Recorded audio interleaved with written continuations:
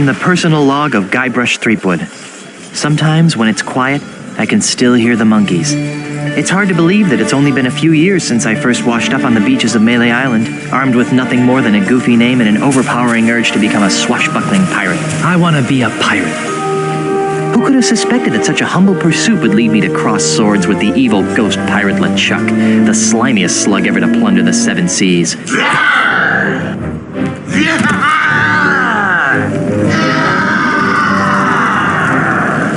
And who could have guessed that my battles with LeChuck would introduce me to the love of my life, Mêlée Island's Governor Elaine Marley.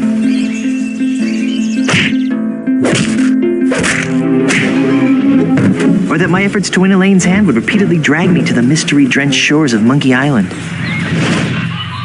That's the second biggest monkey head I've ever seen. Or that I would finally end the scourge of LeChuck, burying him beneath a mountain of ice. Not me, that's for sure. Back then, the only thing duller than my sword was my wit. Now look at me. I'm married to the most beautiful governmental official in the Caribbean. The entire Tri-Island area shudders at the sound of my name. And now my plunder bunny and I are returning to Mêlée Island after the most incredible honeymoon in the history of... Guybrush! Yes, dear?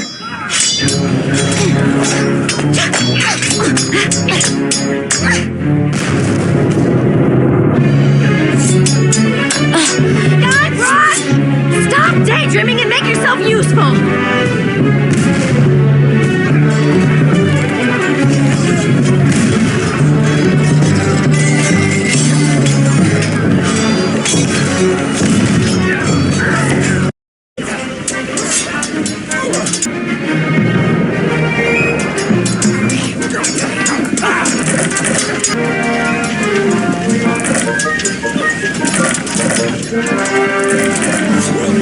It's full of hot coals.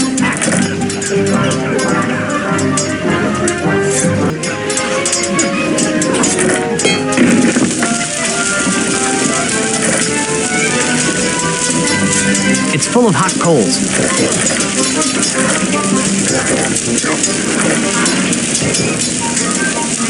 There's an enemy pirate fighting over there. It's the grated door to the ship's cargo hold. That cannon looks ready to fire. Only I could get that thing to go off.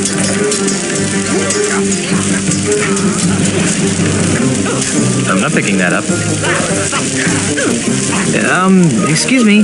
I don't suppose you'd mind just leaving us alone? I'll give you all my milk money. Excuse me? I guess he doesn't want to talk to me. Excuse me. I don't suppose you'd mind just leaving us alone?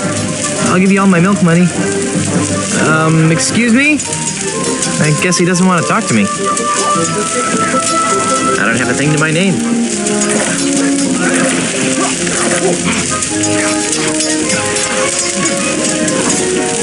It's too cumbersome to handle with just my feet.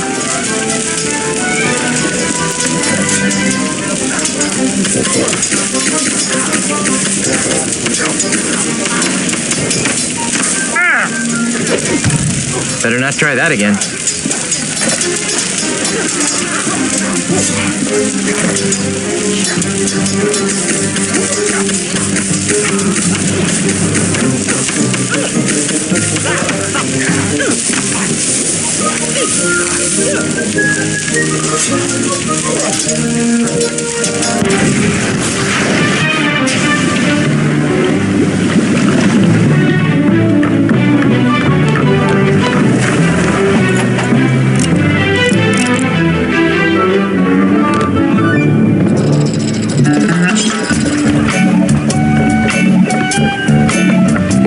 Snaggle cakes.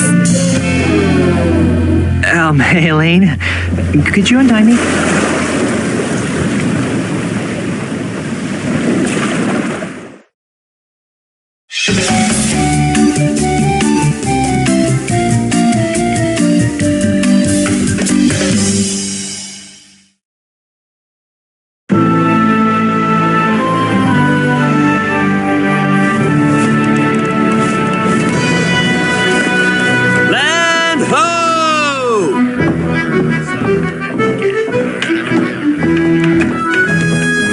The way I pushed that smelly pirate right over the rail. Now that's the stuff of pirates. I hope the loyal citizens of Mêlée don't hurt themselves. I mean, you know, all the pushing and shoving on the dock to see my, our return could be dangerous. Make sure this one stays on top. Then there was the swab who came at me with the rusty fid. I sure taught him a thing or two about the proper use of deck chairs. Whoa. Got it. The burden of being the governor of such an adoring yet unsophisticated public can be so draining. I'll be lucky if I can get a second to myself for months. You know, we make a great team. The way we communicate, the way we work together, and the way we anticipate each other's every move. There's nothing we can't accomplish. Oh, well, here goes. Might as well get all the hullabaloo over with.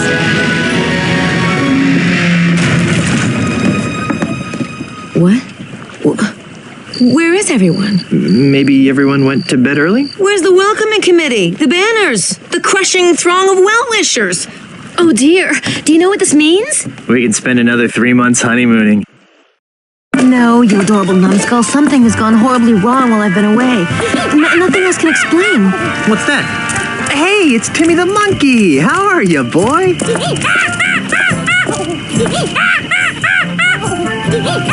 Either his litter box is full or he's trying to tell us something. What is it, boy? Timmy, is something wrong?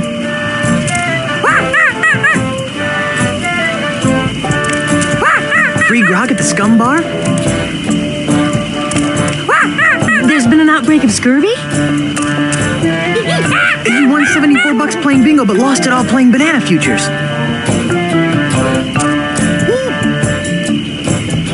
There's trouble at the governor's mansion. Let's go.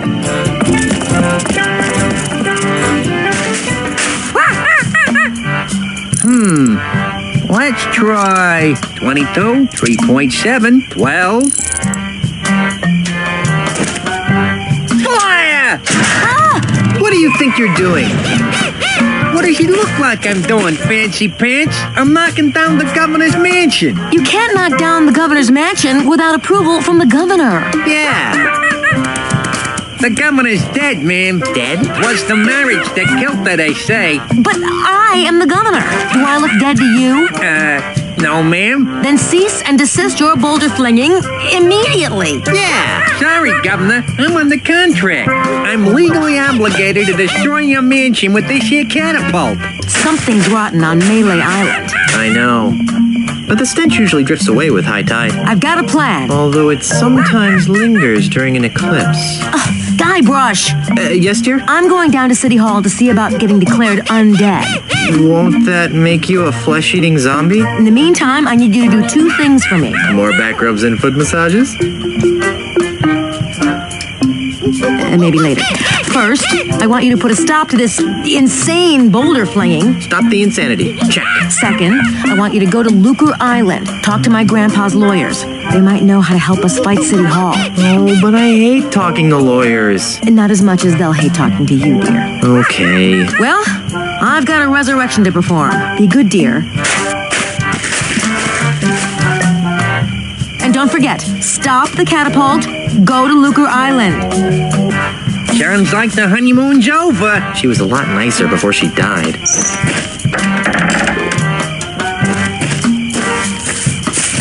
Hey, get away from there before I pop you one in the head, capiche? Good. Now stay over there, pencil neck.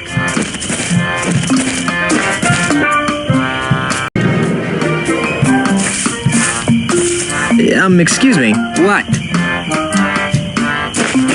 Please stop firing boulders at my house. It's very unnerving. Sorry about that, kid, but I'm under contract. What would it take to get you to stop flinging rocks at my house? Permanently? Yeah, some kind of restraining order, I guess. You'd need some fancy lawyers for that. Okay, how about temporarily? Well, the union gives us liberal snack breaks during the day, but I don't have any snacks. What are those numbers you're muttering? You know? I don't rightly know. They're supposed to be targeting numbers or something, but I'll be danged if I can figure them out. All I know is how to hit that cactus. I'm trying to extrapolate from there. Could you show me how to hit the cactus? Nah, I only do that when I think the catapult's out of alignment. I wouldn't want to waste one of these boulders. They're expensive. You seem like a busy man. I'll let you return to your evil deeds. Thanks. Let's try 17, 5.5. No way. I don't want to be inside if that guy actually gets lucky and hits the house. Fire!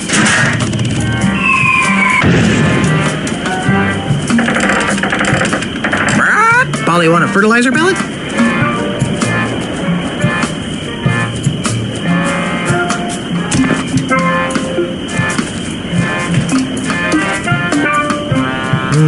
Looks like our landscaper has been monkeying around.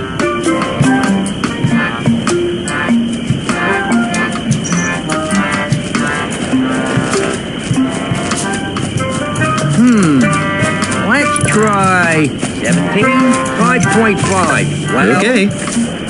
Goodbye, cruel adventure game. Forget it. Fire!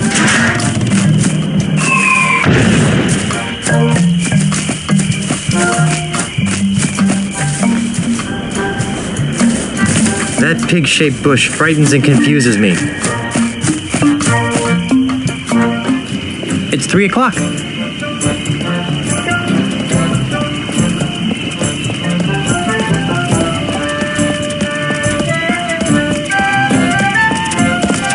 Wow, that's one flexible merboy.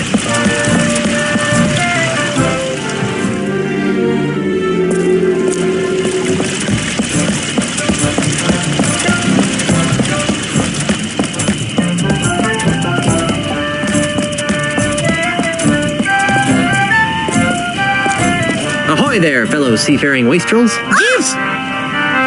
Oh, sorry about that. You startled us. Yeah, that's it. Startled. You two look awfully familiar. Oh, we have very common-looking faces. Isn't that right? Oh, definitely. Can't swing a dead Chinook around here without hitting someone who look like us.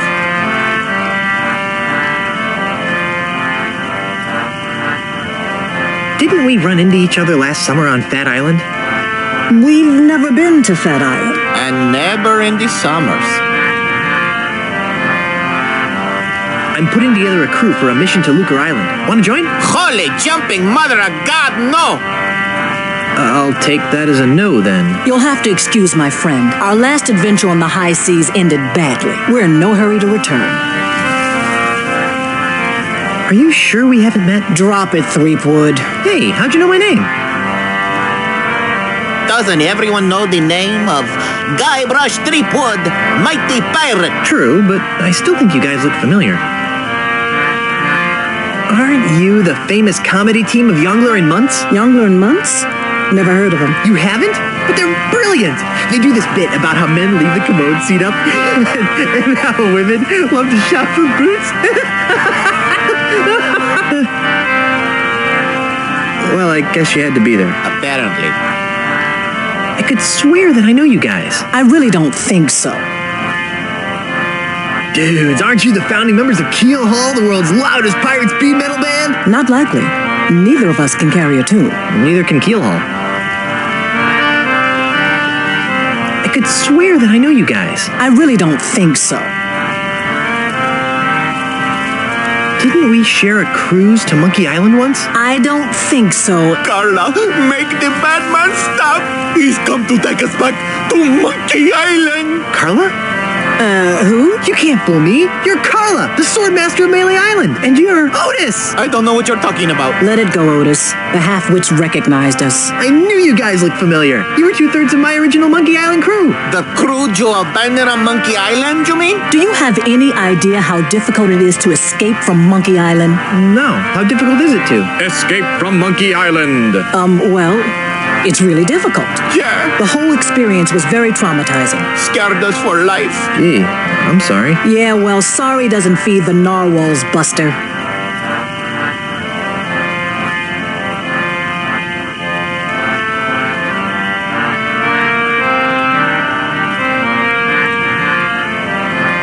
So, what have you rapscallions been up to?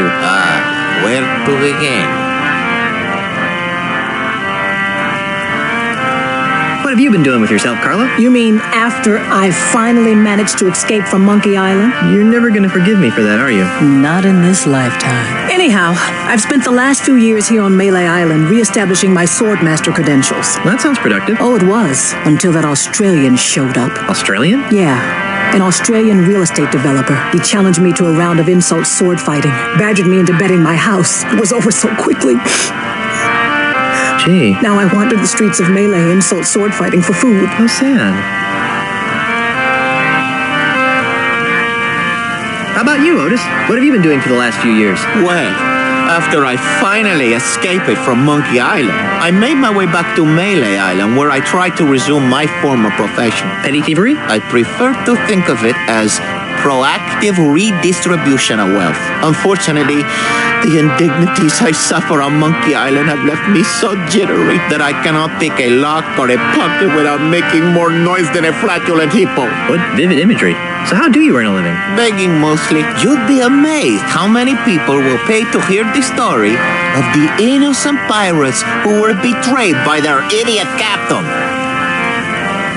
Whatever happened to Captain Smirk, the sword trainer? He sold his house to a foreign investor. But he didn't want to. The investor challenged him to a round of insult gin rummy and beat him. Smirk was so ashamed that he signed over the deed to his house on the spot and hopped the next ship out of Mêlée. The same story's been repeated dozens of times all over Mêlée Island. This slimy investor strolls into a pirate's house or place of business, challenges him to a game of insult something or another, then humiliates them so badly that they have to cave into his hostile takeovers. Haven't you noticed all the sword signs around here?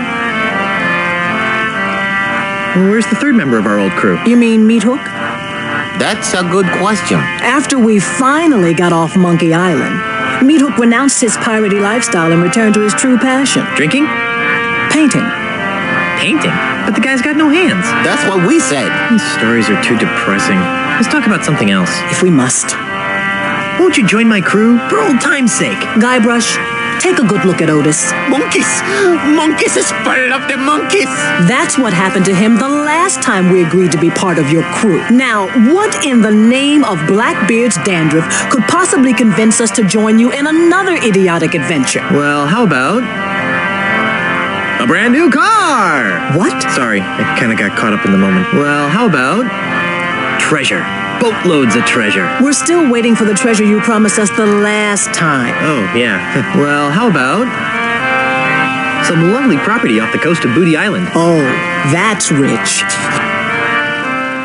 An investor has bought up all the real estate around Booty Island. Well, how about my undying and unconditional gratitude, baby? What was that? Were you coming on to me? Oh, icky. Hey, I'm married. Then quit using your picking up Winch's voice. It's creepy. Sorry. Well, how about cushy government jobs? That sounds interesting. Carla, what are you doing? What kind of cushy government jobs are we talking about? You know, the kind where you're paid 3 times the going private sector rate, no one checks your work, and it's impossible to be fired. Don't listen to him, Carla. He just wants to take us back to Monkey Island. We'd want contracts, of course. I'll see what I can do. Be seeing ya. Not if we see you first.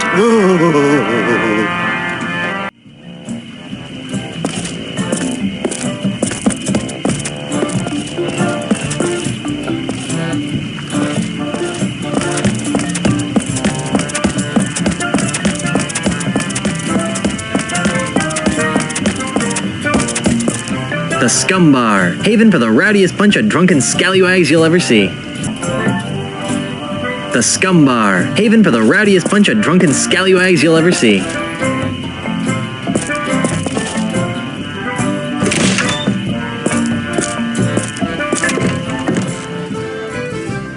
I'm not picking that up. The owner wouldn't be too happy if I took that. It's half full. Or perhaps it's half empty.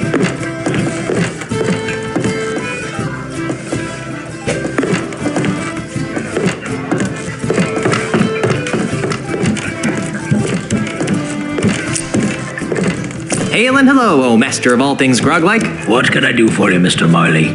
Threepwood. Ah, right, sorry about that, Mr. Threepwood. This place is quieter than a crypt full of mimes. Isn't it a crying shame? It's been that way since that Australian blew into town. Australian? Aye. a scurrilous Australian land developer who's been using strong-arm tactics to buy up all the land on Mêlée Island. Half of our regular clientele have been driven off island by the no-good scoundrel. Wow. Do you know anything more about this Australian developer? Not really. I'd surely love to give him a piece of my mind, though.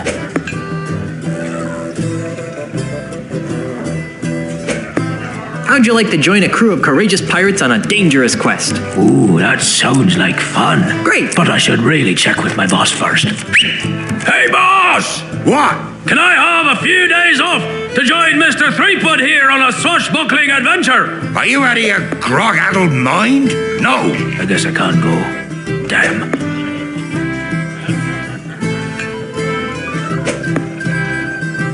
You got any snacks? I've got some pretzels. Well, that seems harmless enough. Yep. The Scumbar's famous kudu jerky pretzels. Ooh. Got anything else? Not really. Okay, let's have some. Sorry, can't give you any. What? Why did you... That drunk at the table over there, he has the last basket. Can't you give them to me without a basket? Sorry, it's Scumbar policy. Grog me, barkeep. Why, I'd be glad to. After you show me some ID. I left it in my other pants. Well, either you change your pants or you don't get any grog. But I like these pants. Well then, no grog for you. No, really, grog me. No, really. ID. What, don't I look like I'm 14? Actually, you look like you're about 15, but we're carding anyone who looks under 23 just to be safe. I've got troubles. Like what? The government is trying to blow up my house. Well, that's a crying shame, Mr. Threepwood. Yeah, if anyone's gonna blow up my house, it should be me. Well, I haven't got a crew to take me to Lucre Island. You know, there's probably a pirate or two hanging around that could be coaxed into joining your crew. I need a ship to take me to Lucre Island. You might want to try the Mêlée Island municipal shipyards. Does Stan still work there? Oh, no. The whole place is run by the harbor mistress these days. Harbor mistress? Aye, she's very by the book. Although, she does have her tender side. If her tender side is anything like the painting behind you, I don't want to see it. On second thought, I hate listening to myself whine. You and me both, brother. I've got to go. Right, well, Grog will do that.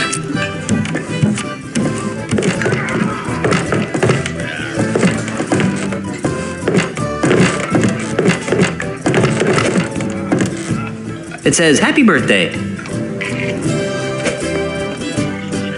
I don't have a thing to my name.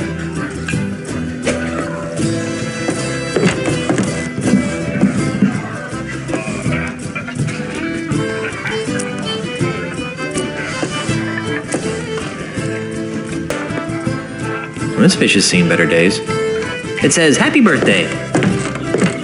Hi there, fellow swashbuckler. What's the word on the street? Got any more juicy nuggets of info? How would you like to join my crew on a dangerous piratey mission?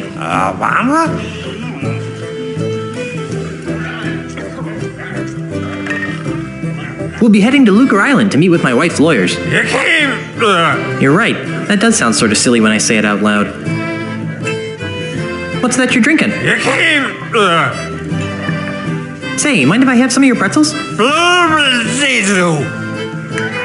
You look like a busy man. I'll let you get back to your self-destructive binge drinking.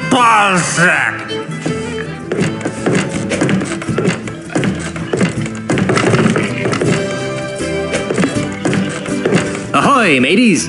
Excuse me. Hey! Buzz off, buzzard breath. Yeah, can't you see we're busy here? Yeah, busy making holes in the wall. Listen, we're playing for the title of Grand Master Dart Champion of Mêlée Island. Yeah, and unless you're good enough to compete, Which you aren't. we'd advise that you take a long walk off a short pier. How I'm a dart-throwing maniac. Really? Back in grade school, they called me the Dart Master. Or something that rhymed with that, anyway. So, can I join your game? No. Who's winning? Right now, we're in a dead tie. Would you strapping young specimens like to join my pirate crew? I would, but once I win the Mêlée Championship, I'm gonna have to go on tour to win the Tri-Island Dart Throwers Championship. Actually, you will be able to join this crew since I will be winning the Mêlée Island Championship. Says you, Swabby. Nose me, cracker brain. Why are there so many holes in the wall around the dartboard? Those are from other players. Yeah, we never miss a shot. Get out of here. No, really. Pick a number. He'll hit it. Land one right in the eye of that skull over the door. Here goes nothing.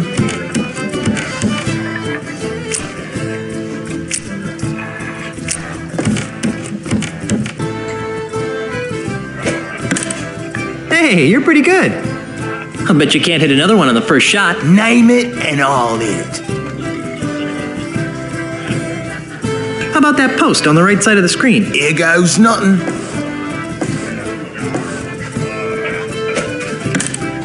I'm impressed. I bet you can't hit another one on the first shot. Name it and I'll hit it. I bet you can't hit that guy over there. What's the master at work?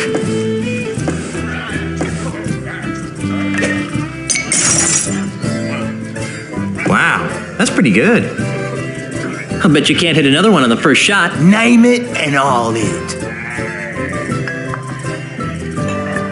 There's no way you'll be able to hit the center of that life preserver on the kitchen door. What's the master at work?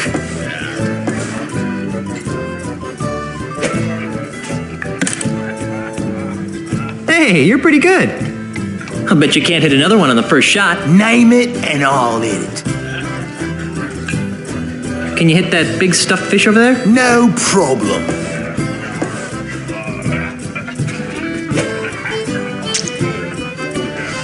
Wow, that's pretty good. I bet you can't hit another one on the first shot. Name it and I'll hit it. I bet you can't hit that balloon over there. Oh, trying to be tricky, huh?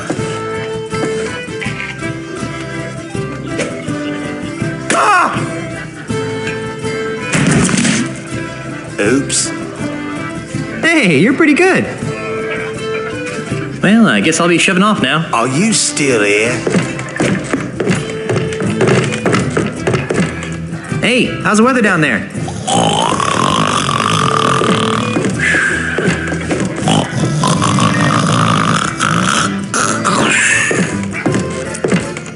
I guess you won't be needing these anymore.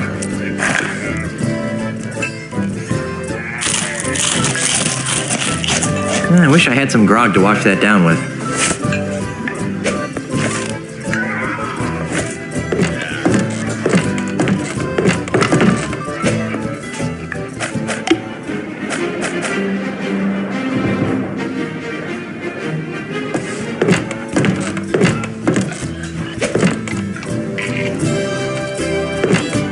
Hey, stay out of the kitchen, you sissified sea urchin. Why don't people ever want me to go into the kitchen? Hi there, scruffy-looking pirate person. I'm Guybrush Threepwood, mighty pirate. What's your name? Cheese. Ignatius Cheese. Wait a minute. Your name is I Cheese? I. Cheese? I. I'm sorry, but I just can't get over the absurdity of your name. Well, if you say so, Mr. Threepwood. I'll have you know that the Threepwood name has a long and noble history. So does mine.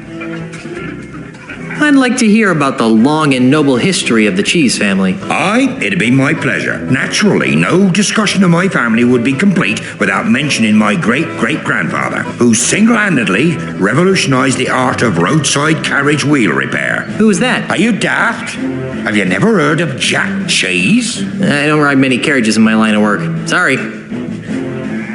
Tell me more about the family Cheese. Well, there's my great-uncle. What's he famous for? He's a renowned holy man who remains steadfastly neutral in any conflict. Let me guess. Swiss cheese? Ah, so you've heard of him. Tell me more about the family cheese. My brother is starting to make a name for himself. Really? What does he do? He sings depressing autobiographical songs. Give me a second. Blue cheese. You really know your cheeses. Tell me more about the family cheese. My great-great-great aunt was legendarily ugly. How ugly was she? Well, she was so ugly that men turned to stone at the sight of her. Wait a minute, nope, I'm drawing a blank. I can't say as I blame you. Not too many folks remember Gorgonzola cheese. I think I've heard enough about your family. How would you like to join my crew of mighty pirates, Mr. Cheese? And what, pray tell, might I be finding myself doing if I joined this crew of mighty pirates?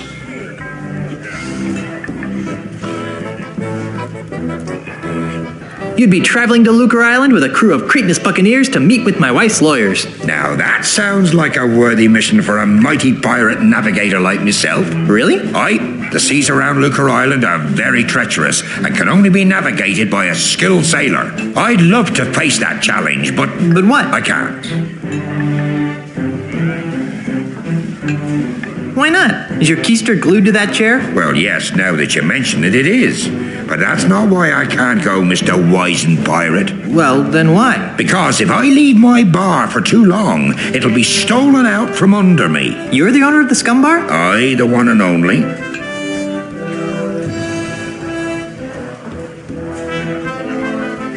That's funny.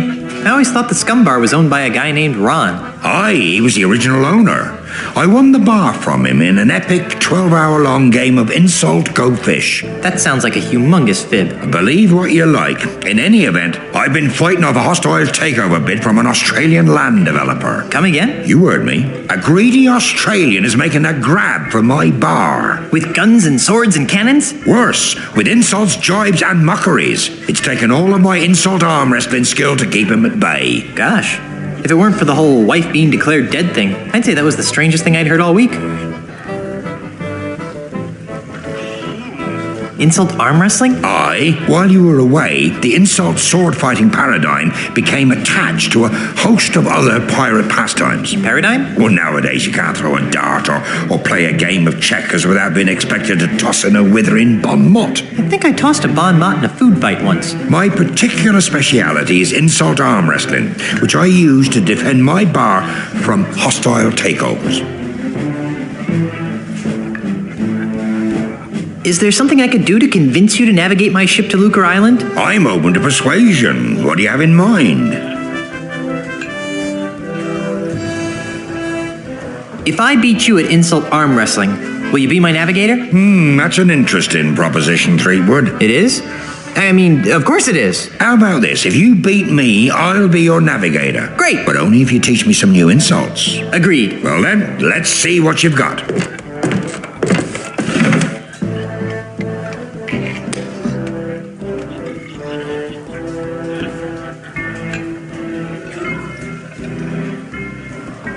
I'm gonna put your arm in a sling. Why? Are you studying to be a nurse? You're the ugliest creature I've ever seen in my life.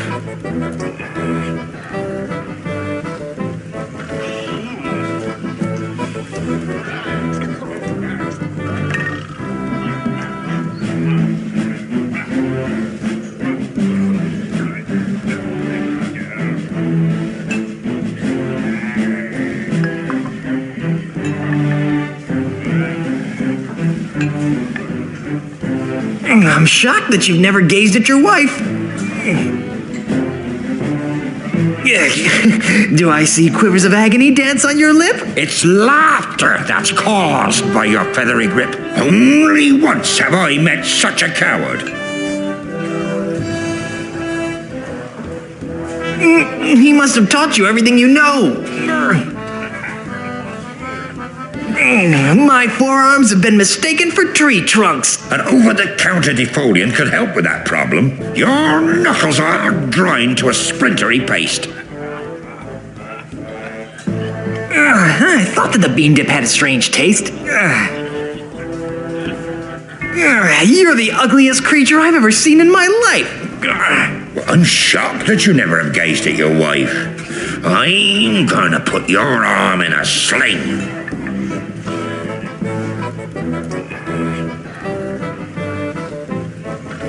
Why? You studying to be a nurse? Today, by myself, 12 people I've beaten. Oh, yeah? I've got muscles in places you've never even heard of. I'm shaking. Oh, I'm shaking. I won. You did. Fair and square. Congratulations. You got yourself a navigator. Hello again, Mr. Cheese. Yes? Are you looking forward to sailing to Lucre Island? Aye. It'll be a pleasure to sail with a refined wit such as yourself. It's been nice chatting, but I've got to see a man about a monkey.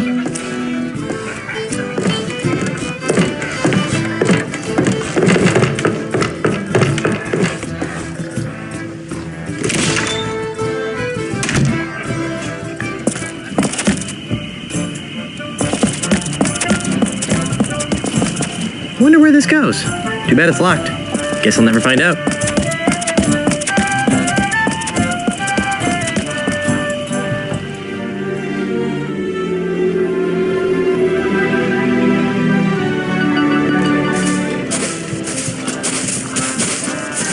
It says ship for sale. This inner tube looks as though it's been subjected to unspeakable stresses.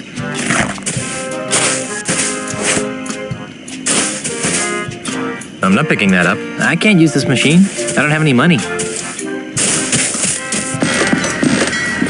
Now that's a fine-looking dinghy.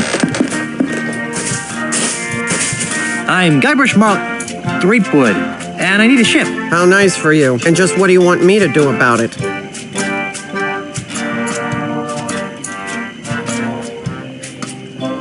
I'm just gonna take one of these boats. Not so fast, civilian. I am the Chief Assistant Shipyard Regulator, Harbor Operations, Mêlée Island, a division of Inter-Island Transportation Services. Which means? Which means I'm in charge of ship allocations on Mêlée Island.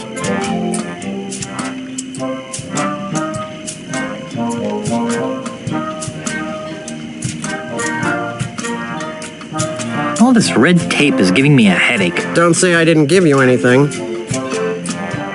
Hi, I'm back. Nice night for a sail, huh? It would be if you had a boat. I'm commandeering a vessel. Not so fast, mister. No boat leaves this harbor without my permission, and I see no reason to give you permission to take one of my boats. But Stan said I could. Name dropping won't get you a boat. I'm married to the governor. I heard she was dead. Well, she does have her quiet moments, but she's alive and back on Mêlée and ready to govern. Oh, so she's just been on vacation all this time, huh? That's nice. She won't be governor for long. I'm voting for Mr. Charles. He promised me a promotion. Come on, just give me a boat. The rules prohibit the shipyard regulator, that would be me, from lending a boat to anyone who does not have proper authority. That would be you. What would it take to get you to look the other way? I really hope that you aren't trying to bribe an employee of the Mêlée Island government. Not that I care what happens to you, but I really don't want to fill out the paperwork. Never mind. Now that I can do. All this red tape is giving me a headache. Don't say I didn't give you anything.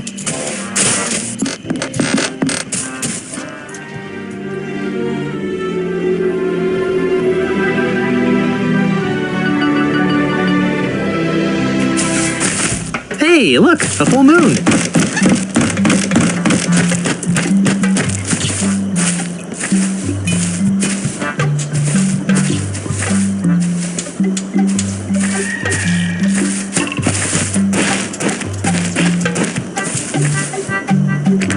It's locked. Knock, knock. Who's there? Anybody home? No, go away. But there's supposed to be a wax show today. No, there isn't. Yes, there is. No, there isn't. The sign out here says there is. Yeah, that. Well, it's cancelled. It's okay, it's me. Me who? Guybrush Threepwood, mighty pirate. Nice try. Guybrush and Elaine are dead. I know why you're here, and you can't have it. What are you talking about? Stop pretending, you greedy old man. You think you can just buy up the whole island just because you can insult people? Well, think again. You can't take my house away from me if you can't get in. I knew I shouldn't have fixed that bridge. Then who are you? No one. There's no one here. When do you expect someone to be home? Later.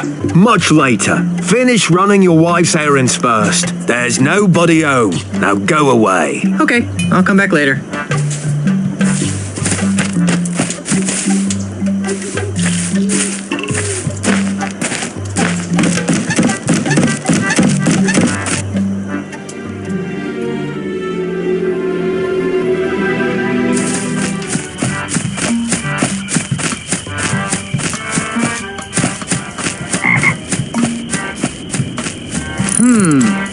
Let's try 15, 5.5, minus 6. What an odd-looking cactus. Fire!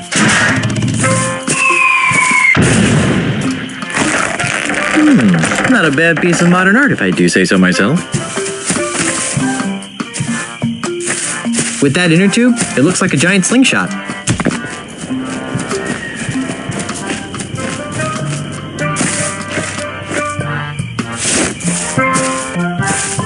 Hey there, here, I brought you some kudu jerky pretzels. Really? Thanks. I really appreciate this. You're welcome. You know, you could thank me by not chucking big old boulders at my house. I could, but I won't. Now leave me alone for a minute while I eat these. Oh, ungrateful.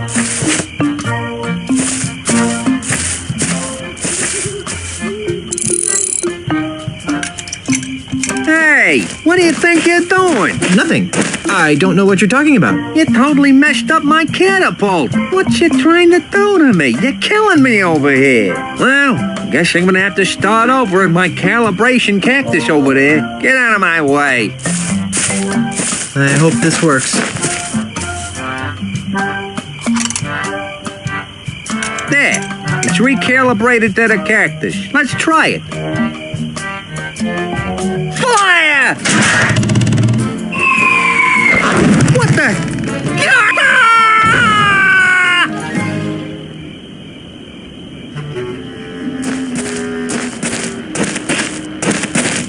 Ha!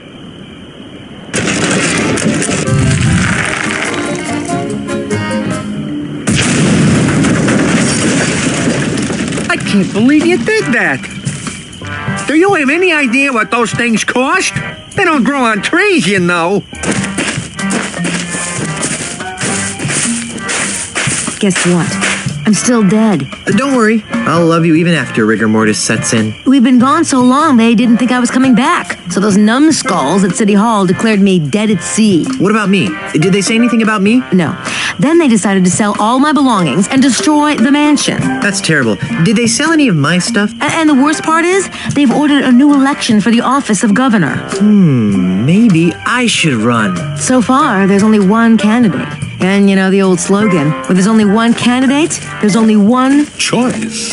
Who are you? The name, Mr. Threepwood, is Charles L. Charles. But you can call me the next governor of Mêlée Island. You can't be the governor, I'm the governor. And it's a lifetime term. Well, that's the rub, isn't it? You've been declared dead. So I've heard. How did that happen? Who can say?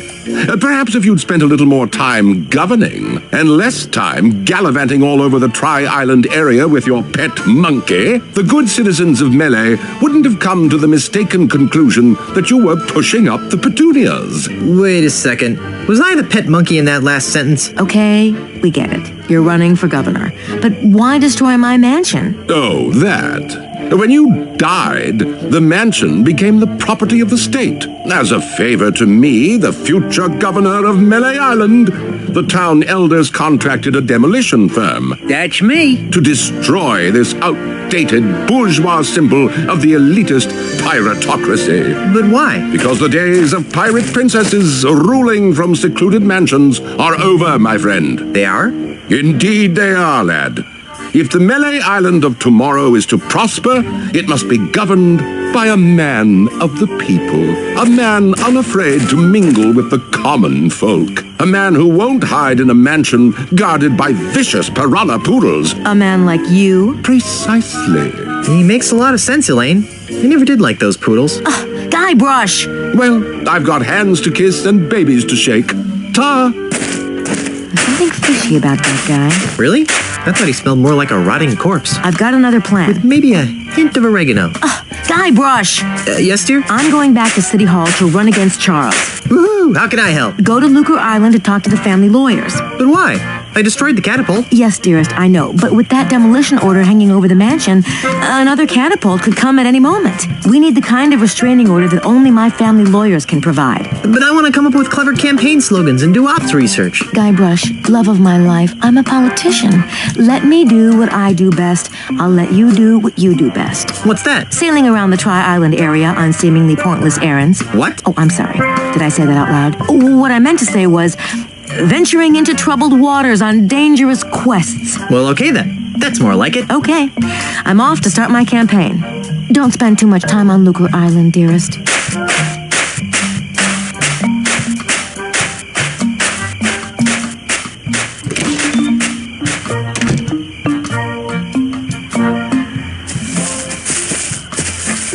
Looks like he's got plenty of ammunition.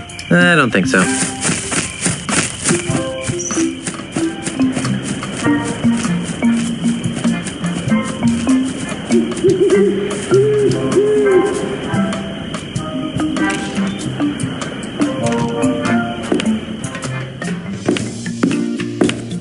We don't own many coats in these tropical climes.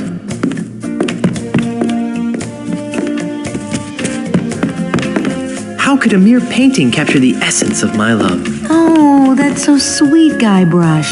Now get back to work. Yes, dear. Wow, this plant is really resilient. We haven't watered it since we left. Hey, it's Elaine as a little kid with Grandpa Marley. Oh, how cute. Don't make me get out your baby pictures. But honey, you don't have any of my baby pictures. No, but I have some of you crying after you got smacked in the head. It's the door to the kitchen.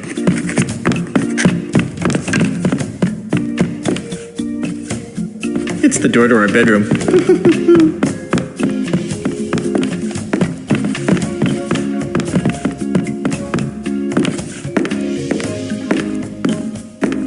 It's a government paper of some sort.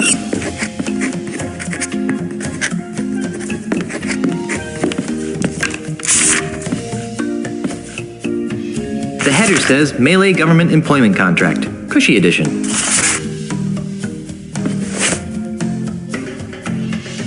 Elaine really loves these plates for some reason. I'm no expert, but this china doesn't seem very nice. Groovy banner. For some reason, it makes me want to ride a hog. Elaine would kill me if I got dirt on her family banner.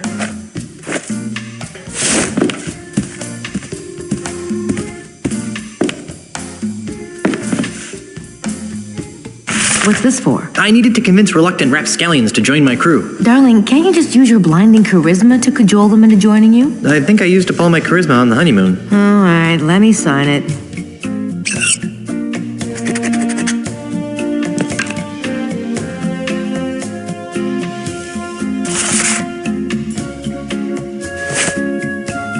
Ahoy there, matey. What are you doing here, Guybrush? Did you see the way I rid us of that cataclysmic catapult? I always knew you had it in you to destroy heavy machinery, my chaotic little pet. Unfortunately, that's only a stopgap measure. We have to find a more permanent solution. We could launch a full-scale attack on City Hall. Hold the town hostage, I say. Arr! That's not very civilized, honey bear. Besides, I wouldn't want you to get hurt. I'm too young to be a widow. My ideas are all too ahead of their time to be taken seriously. Thanks for trying to help, Guybrush, but I think we need to stick to the current plan. I'll get right on it. Nobody wants to be on my crew. Ask nice and don't make any ridiculous promises. Yeah, you should use that in your campaign. I'll leave the crew selection to you, my dearest, and you can leave the campaign management to me. Is there anything else? I'll let you concentrate on your campaign. Thanks. The header says Mêlée Government Employment Contract.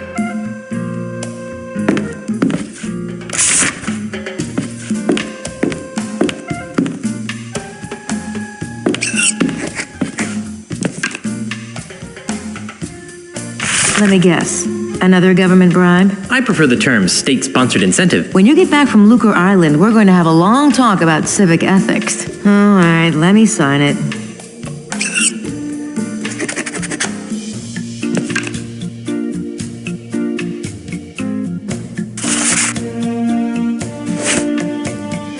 Hello, Governor. What are you doing here, Guybrush?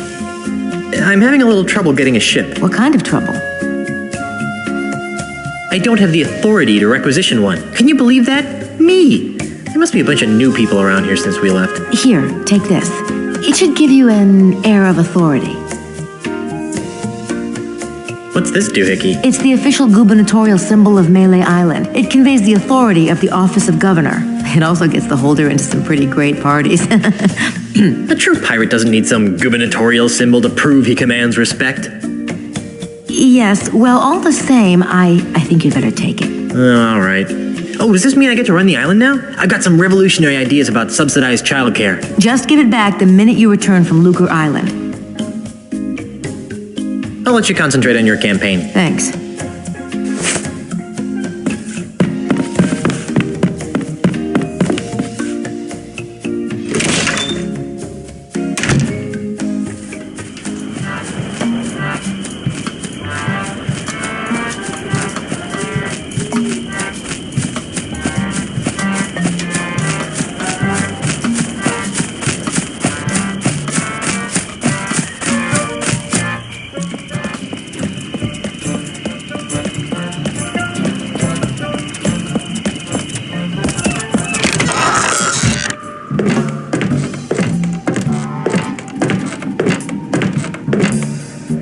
I've already got a pinky finger.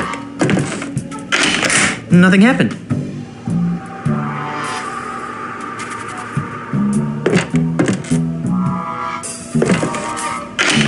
Nothing happened.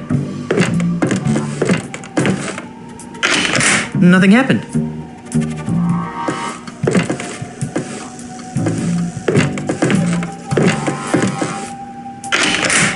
Yikes!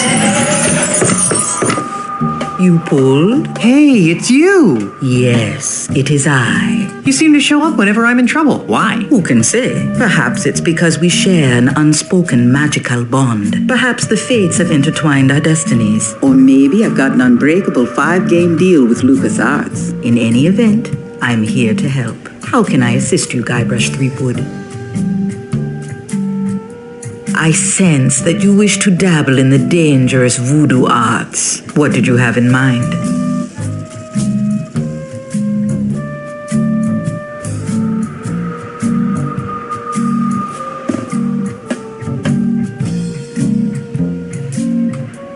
Have you got any of those evil-destroying voodoo dolls? Sorry, we're fresh out.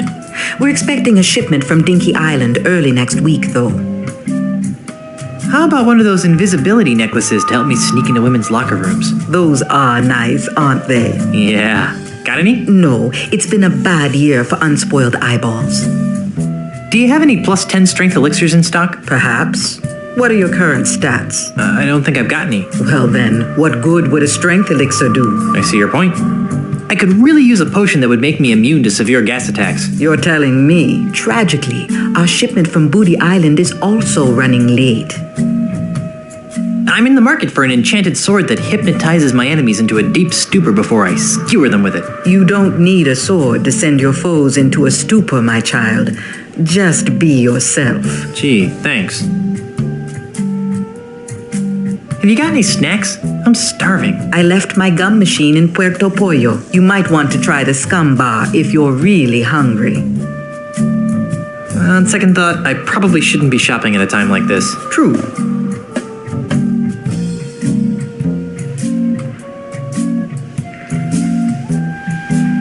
My mystic eye sees precious time wasted in idle chit-chat. What would you like to know? Didn't you relocate to the island of Puerto Pollo? I did, but I sensed that I was needed here on Mêlée. Besides, the incessant clucking on Puerto Pollo was driving me mad. Did you really move your thriving voodoo emporium back to Mêlée Island just to be near me? Yes, but perhaps my voodoo senses were on the fritz. Who's this Charles L. Charles guy? And where does he get off trying to take my wife's job? I'm a voodoo priestess, not a political pundit. But I will say this. Charles L. Charles gives me the willies. What politician doesn't? True. Why is Mêlée Island so empty? That is an excellent question, Guybrush. I thought so.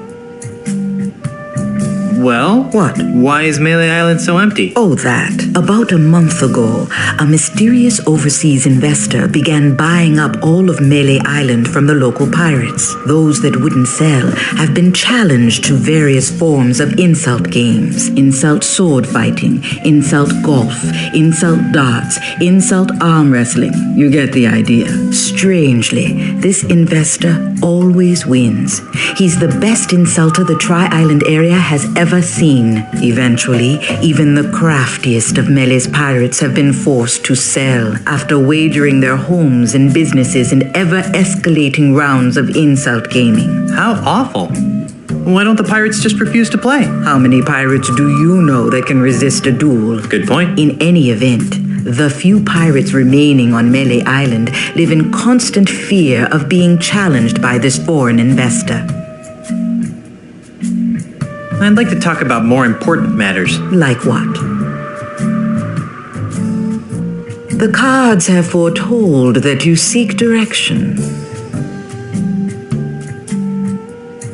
How do I get to Lucre Island? It's a fairly simple procedure. Get on your ship. But I don't have a ship. So find one. Must I draw you a map? Then assemble your crew. A crew? Where am I going to get a crew? This is a pirate town. Even in these economically depressed times, you should be able to find a couple of competent sailors. Then sail to Lucre Island. How can I help Elaine win her re-election? That depends. What do you know about politics? Absolutely nothing. Then, short of stuffing the ballot box, I don't see how you can help her. Great! Better get a stuffing. But if you get caught, the Mêlée Town Council will string you up, stuff you with crawdads, and let pirates whack you like a piñata. I don't think I like that idea. Perhaps it would be best if you steered clear of the election. Actually, I think I can figure out what to do next all by myself. Very well.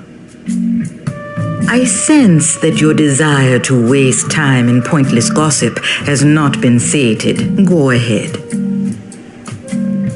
I'd like to talk about more important matters. Like what? I don't need any more of your enigmatic hoodoo right now. As you wish, Guybrush. I'll be here later if you need me.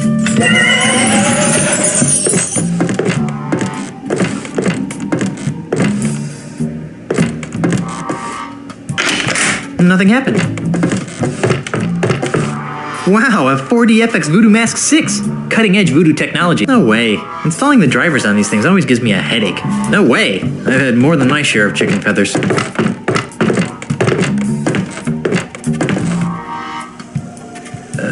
No thanks. I'll pass.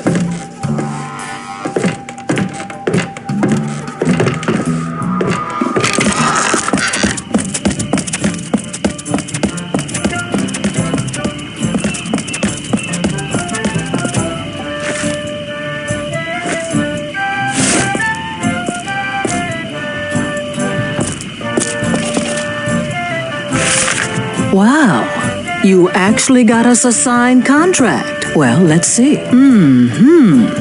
Yes. Ah, yes. Good. Aha! Carla, do you even know what half of this stuff means? Not a clue. But look, it says cushy in the title. Well, all right then. All right, Threepwood, you've got yourself a crew. Ahoy again! What is it now?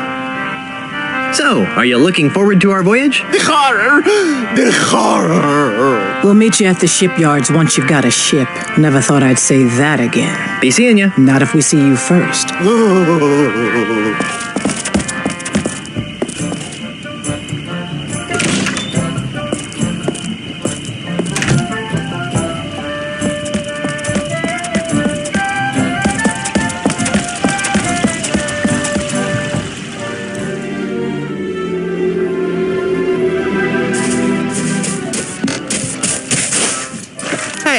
What's all this junk doing here, cluttering up my shipyard?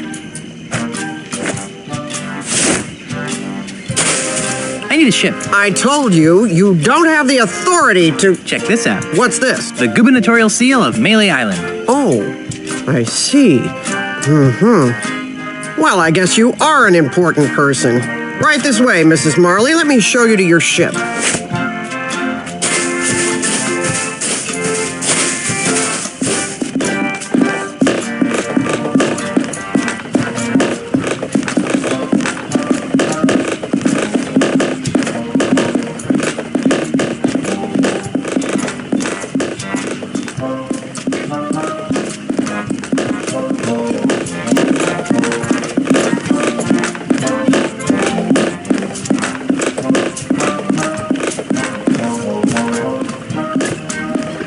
This is the Dainty Lady. It's pink. You've obviously got a seaman's eye for nautical details. But it's pink. Now, there are a couple of regulations that I'm required to explain to you. First, bring it back in the same or better condition as it is now. Second, life preservers are to be worn by all crew and passengers at all times. Finally, this vehicle is to be used for official business only, so no joyriding. Can I go now? Well, I'd love to hang out here on the docks with you all day. Actually, that's a lie. I can't stand to be near you. Bye. Oh, and enjoy your voyages on the Dainty Lady. It's pink.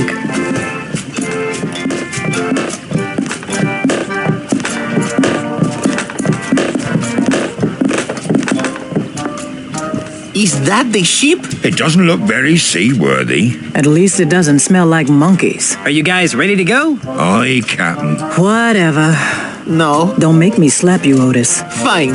Let's get this over with. Then we're off to Lucre Island in search of high adventure and a legally binding restraining order. It'll all end in tears. Mark my words. Mr. Cheese, shouldn't we steer away from those dark, portentous clouds? Nonsense, Captain. A little rain never hurt anyone. Batten down Leap for the silent hatches. run. Shorten sail! Clear the scuppers. Get your hands off me! Sorry, baby. There you go, Mr. Marley. Lucre Island. Ah, Lucre Town, the largest urban center in the Tri-Island area. Thanks, Mr. Cheese. Next time, you think we can get here with a little less drama? Oh, no. There's not going to be a next time, is there? Better not be. Once was enough. Okay, I'm going into town. You guys stay here and watch the ship. Oh, sure. I see how it is. The captain gets to make all the decisions.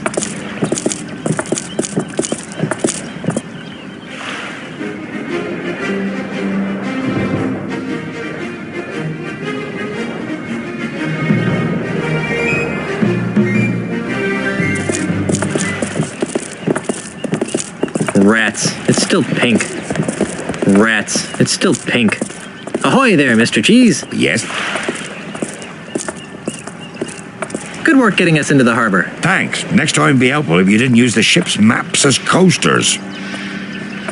Where can I find Otis? That useless deck swab beats me. After you left, he ran off. Probably looking for new ways to be lazy. How's the ship? When will she be ready for departure? Just as soon as I repair the rudder, the mast, and the deck. What's wrong with the rudder? Just took a little beating on the way past that breakwater. Nothing I can't fix. What's wrong with the mast? Well, it got a bit jolted when me careened off the rocky outcropping. Nothing I can't fix. What's wrong with the deck? Well, somebody scratched "Help me, Mommy" into it. Deep scratches, but nothing I can't fix. Well, I'll leave it to you. Gee, thanks. Well, okay then. Keep the ship, ship-shape while I'm gone.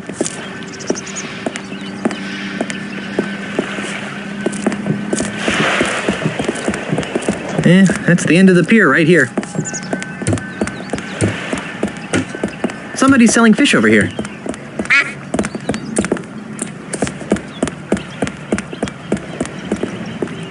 Hey, Carla. What do you want?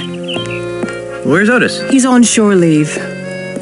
Why aren't you on shore leave? Someone has to stay and guard the ship while the big cheese repairs all the damage you inflicted on it. Since you're stuck here, would you like me to get you something from town? Like what? Actually, I have no idea. I haven't taken a good look around yet. Well, maybe you should. Carry on, Carla. Do I really have a choice?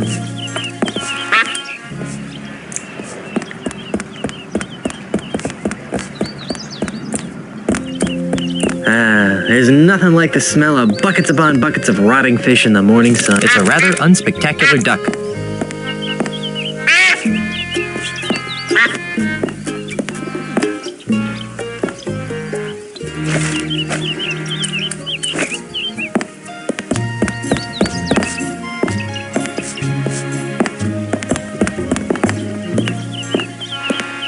I should go to the law offices before I get some bait.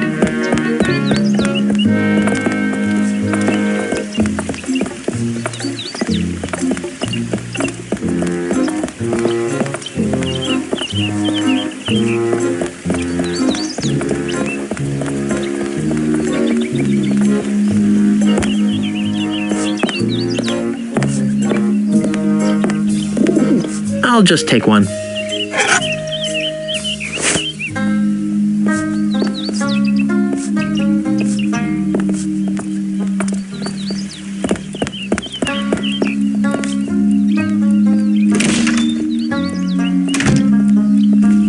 Excuse me, is this? Come in. Come in. Come in. What can we do for you? I was told you guys could help me. Of course we can. What is it, wrongful dismemberment? Hit and run dinghy accident? Hurt your back while pillaging another ship? No. I need you to see if you can save my house from being destroyed. That doesn't sound very prestigious. Lucrative. Did I mention that my house is the governor's mansion on Mêlée Island? Governor's mansion, you say? Well, that changes things. Nice use of the TM. But you can't be the governor. I'm here representing the Honorable Elaine Marley Threepwood, governor of the Tri-Island area. She's my wife. Oh, I get it. He's joking about the wife thing.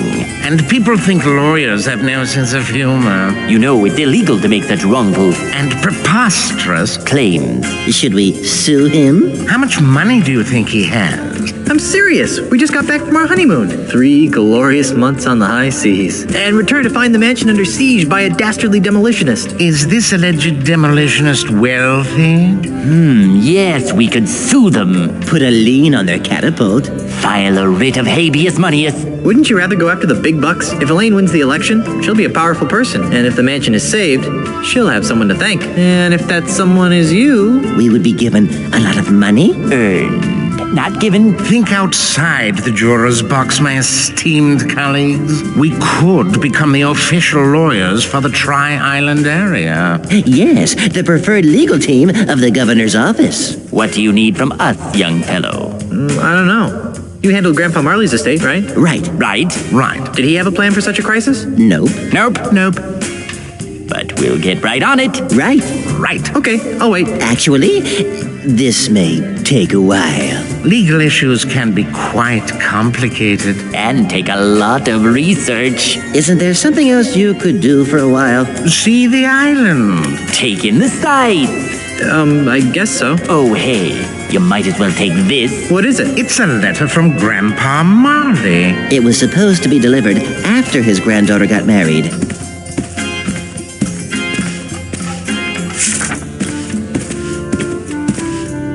This'll save us a trip. Now be gone. We have work to do. Let's see what it says. My dearest Elaine, if you are reading this, then you are married and I am dead. Now that you've finally settled down with a fearless pirate husband, it's time for you to claim the final pieces of your family's heritage. At the Lucre Island Municipal Bank, you'll find a safe deposit chest under my name. Among other things, the chest contains the deed to the Marley Mansion. Never lose sight of this deed. Furthermore, the chest also contains my wedding gifts to you. I'm sorry that I was unable to deliver them in person, but I go to my grave confident that you've chosen a man I would be proud to call grandson. Lastly, and most importantly, the chest contains the keys to the most terrifying secret in the Caribbean. A secret 10 times as terrifying as Big Whoop? The secret of the ultimate insult. Yipes! If the unholy power of the ultimate insult ever found its way into the wrong hands, there's no telling what sorts of hex-spawn mischief could be unleashed upon our fun-loving pirate citizens. Guard these secrets with your life, and know that no matter where you are, your grandfather is watching over you. With all my love, Horatio Tokamata Marley. How sweet. P.S. If your deadbeat parents come around looking for a handout, tell them to take a long walk off a short gangplank. Just object every chance you get. No, we really need If I took it, their clients wouldn't have anything to sit on. follow the money. Law practice for dummies. I'll give them personal injury. Yes? What is it? We're quite busy.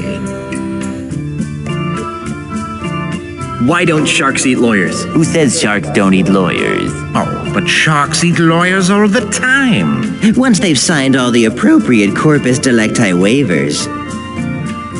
What do you call a galleon full of lawyers at the bottom of the ocean? A terrible tragedy? A horrible waste? A potential negligence litigation goldmine? A good start. I don't get it. Neither do I. Do the families of these lawyers have proper representation? What's the difference between a lawyer and the ghost pirate LeChuck? Legally, the lawyer would have certain property rights. While LeChuck, being in a state of corpus transparentis, would be... No. One is an undead demonic plunderer, while the other's just LeChuck. Did you hear the one about the pirate who kidnapped a dozen lawyers? Did the lawyers slap a lien on his ship? Did he get proper representation at his trial? No. He threatened to release one every hour until his demands were met. How can you tell when a lawyer is lying? Oh, that's easy. You hook him up to a reliable, though legally inadmissible, lie detector apparatus. Actually, you just check to see if his lips are moving. Did you hear the one about the lawyer who sued to get into paradise? Which one? Henderson versus St. Peter? Carbuncle versus Heaven? There's a lot of case law in this area. Wow, this is a tough room. I'd like to sue someone. A lawsuit? Did someone say lawsuit? That sounds intriguing. Who do you want to sue? And why?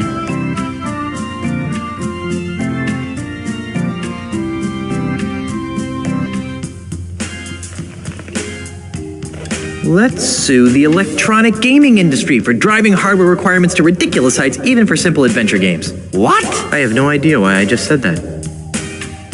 I'd still like to sue someone. Who do you want to sue? And why?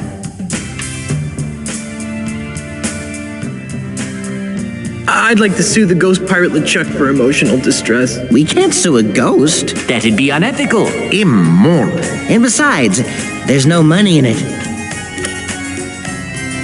Have you guys figured out how to save my mansion yet? You mustn't rush the gears of justice, Mr. Threepwood. There are writs of nolo comprende to research. Subpoenas of e pluribus unum to serve. Webs of red tape to spin. It would go faster. Much faster. If we had the original deed to the Marley mansion. Hey, according to Grandpa Marley's letter, the deed's here on Lucre Island at the local bank. Well, don't just stand there. Make like a lobotomized monkey. Go to the bank and get the deed.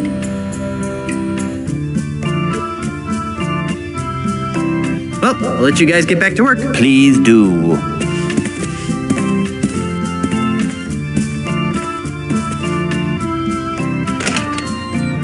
Where are my briefs?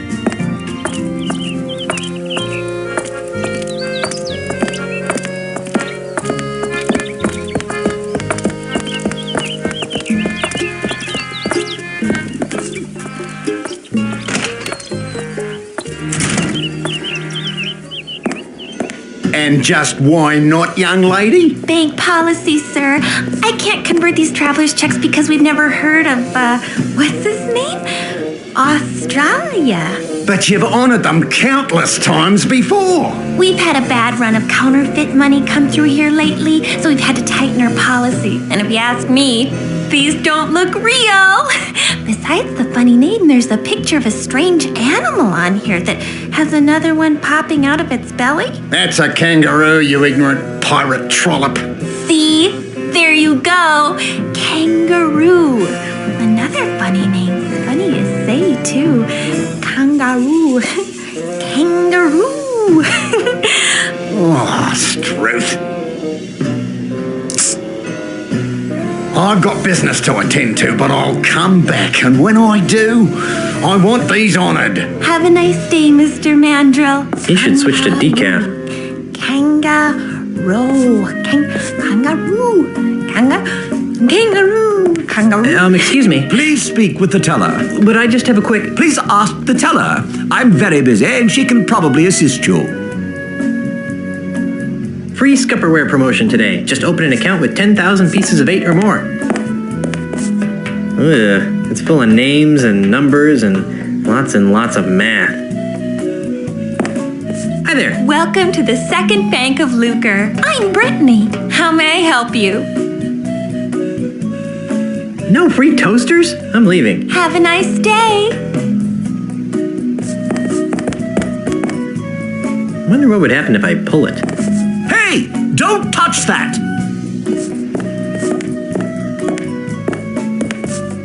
I believe this would qualify as a luscious fern.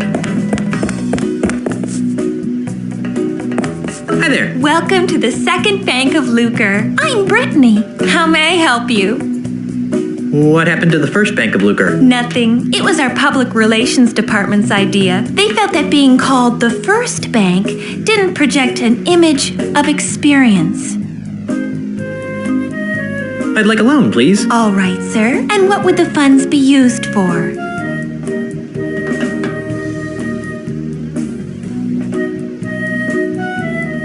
I'm going to repaint my ship. What's wrong with the way it is now? It's pink. Oh, I see. And do you have a job? I'm a game designer. Oh, I'm sorry. We don't extend credit to people with no practical skills. I'm a mighty pirate. I see. And what's your salary?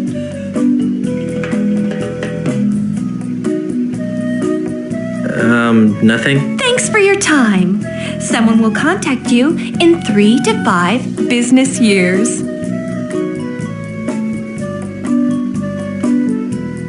I need to make a withdrawal. Do you have an account here? No. Then what else can I do for you? I'd like to make a deposit. Do you have an account here? No. Then what else can I do for you?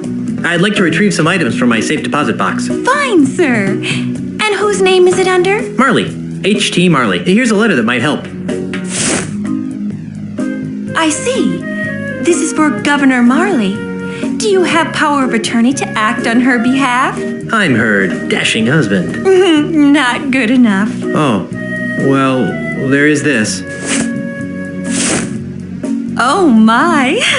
That will be fine, sir. Just a moment, Mr. Quidworth. There's a gentleman here to use the vault.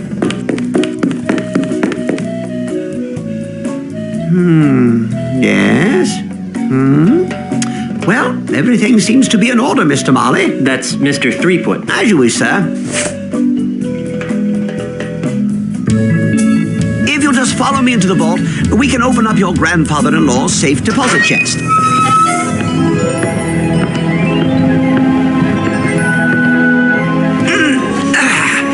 Well, here it is, sir. The safe deposit chest of H.T. Marley, just as he left it over 20 years ago. Wow, what an amazing collection of junk. Why would Grandpa Marley store garbage like this in a bank? That Governor Marley was an eccentric old salt, wasn't he? We were all crushed when he disappeared off the face of the earth like he did. Anyway, well, I've got some loans to turn down. You just let me know when you're done here, and I'll come running. Gee, thanks. Well, I guess I better start looking for that deed to the governor's mansion so I can get home to Elaine. Let's see now. Hot water bottle, monkey pacifier, Grogamix, Jimmy Hoffa, do-it-yourself tattoo kit, bloody stiletto knife, bottomless mug. Well, you really should have called me first. We have rules about leaving the vault unattended. Gee, I'm sorry. I'll go back. And I'll see if I can scrounge up a grog. Wax lips. Ah, there it is. Stick him up! Yikes! Who are you supposed to be? Isn't it obvious? I'm Guybrush Threepwood. No, you're not. What makes you say that? Well, for one thing, Guybrush is much better looking than you are. And for another, the real Guybrush doesn't smell like anchovy halitosis. Ooh. All right, mate, bucko. That's enough of that. Back away from the Marley heirlooms and be quick about it. Now, Mr. Threepwood, take a good long look at the last face you'll ever see.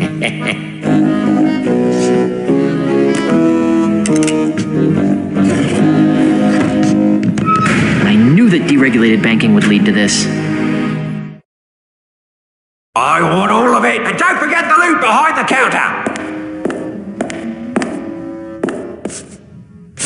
It smells somewhat like hickory smoked fish. There's only one criminal more nefarious than me, and that's Peg-Nosed Pete.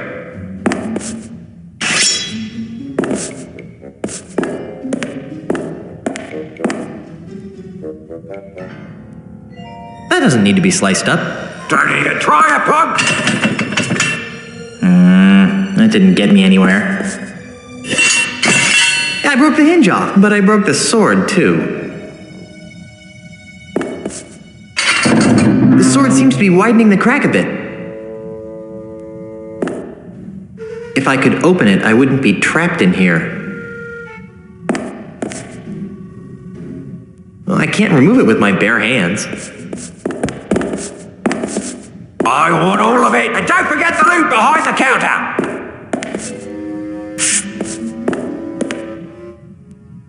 I'm Guybrush Threepwood.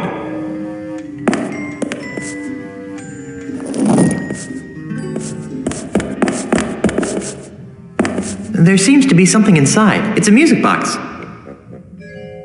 Hey, there's a bottle of fine grog behind this music box. We've got you surrounded!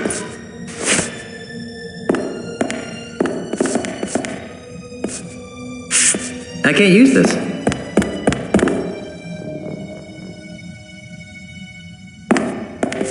We've got you surrounded!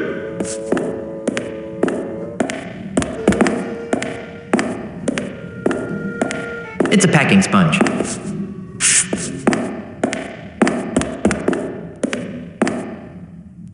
I'll never give up.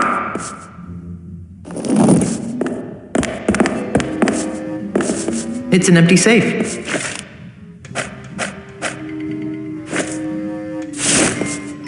No thanks. A grog this old could probably eat through most of my internal organs.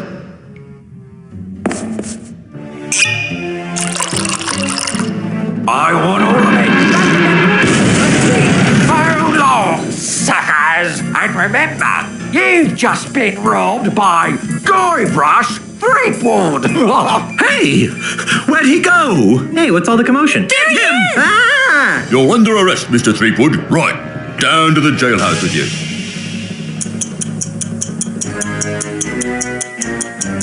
All right, you. Didn't your mum ever explain that bank robbery isn't nice? It wasn't me, it was the no-nosed bandit. Right. No-nosed bandit.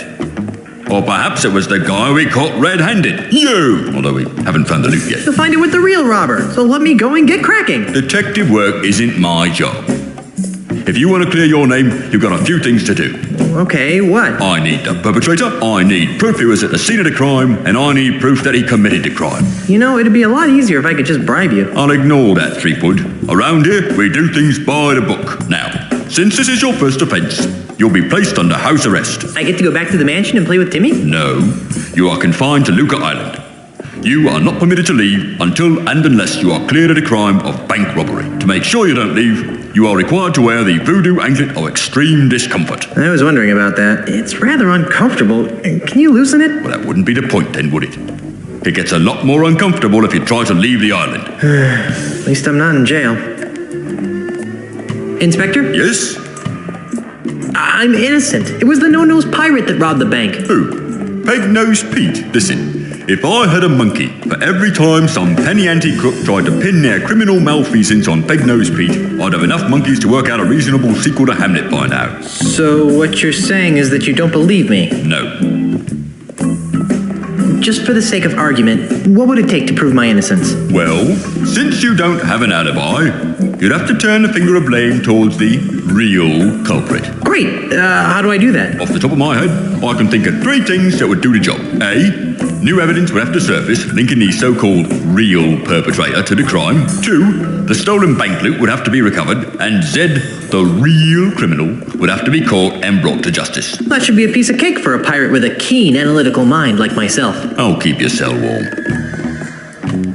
How's the investigation going? What investigation? You were caught red-handed. I'm just waiting for the judge. Oh. You're not going to lift a finger to help me, are you? No. But what about justice? Haven't you heard? Justice is blind. Not to mention lazy, apparently. Quiet, you. Where can I find Peg-Nosed Pete? If I knew that, He'd be locked up right now. Because he framed me for robbing the bank? No, because he's wanted for approximately 300 other crimes on Lucre Island. Well, I better get out there and prove my innocence. Stay out of trouble. Hey, I should bring Meat Hook here. You'd like this place. Ew, greasy. I guess they use it on these Iron Maiden spikes to allow smooth impaling. Iron Maiden! Excellent! I have no idea why I said that.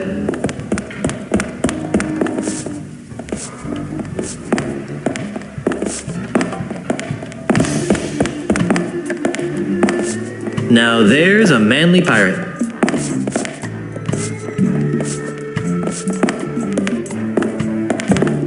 It says, Contra leges marinas latrocinium maris est. I think that means, actually, I have no idea what it means.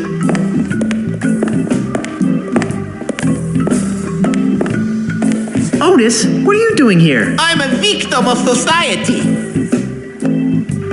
Let me guess, you were framed, right? How did you know? Just a hunch. Some old guy with a weird accent accused me of stealing flowers from his front yard. What is it with you and flowers? It's a plot, I tell you. People are to make me seem less fearsome and piratey by accusing me of being the kind of pirate who likes to pick flowers. If it's any comfort, Otis, I never found you all that fearsome to begin with. Go pick a pack of posies. When are you due to be released? He'll be released just about the same time you prove your innocence. Hey, just because my captain is a notorious bank robber, there's no reason to take it out on me. Otis! Jay? You're not helping. I'm feeling an incredible feeling of deja vu. Would it help if I gave you a breath mint? Wait, it's past. See you later, Otis. You're gonna get me out of here, right?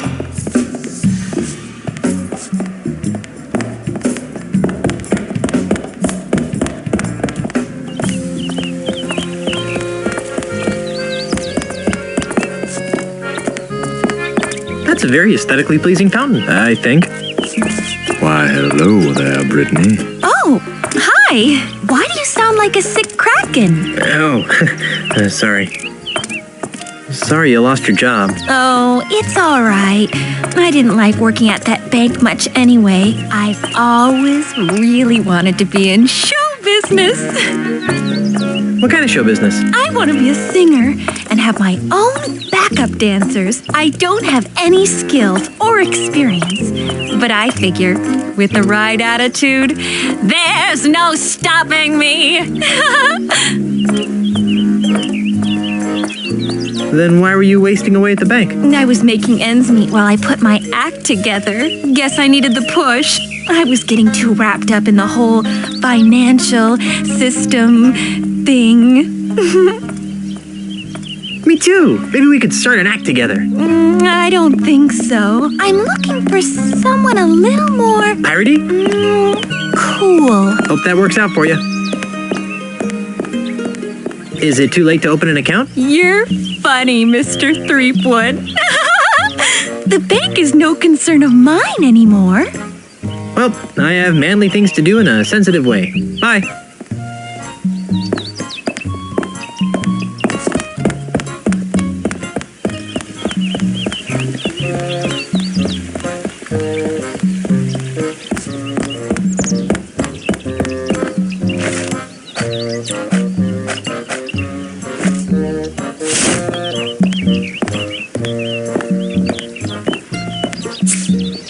Hey, stop that. I don't think he'd like that. It smells sort of like flowers, growing in a cesspool. It smells a little like fish snot. It smells a tiny bit like a corpse floating in a bog.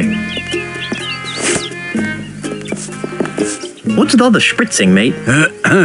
Welcome to Sense and Sensibilities, where subtle fragrances from exotic lands transport you to worlds of romance and delight. My name is Hugo, and I am a licensed aromatherapist. Can Hugo interest you in one of our fine perfumes, colognes, or aftershaves?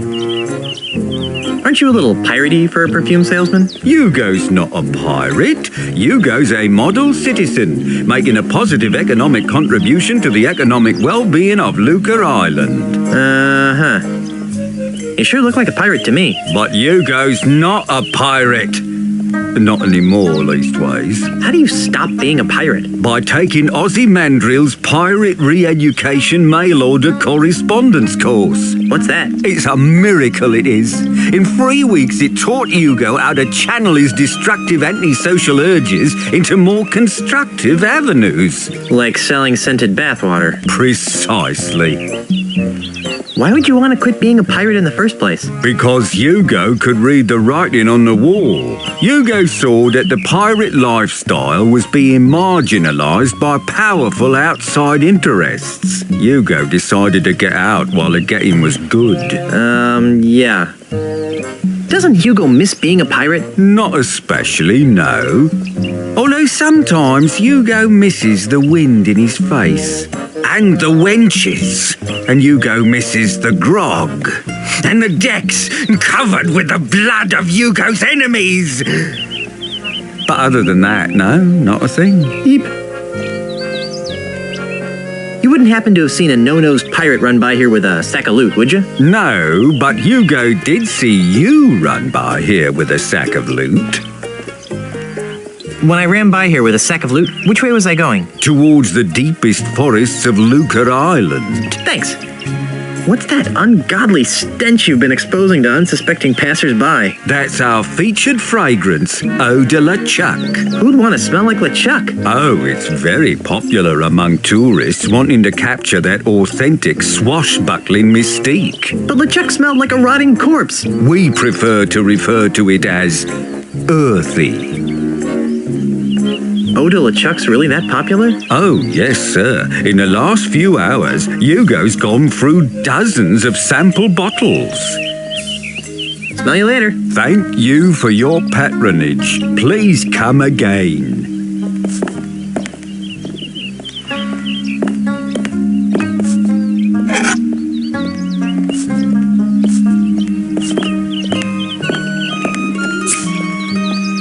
Phew, this stuff smells bad, even for a pirate. I thought that laundry got hung up after it was cleaned.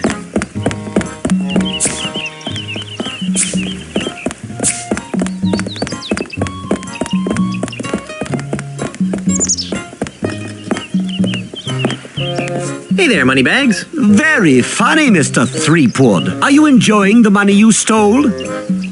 Hey, I'm innocent. Yes, right. And I'm a 20-carat brooch. It was the no-nosed man. Oh, I wish I had $1 for every time I've heard that. Of course, I used to. Until you came along, that is. Have you seen someone go by here carrying a bag of loot? What does he look like? Sort of like me. Yes, I've seen him. But he didn't have a bag with him. Really? Where? I'm looking at him! I hear my parole officer calling. See you later.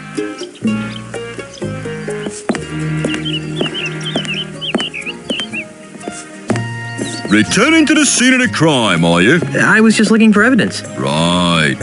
Bank's closed until my investigation is complete. So I don't want to see you going in there.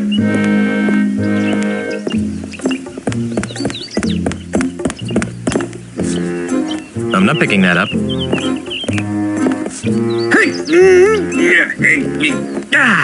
It's just too heavy for me to pull open on my own.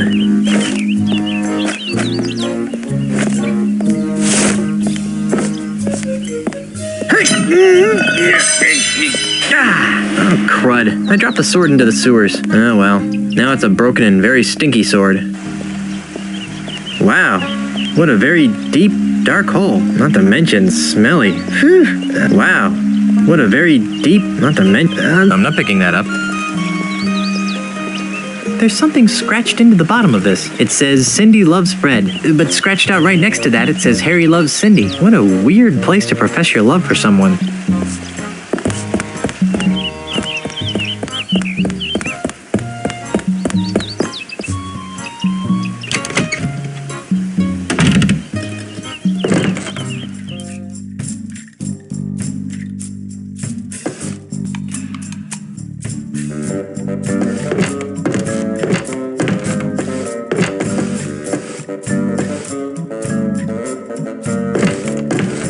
It's a basket of finely crafted prosthetic limbs. I heard that. I hope you're planning to pay for that hand. It ain't cheap. Actually, I don't have a dime. Well, then, you'd best be putting it back then, eh, Tiger? Sorry.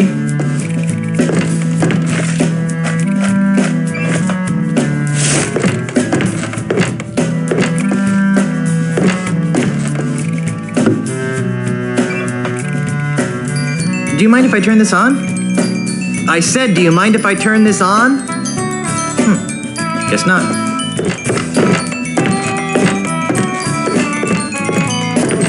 It's a basket of finely crafted prosthetics. Did I hear something? Nope, just the haunting melodies of my music box.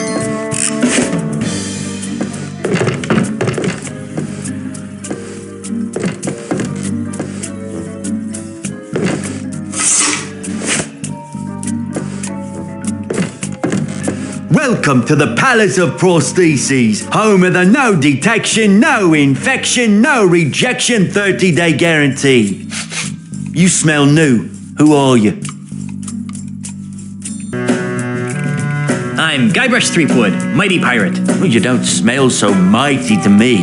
What? In fact, you smell kind of flowery. What? Heck, I can smell your lilacs and lilies aftershave even through my stuffy nose. Wow. You're good. Well, I'm Dave. Around here they call me Dead-Eye Dave. I'm the Tri-Island area's foremost expert in anatomical approximation. Not to be insensitive, but are you blind? Do I look blind? I don't know. The twin eye patches could be some sort of hip new pirate fashion statement. Of course I'm blind, you lilac-scented party waste! Sorry. Don't give it a second thought. My other senses more than compensate for my lack of sight. For example, I usually can identify my customers by their distinctive individual odors. You can recognize people by their smell? Usually no problem. Today, though, my nose is stuffed up because I got a bit of a cold. So I can only recognize amplified odors, like the lilac aftershave you generously applied to your face. Fortunately, my hearing's still sharper than a barge full of bunnies. So how sharp is your hearing anyway, Baldy? Sharp enough, Pinky. So, how's the prosthetics business? It's been better. Let me guess. An Australian land developer is using strong-arm tactics to try and buy up your business. What? Where'd you get a weird idea like that? Well, I just figured... Well, you figured wrong. Australia, what kind of a name is that anyway? Never mind. So what is wrong with your business? My monkey left me.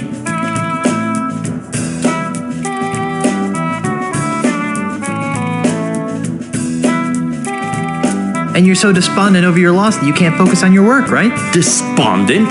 Over Pongo? Oh, don't be silly. Then why was he so important? Because Pongo handled all my paperwork and deliveries. He was the only one who understood my back office's automated Filomatic filing system. Without him, I have no idea which orders go with which customers. It's really upsetting my regular clientele. That's terrible. Have you heard from your filing monkey since he disappeared? What's he gonna do? Send me a postcard?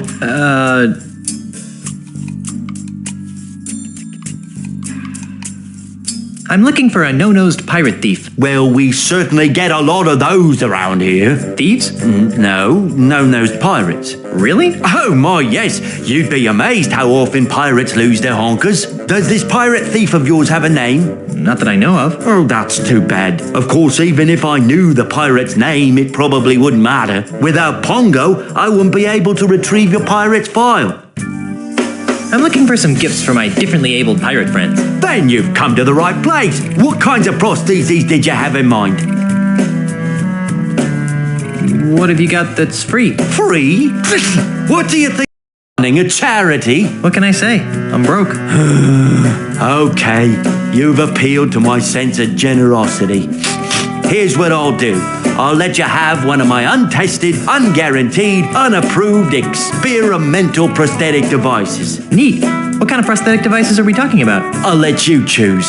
Through a story. Huh? Humor me. Once upon a time, there was a pirate named... Harry? Harry. A palm reader had told Harry that he was destined to marry a beautiful singer named...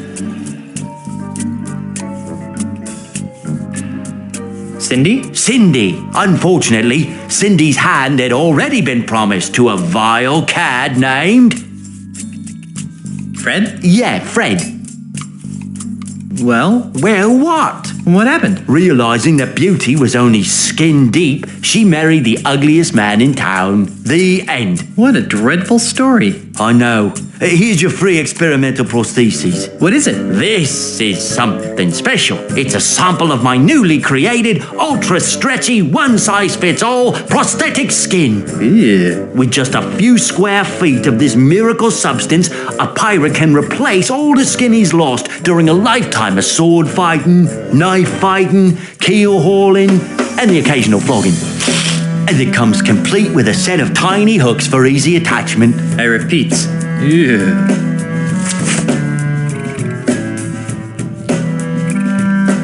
See you later. And that makes one of us.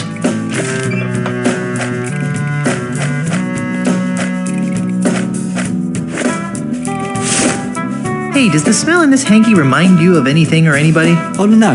Let me see. No, I don't really smell much of anything in it. What do you mean? I thought blind people's... Hey, visually challenged. Sorry, I thought visually challenged people's other senses become enhanced to offset the lack of vision. I mean, I have a fully functioning set of eyes, and even I can smell the foul odor coming off this hanky. Well, that only applies when my nose is clear. I've kind of got a little bit of a cold and stuffed nose, so I can't smell much right now.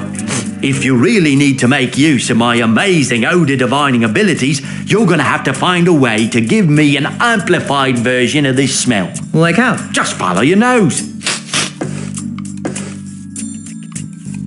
Smells kind of like a lumberjack wiped his armpits with it.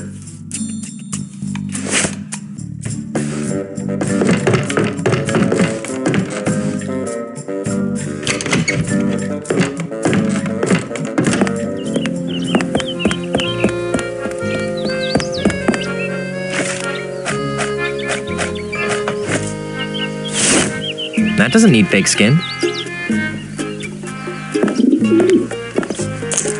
Hey, it's like a trampoline. Hey, it's like a trampoline. Whoa! Whoa! Whoa! Whoa! Oy!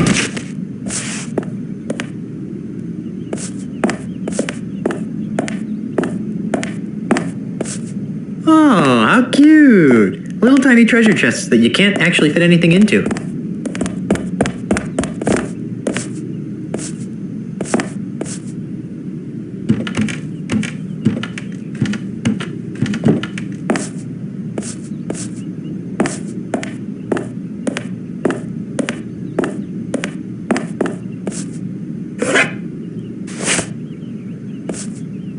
Pirate Magazine, popular news of the Caribbean's most scandalous and nefarious pirates. And in this month's issue, how to loot and pillage and still be there for the kids.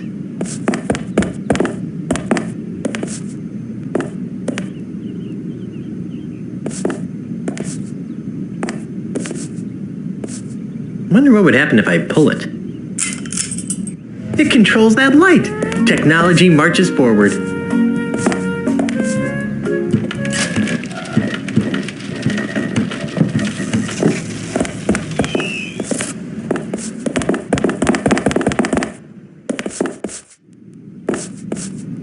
What's that shadow?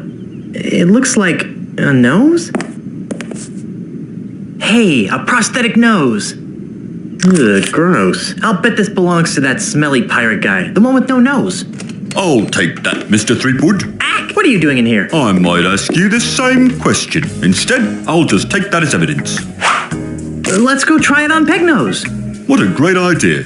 Except no one knows where he is. Bring him in and I'll consider it. But remember this, even if it fits, it only proves he was in the bank. It doesn't tie him to the loot. You still think I did it, don't you? Yes, but I can be swayed by the right evidence. Now get out of here.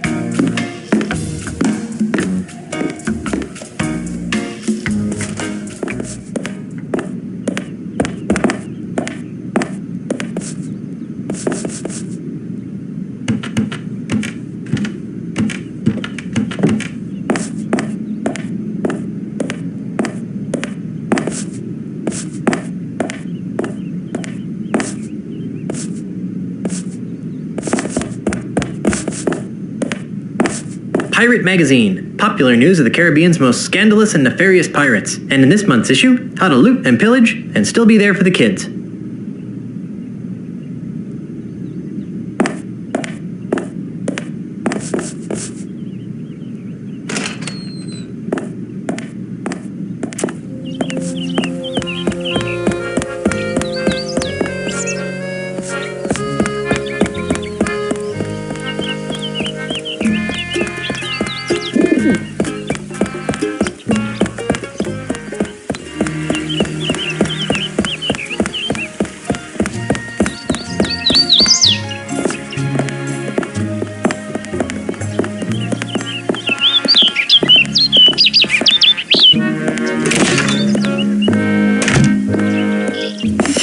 It smells like dead fish in here. 9 kinds of dead fish, huh?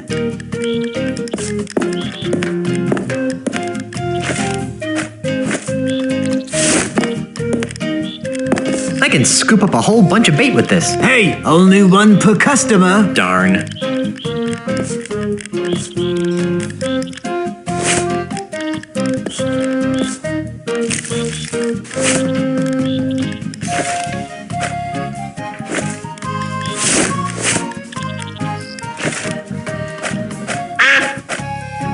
Now my bait will stay fresh.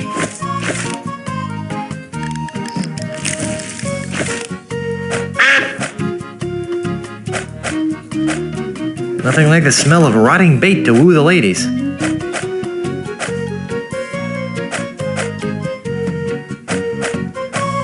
I don't think that would help anything.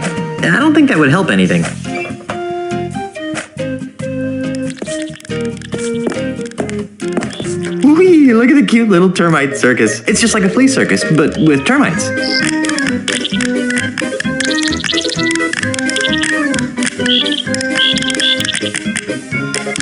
That was exciting.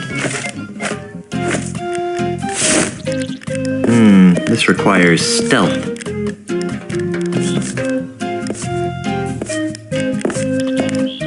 Come and get it, boys. Look at those little buggers go. They must be real hungry for the taste of redwood.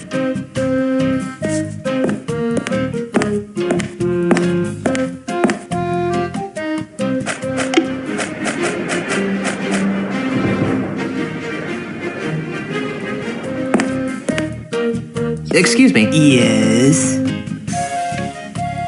Do you have any bait that could catch a cold? No.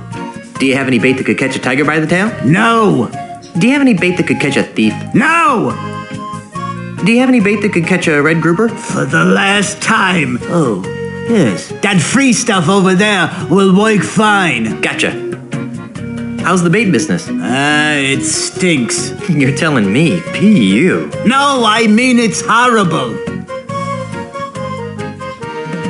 I bet business would pick up if you crack open a window every now and then. Why, I tried that. Well, did it help? No. In fact, it seemed to drive prospective customers away. And that's when I realized, see, that something strange is going on here. Strange? How so? Well, it may be the chum talking, but I could swear that Lucre Island is getting less and less pirate-friendly, eh? Really? How? Why, we've been besieged. By hostile invaders? Worse. Tourists! Yikes. There aren't many of them around today, but you hang around for a week and they'll pop up like a bloated corpse in a calm sea. Why, they've been driving some of Lucre's oldest pirate-oriented businesses into new fields and have compelled some of our nastier pirates to consider new lifestyle choices. Why, I myself have soiled my once noble bait shop with a cheesy termite circus in a desperate attempt to get me hands on some of those tourist shekels. Was it working? Not very well. Insects seem to repel tourists almost as much as fish guts. Go figure. Is the bait business getting any better? Nope. It still stinks. Do you know anything about a no-nosed pirate thief? Well, that sounds like Peg-Nosed Pete. You know him? Are you kidding? Everyone on Lucre Island has heard of Peg-Nosed Pete. Who is he? Boy, he's the most notorious thief on Lucre Island. He's never been caught, and his loot has never been recovered. And his true face, aside from his trademark false nose, has never been seen. Well, I've seen his true face. It's not pretty. Yeah, right. And I've seen a bucket of chum solve complex math problems. Where can I find him? You can't. Nobody can. There's rumor that his hideout is somewhere in the heart of the Mists of Time marsh. Great. I'm off to the marsh. But no one has ever been able to navigate their way through the marsh without getting hopelessly lost. It's cursed. Darn. Another curse. How did he lose his nose? Oh, that's one of the darkest mysteries of Lucre Island. Some would have you believe that Pegnose's proud proboscis was pecked off by a duck. But I believe it was a school of deranged flounder that made off with his honker. That's one of the darkest mysteries of Lucre Island? No. But it sounds more ominous that way. How does he smell without a nose anyway? Awful. I guess I should have seen that one coming. Let's talk about something else. Well, whatever skins your salmon. I'm almost afraid to ask, but why are you running a termite circus? Well, I used to sell termites as bait, but most deep-sea fishermen prefer something with a bit more... stench? Meat. Anyway, when bait sales started tailing off, I took all my termites and trained them to do circus tricks. I even got the act approved by the newly formed LucasArts Entertainment Consortium. Was it working? Not really. I have to kick most of my profits back to the head of the consortium. It sure stinks in here. You get used to it after a while, and come to miss it when you're out and about. That's why I never bathe, see? So I can keep that sweet, sweet scent of fish entrails with me wherever I go. How touching. Not to mention revolting.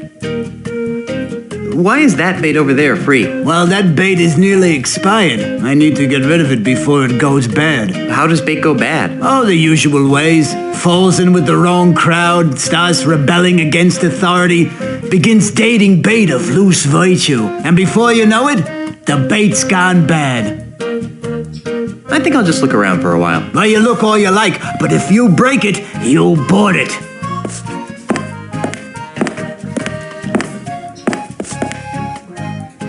I wonder what kind of bait was used to catch this guy. Are you kidding? That was the bait.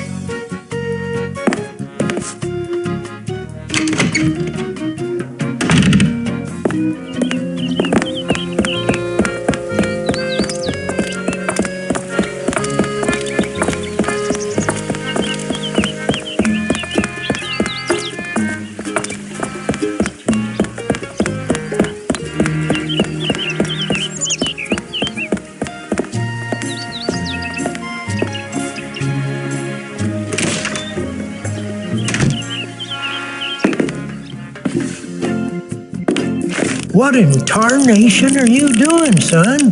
Just looking at my stuff. Is that what they call it these days? Now be quick about it. I wouldn't want any women folk to see that.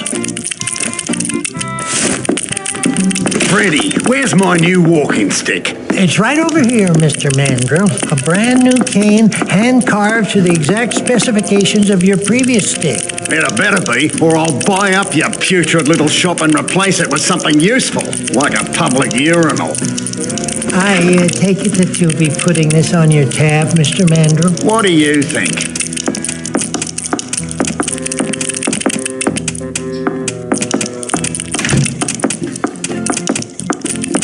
You know, if I weren't a peaceable sort, I'd whack that gentleman over the head with one of my sticks. I wouldn't stop whacking until his brains leaked out all over my rustic, hand-polished hardwood floor. Yep. But you're a peaceable sort, right? Yep.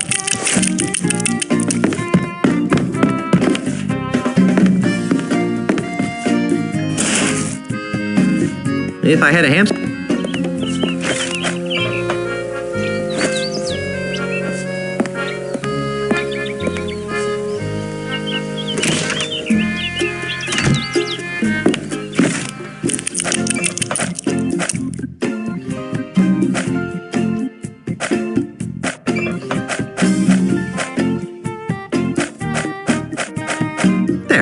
should make the concoction smell interesting.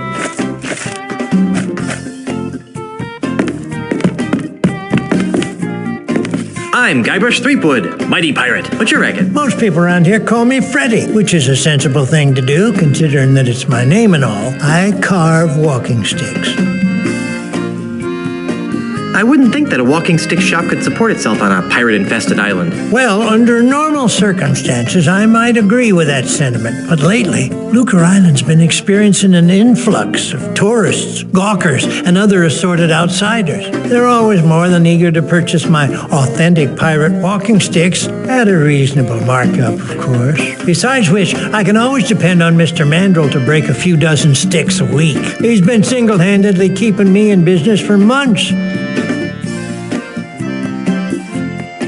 So the walking stick market is booming, is that it? Well, no, I wouldn't exactly call it booming, but it's putting food on the table. And if Mr. Mandrill ever pays off his tab, I can retire. You wouldn't happen to know anything about a no-nosed pirate, would you? Well, now, that sounds a lot like Peg-Nosed Pete. What would you like to know about him? Who is he? Peg-Nose? He's the greatest pirate thief on Lucre Island. No one's come within a ship's broadside of putting him in leg irons yet, but I came close once. No. Yes, it happened one dark and foggy night. Many years ago, I was out testing out one of my new walking stick models, the WD-32. It has a real fancy-looking wood duck engraved in the handle, and he tried to mug me. Gosh, what did you do? Well, I wasn't going to stand for that. I raised my cane up to give him a good whack on the noggin, you betcha. And he ran away. I didn't even get a chance to swing. I guess he knows better than to mess with old Freddy. Yep. Fascinating. Where can I find him? You can't. Come again? No one knows where Peg-Nose's hideout is. Oh, sure. There's some rumors of him living in the middle of the treacherous Mist-So-Time marsh. But frankly, I don't believe a human being can get there from here. What happened to his nose? That's something of a mystery. Most folks around these parts would tell you it was nibbled off by a duck. Personally, I don't believe it. Why not? Well, sir, it's been my experience that ducks have exceptionally tiny teeth. It'd take a long time for a duck, even a particularly nasty duck, to nibble off a man's nose. I can't imagine a man letting a duck peck away at his nose for hours on end without seeking medical help. Good point. On second thought, I think I'll find out about Peg-Nose on my own. Makes no never mind to me, Junior. Can you help me? I can't decide which walking stick is right for me. Well, now, in order to choose the right stick, we'll need to know a little about your walking stick needs. Where do you expect to be doing most of your walking?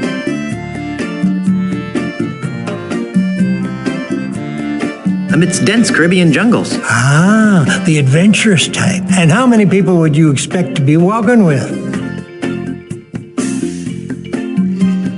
I'll be walking with my wife. She's a governor, you know. Whatever you say, sir. How long will you be walking on average?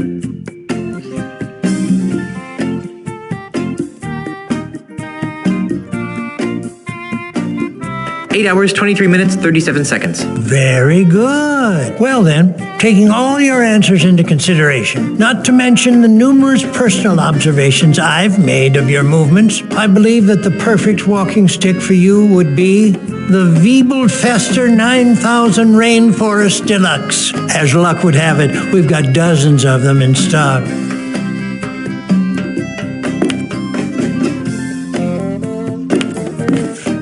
No need to make a racket ringing that bell. I'm right here.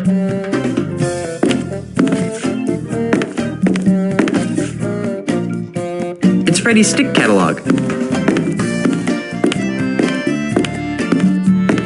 Slightly irregular and blemished sticks. 40% off marked price.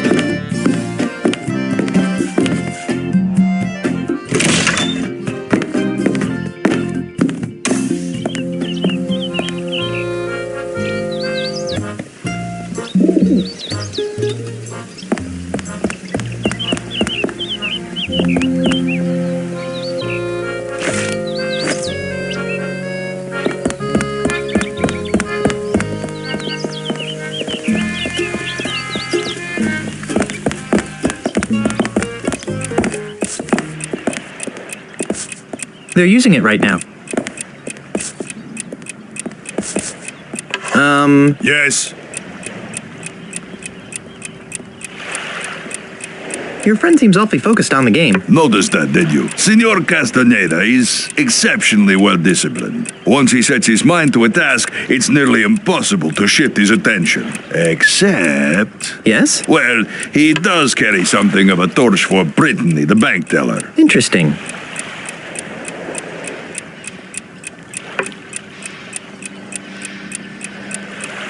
Can I play next? Sure, if you don't mind waiting a few hours. Oh, why so long? I'll tell you why. Because Larbot the pirate here can't concentrate on the game for more than 2 minutes at a time. Can I help it if I have a wide variety of interests that cause my mind to wander? Yes, a wide variety of culinary interests, you mean? Well, I never. You never move, you mean?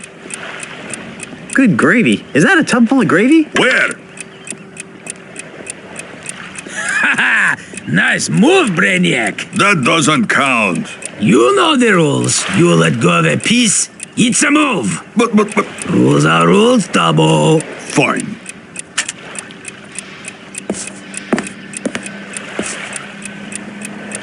Hey! Yes?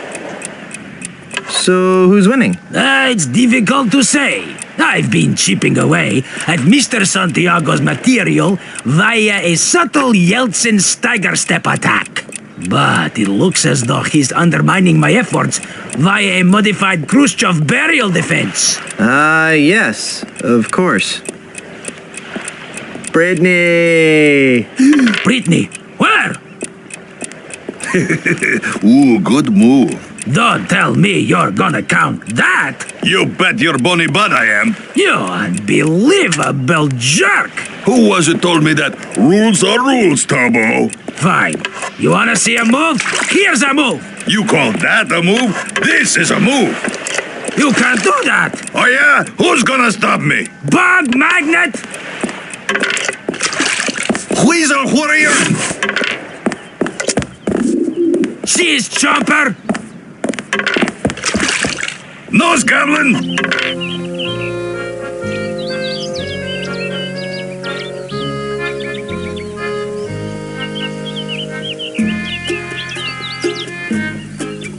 This must be the Ship Shock shop I heard Mr. Cheese talking about.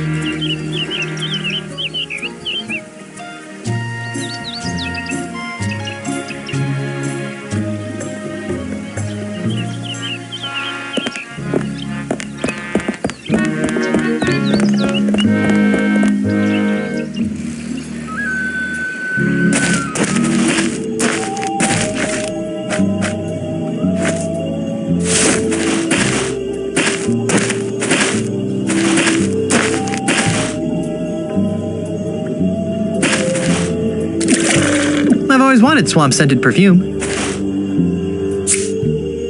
This almost smells like that hanky, except the hanky smells more pleasant.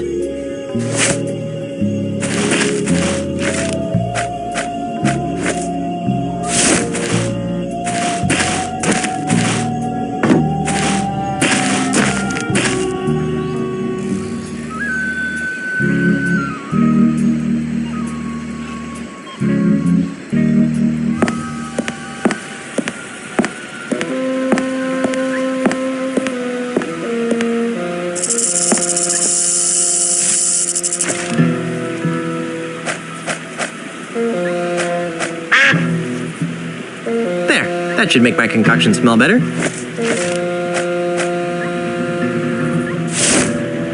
I'm not getting any closer to that fountain than I have to. It might bite my... Hey, this smells exactly like that hanky, only stronger. That fountain gives me the heebie-jeebies.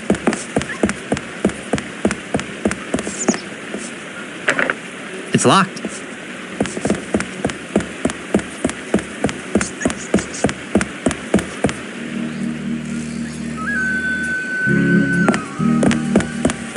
That watchbird gives me the heebie-jeebies. Hey! Who are you? And what are you doing in my house?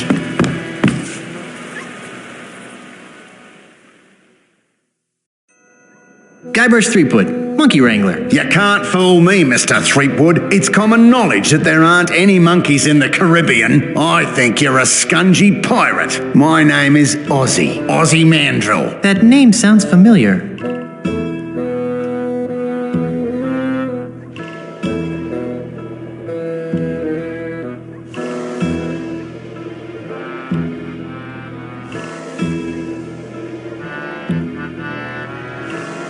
Aren't you the over-the-top heavy metal performer who bites the heads off of monkeys? Don't play the gink with me, Threepwood. Who's playing? Well then, allow me to illuminate the dingy corners of your mind. Ozzie Mandrill is a businessman, a capitalist, a real estate developer. I'm also the future king of the Caribbean. Hey, you're the guy who's trying to buy out the scum bar. The scum bar? That's just the tip of the aardvark. I'm gonna buy the whole Caribbean. Why are you buying up all the land in the Caribbean? Because I'm a man with a vision. You too? What are yours like? I see a Caribbean freed from the chaotic plundering of grog-swilling pirates. A Caribbean made safe for the orderly consumerism of family-oriented themed restaurants and resorts. A Caribbean scrubbed clean of filth. A Caribbean you'd be proud to take home to your mother. Gee, mine are mostly about ice cream.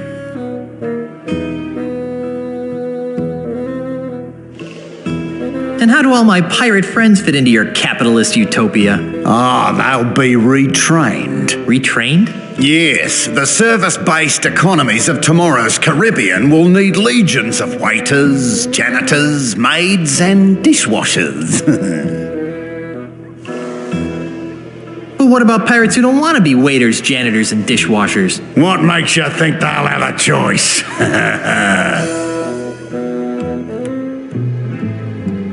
And how do the dozens of pirate support industries fit into your scheme? They'll be torn down, of course. No more will these islands be cursed with the blight of run-down watering holes, murky voodoo shops, and disease-ridden houses of ill repute. Instead, our streets will be decorated with classy art houses, whimsical theme restaurants, and upscale knick-knack shops.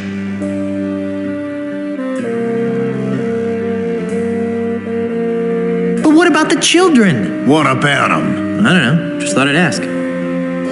But what about the stores that won't sell out? They always sell out, eventually.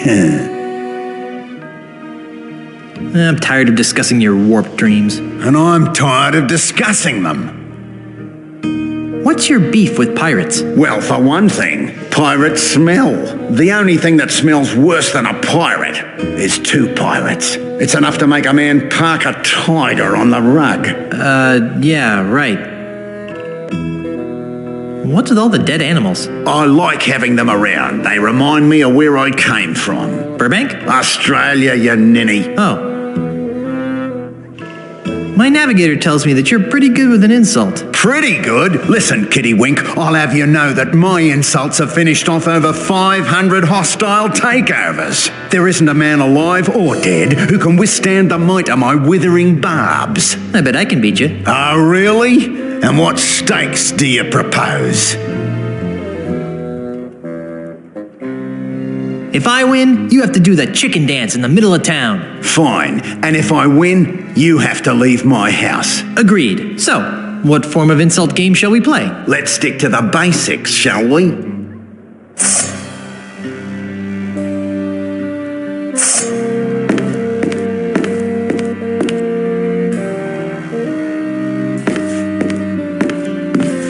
On guard. Touche. Oh, that is so cliché.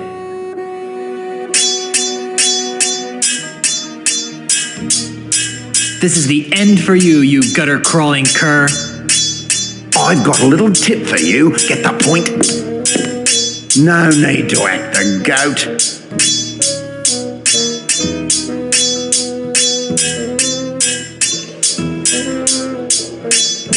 Well, didgeridoo to you too. When I'm through with you, you'll flog the cat.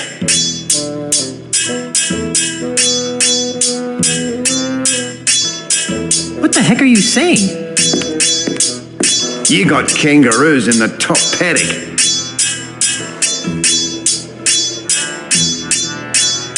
That's not an insult, is it? Ha! I lost. Naturally. Now get out of my house.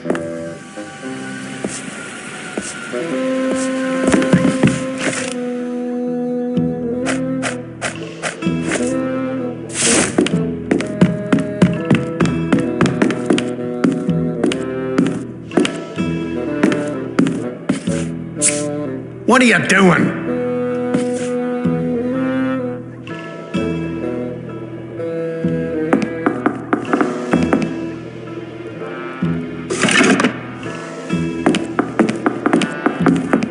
And what is that horrid smell? You befouled my platypus. Ah, crikey, look what you made me do. Now I need to order a new cane.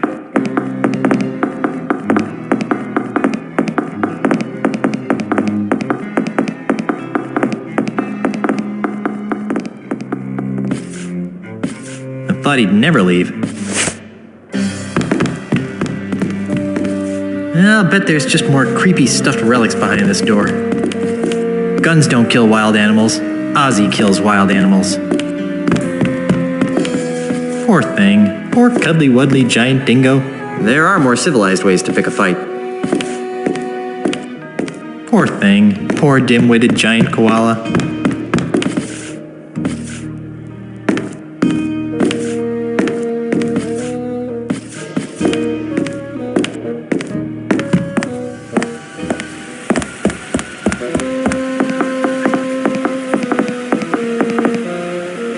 Still here, are ya?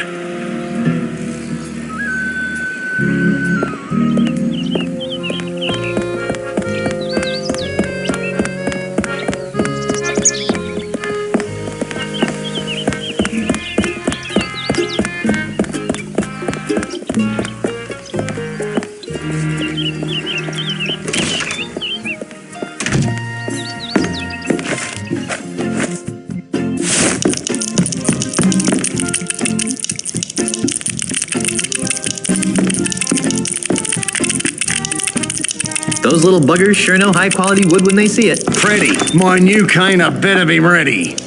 Oh, it sure is, Mr. Mandrill. It's right over on that bench there. Creepwood? Thinking of buying a walking stick of your own, are you? It might make you look more distinguished. Quite like a monkey in a hat. Yeah, those are funny. Hey!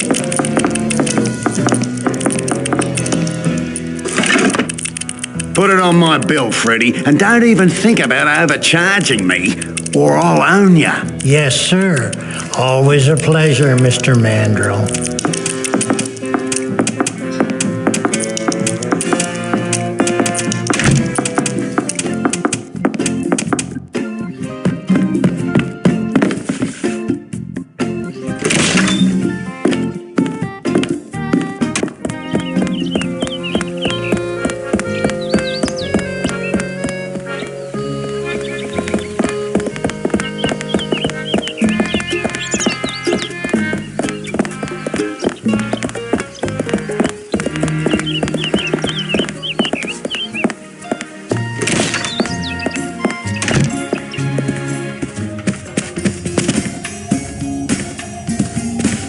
Yes? What is it? We're quite busy. Well, I'll let you guys get back to work. Please do.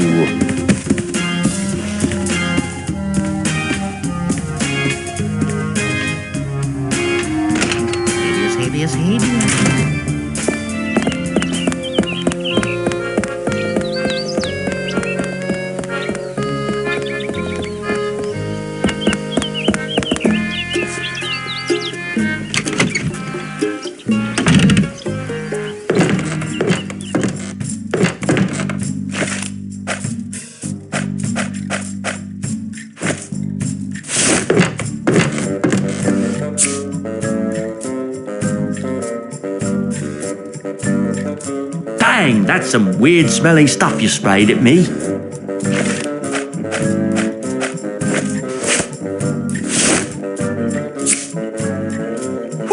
That's an all too familiar smell. Guess I can't complain though, since Francis Z. Drake is my best customer. Francis Z. Drake. The man regularly buys prosthetic noses from me. Really? He's my, really good friend. Yeah. I lost track of him and, missed him so much that I made a little odor potion to remind me of him. Okay, too much information. I have a strict rule of don't ask, don't smell. Well, anyways, if you know where I can find my, friend, that'd be very helpful. Oh, yeah, sure. He lives out past the Mists of Time Marsh. You can't get through there, though, without the directions he gave me. And it's filed away someplace in my file-o-matic system. Well, let's go get that file. I can't. Pongo, my filing monkey, ran away a while back. He was the only one who knew how to run the file-o-matic. As a result, I have no idea how to retrieve the map. But if you can figure it out, feel free. The controls are right here.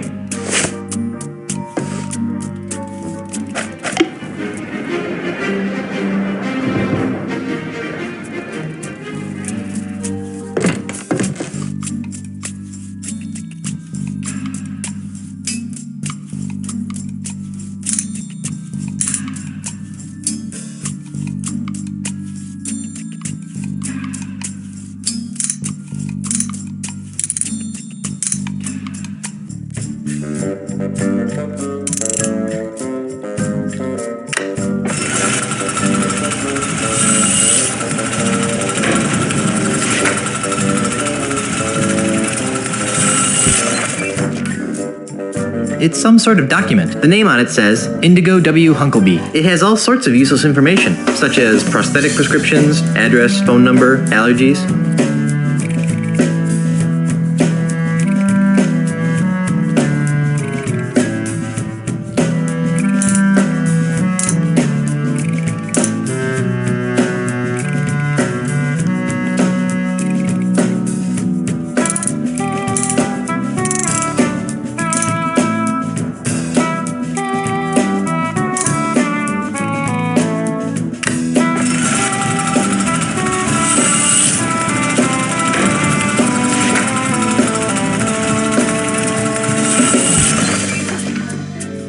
The name on it says Dopey Q Memoryless. It has all sorts of useless information, such as prosthetic prescriptions, address, phone number, allergies.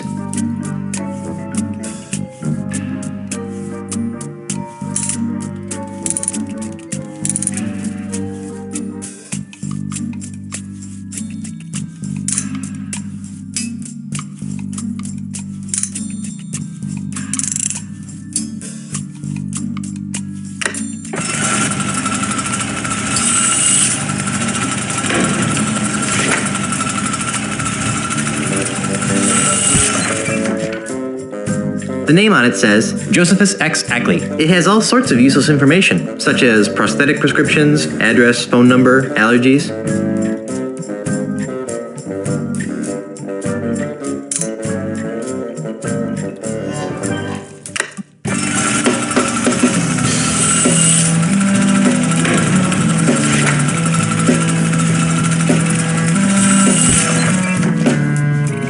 The name on it says Salvador Z. Dali. It has all sorts of useless information, such as prosthetic prescriptions, address, phone number, allergies.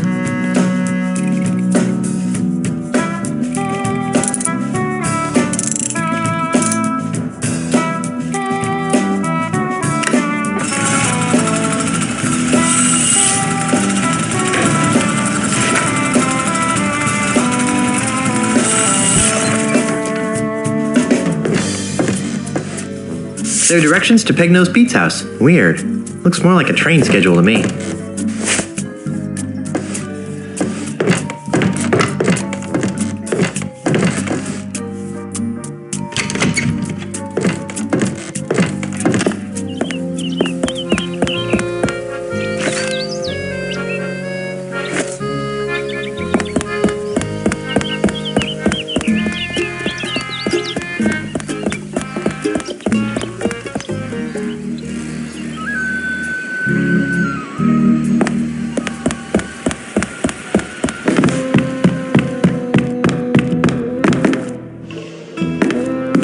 I'm back. What do you want?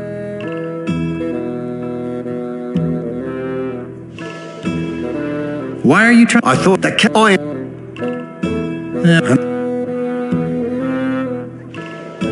Not too.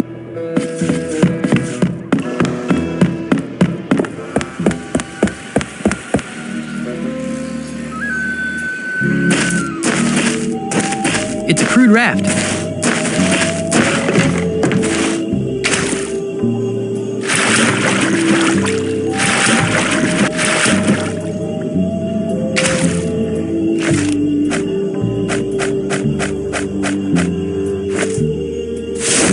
There are directions to Pegnosed Pete's house. Weird. Looks more like a train schedule to me.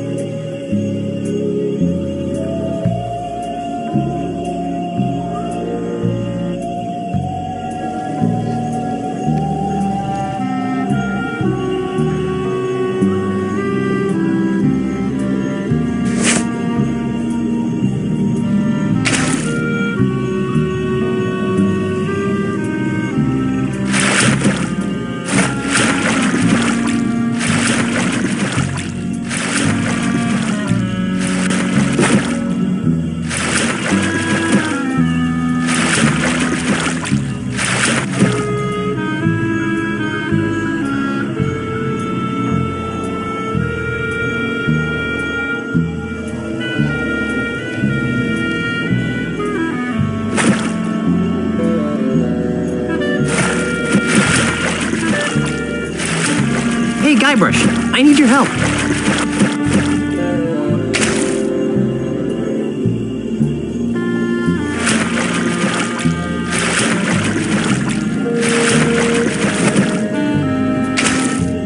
Here, take this.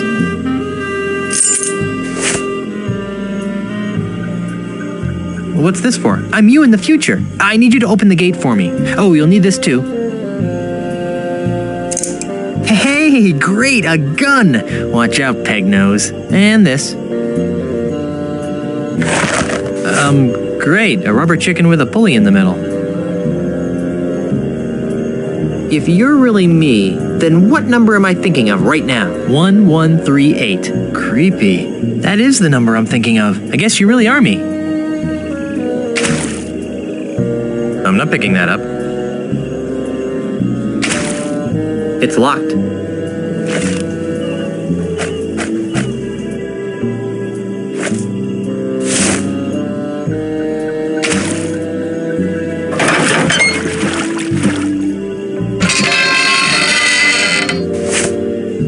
Thanks, Guybrush. You're the greatest.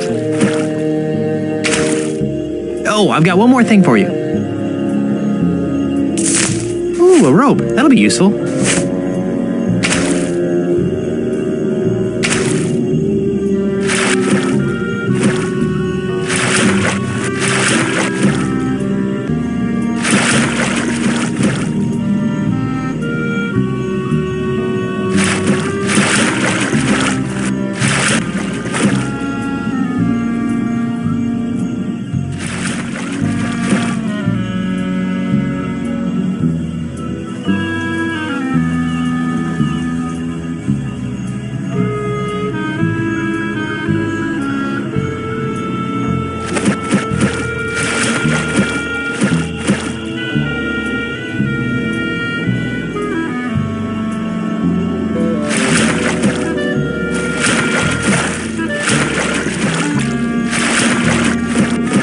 Guybrush, I need your help.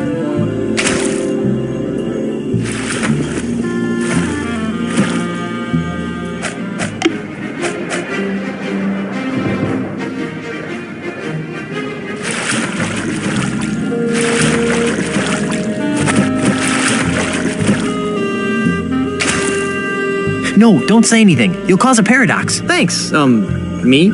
I'll try to be careful.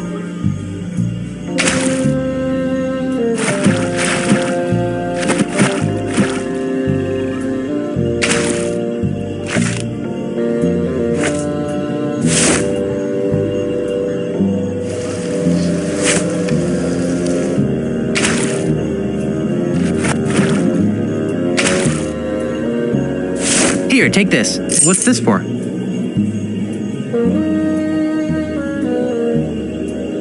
I'm you in the future. I need you to open the gate for me.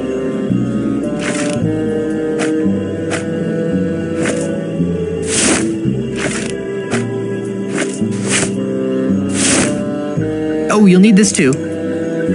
Hey, great, a gun! Watch out, Peg Nose.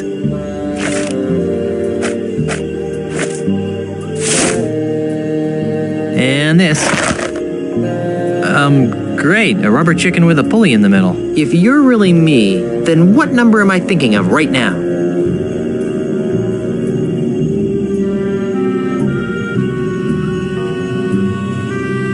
"93. Wrong. Uh-oh.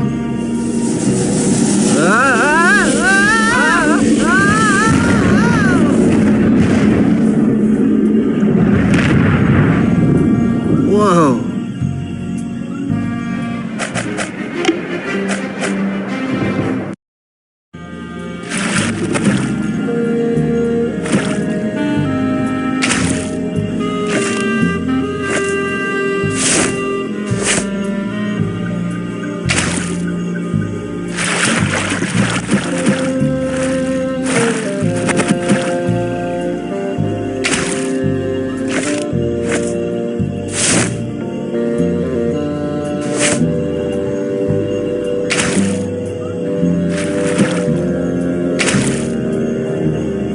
Here, take this. What's this for?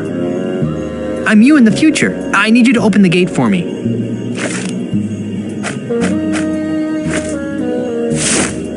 Oh, you'll need this too. Hey, great, a gun! Watch. And this. If you... 1138. Creepy. That is the number I'm thinking of. I guess you really are me.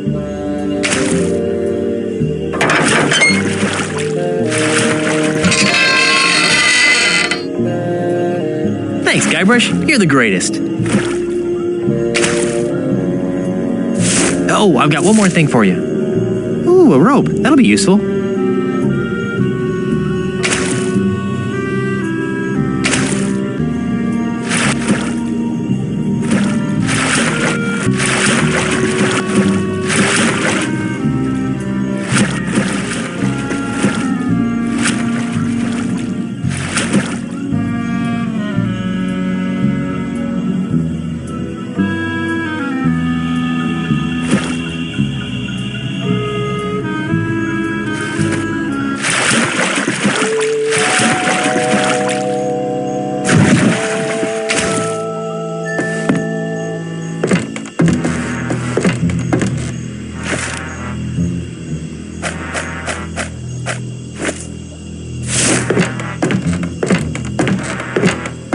I can hear some people talking inside. If I move closer to the window, maybe I'll be able to make out what they're saying.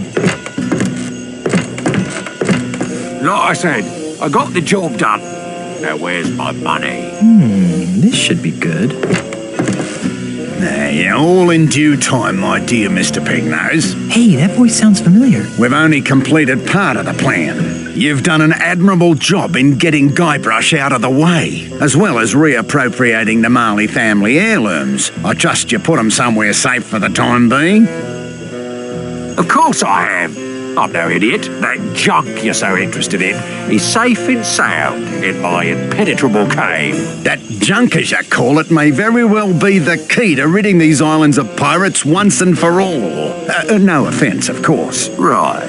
So about my fee. Later, my good man. In the meantime, the heirlooms are our little secret. Keep them hidden, and not a word to anyone. We'd hate to have my plan spoiled by an indiscretion. All right, Mr. Mandrill, we'll do it your way. But if you don't pay me soon, I'll cut your gizzard out. There's no need to be such a ruffian.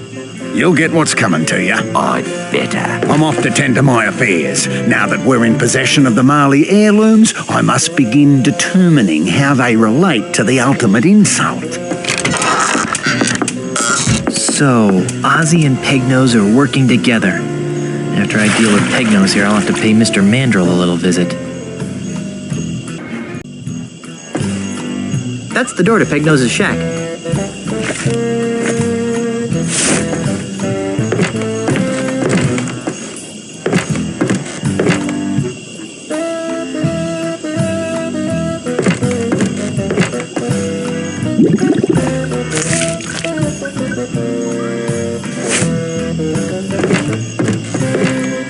No thanks. I prefer to drink rum that's been prepared by people with fully functioning nasal equipment. If I just go barging in there, Pignose will shoot me.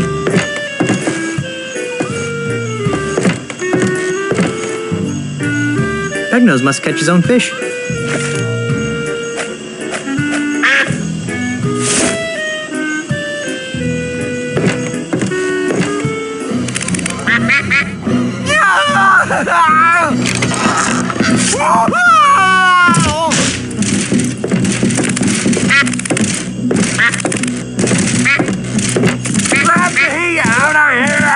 I don't think so. You're going to jail, bucko. Well, Inspector, here's your real criminal. What's this? That looks like Peg-Nose Pete.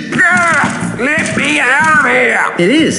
He's the one who framed me for the bank robbery. I'd like this anklet removed now. You've got nothing on me. I overheard you and Ozzie talking about how he hired you to rob the bank and frame me. That won't hold up his evidence. He's right. Do you have proof he did it? But that prosthetic nose I gave you earlier should clear my name. Well, not exactly. That would only prove that Peg-Nose here was at the scene of the crime. It wouldn't prove he was the perpetrator. To do that, you'd need to prove Peg-Nose had the loot in his possession. But... So, I will not be administering justice in this case. But you can't just let him go. Oh, Pete's not going anywhere. He's wanted for plenty of other crimes. Come back when you think you can prove what you claim. All right. Gee, I wonder how Elaine's doing. And so, my swashbuckling citizens, as we approach the next century, can we really afford to entrust Mêlée Island's future to a man with no past, a man with no experience, a man who doesn't even seem to like pirates? Common sense says no! My opponent is right. I am a newcomer to these islands, and it's true that my experience in affairs of state is minimal at best. But it doesn't take a seventh-generation pirate princess to see that Mêlée Island needs more than a part-time status quo governor. A governor who can't even promise her citizens good times and free grog.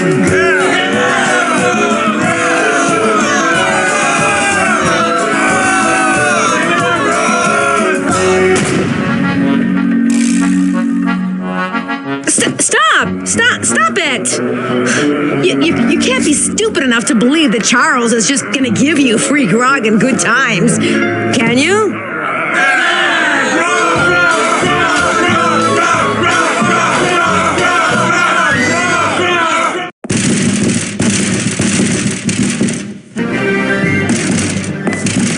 Well, if it isn't Peg-Nose Pete, the pilfering pirate. What do you want, you ponytail freak?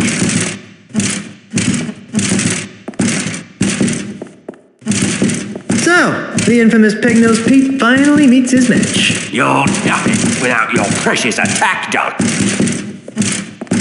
Stay here. I'm off to enjoy my freedom. Freedom? You can't even leave the island.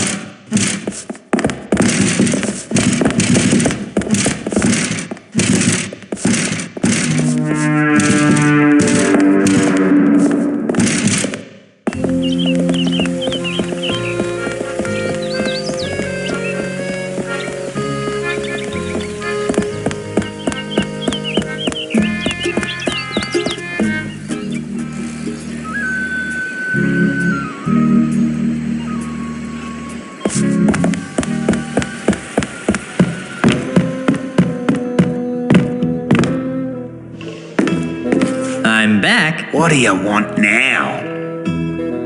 Hey, you're the jerk who hired Peg-Nose to frame me for the bank robbery. That's strange. I heard that you were the one who robbed the bank. Ha! I overheard you talking to Peg-Nose in the swamp. What? You heard me. I know all about your scheme to steal the Marley heirlooms. Ah! Your puny pirate brain is incapable of perceiving the true depths of my scheme. Besides, you'll never be able to pin anything on me without the loot. And you'll never find it. Ha! I already found it. Really? You found Peg-Nose's booty showcase? Yeah. What did it look like?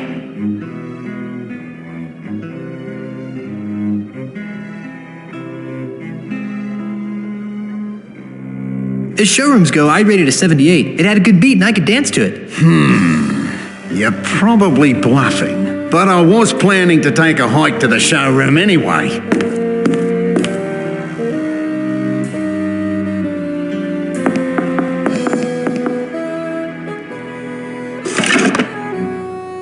And when I return, I'll have plumbed the mysteries of the ultimate insult.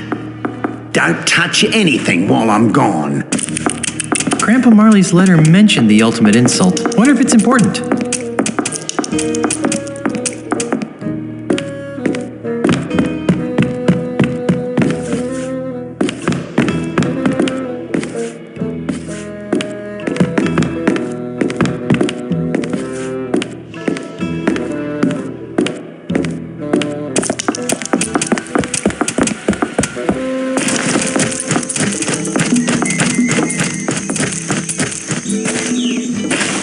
Good thing I had that trail to follow. Up until now, that is.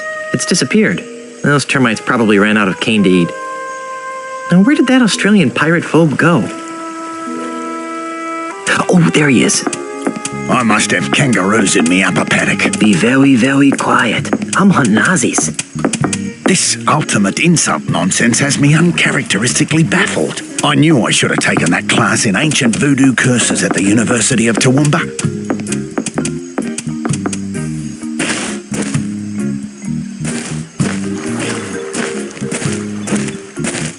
The heirlooms must be nearby.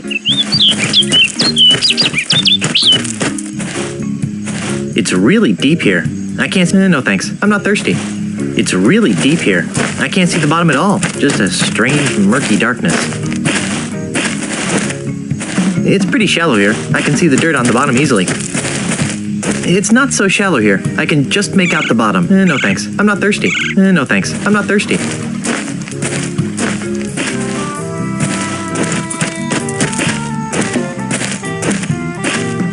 They're very tropical. Hey, there's a hidden passage back here. That must be where Ozzie disappeared to.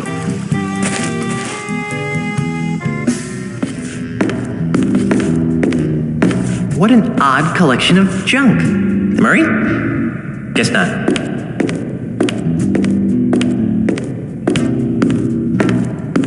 This button practically screams push me.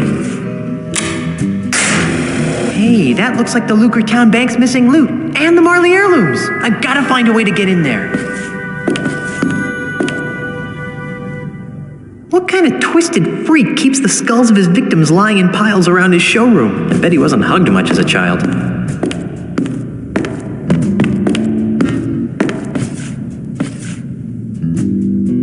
This button practically screams push me. Ick, dirty dishes. For a master thief, Pegnose is a real slob.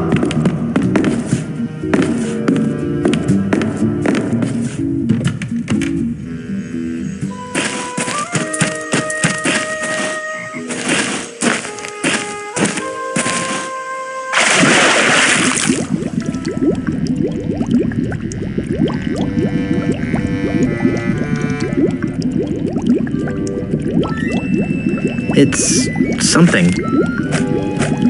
It's too dark to see. I already have something in there. Here, fishy, fishy, fishy.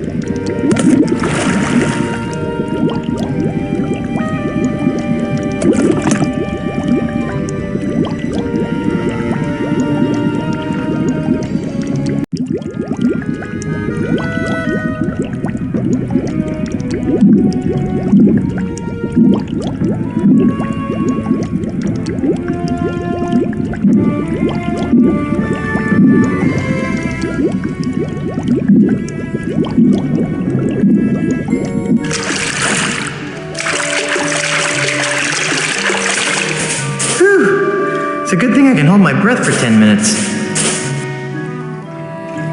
It's beautiful. It's the stolen booty from the bank.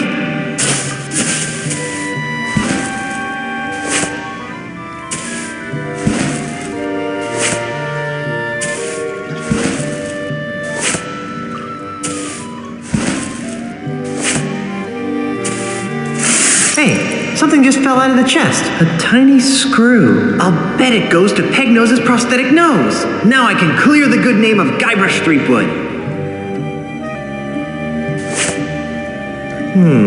Wonder what this little brass screw could be used for.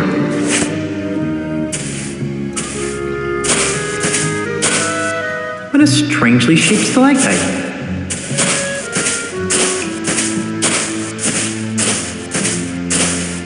That's Pegnose's showroom over there.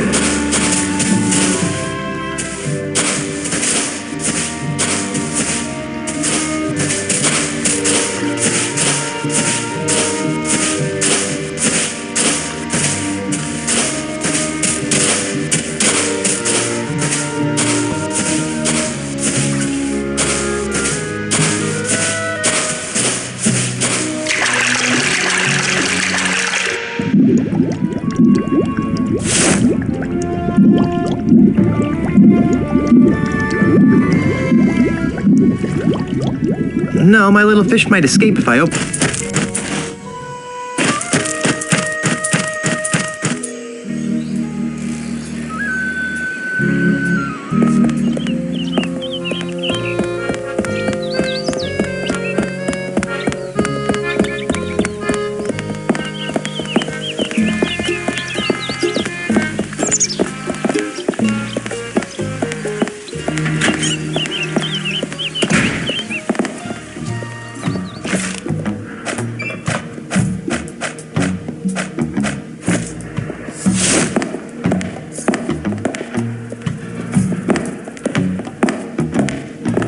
Oh, Inspector, I think you'll find this interesting. What's this? It looks like a tiny screw. I think you'll find it goes with the nose I gave you earlier. Oh, you do you? What makes you so sure, eh? It won't prove a thing. Quiet, you. Oh, did I mention that I found it with the loot that was stolen from the bank? Well then, perhaps we should give it a try.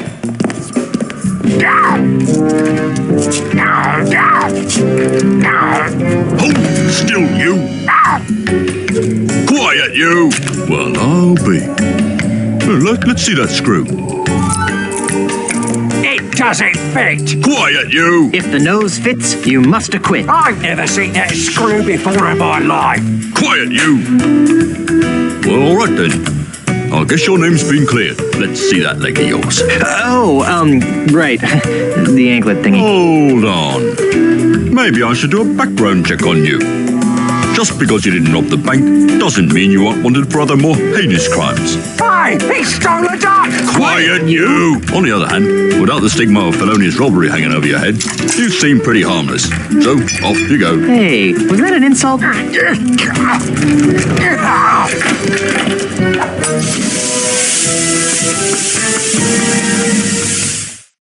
Done paying your debt to society, Otis? Ha freaking ha. Time to make sales, shipmates. Thank gods, I hate this repressive place. Yeah, I was getting kind of bored. We can't. I have more repairs to make. Just kidding. Ship's ready.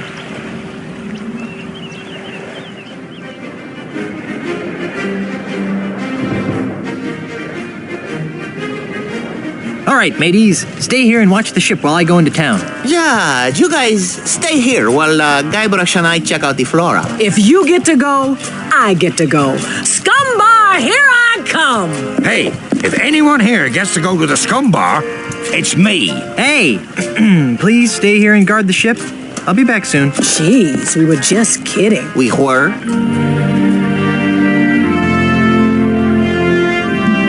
This can't be right. I'm afraid it is, Governor. Charles Alchor's Good Times Free Grog campaign has given him a 23% lead in all the polls. But...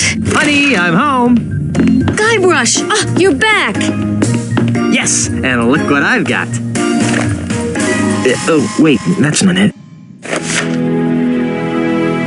Oh, Guybrush, this is wonderful. Esteban, take these papers down to Mêlée Town Hall and save my mansion. Oh, Guybrush, I am so glad you're back. What took you so long? Well, that's a funny story. It all started when I went looking for the no-nosed pirate. And then Ozzie said, I'm gonna put your shrimp on me bobby. After that, I was attacked by an army of koalas. And so the lawyers used the Marley Mansion deed to draw up the legal papers to save the mansion. And I came back here. Well, seems like the sensible thing to do would be to destroy my grandfather's heirloom so that no one could get their hands on the ultimate insult. Whatever that is. I agree. Got a match?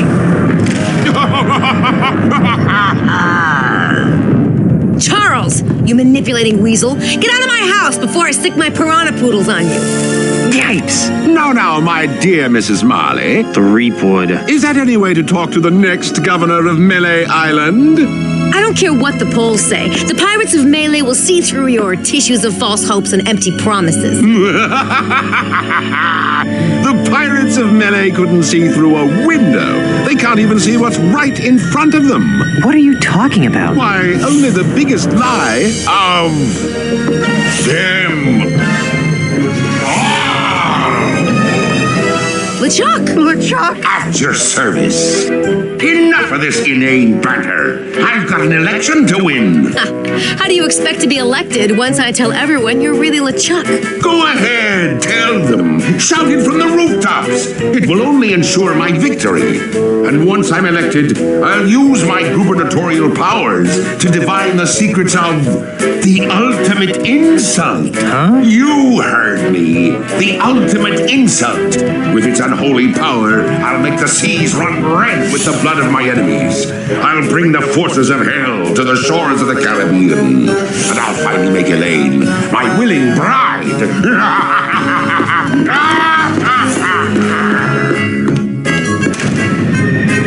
Oh, yeah? Well, you fight like a cow.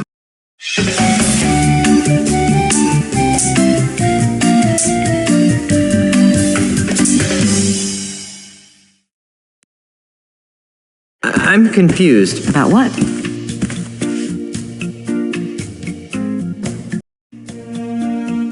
How can LeChuck be alive? Relatively speaking, of course. I don't know.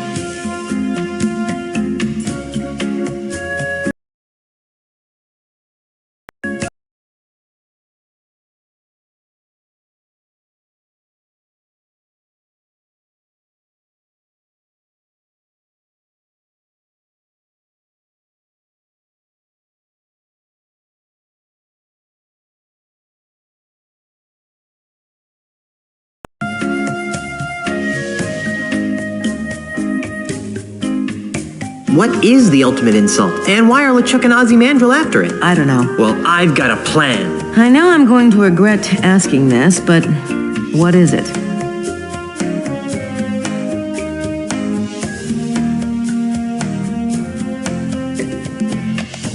Let's work together to find out the secret of Big Whoop. Oh, sorry, wrong script. Right. Well, now here's my plan. I'll redouble my efforts to keep LeChuck out of the governor's mansion, which should be a lot easier now that I know he's really an evil undead demon from heck. In the meantime, why don't you do everything you can to stop Ozzie and LeChuck from getting their hands on the ultimate insult? Whatever that is. Okay. How? If I were you, honey, I'd talk to the voodoo lady. She always seems to know about these things. But have fun fighting the bad guy, Schnookums. this is what it's like being a first lady.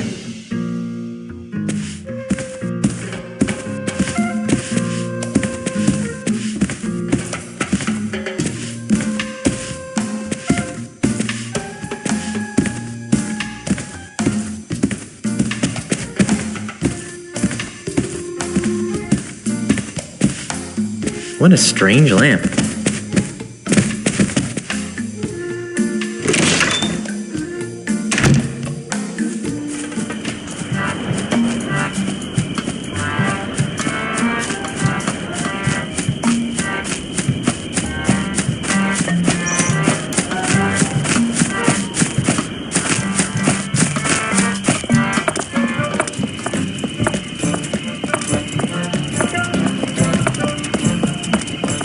Elaine, darling? What is it, dear? I'm kind of busy right now. How goes the campaign? Can I help? Badly. And no. Well, I'm off to find the ultimate insult. Try not to get killed and or cursed, dear. Guybrush!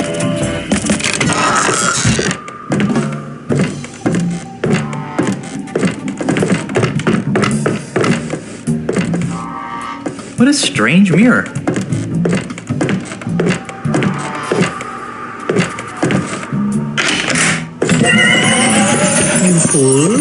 Ah, Guybrush. I knew you'd return. How can I help you? I see that you are finally ready to ask me about the ultimate insult. Yeah. What would you like to know about it? I sense that you want to know what the ultimate insult is. Good guess. The ultimate insult is the most coveted and dangerous voodoo item the world has ever known. More coveted and dangerous than the indescribable terrors of Big Whoop? Twice as coveted and 5 times as dangerous. Yowie. What does it do? It is a powerful talisman that allows its owner to spew incredibly foul insults. Insults? That's all? I thought it would be a potion that turned people inside out or something. But these are no ordinary insults, Threepwood. These are insults spoken in an ancient, forgotten tongue. Insults so vile, so emotionally crippling, that they transform even the fiercest of pirates into an egoless mass of goo permanently. Wow. Wait a minute.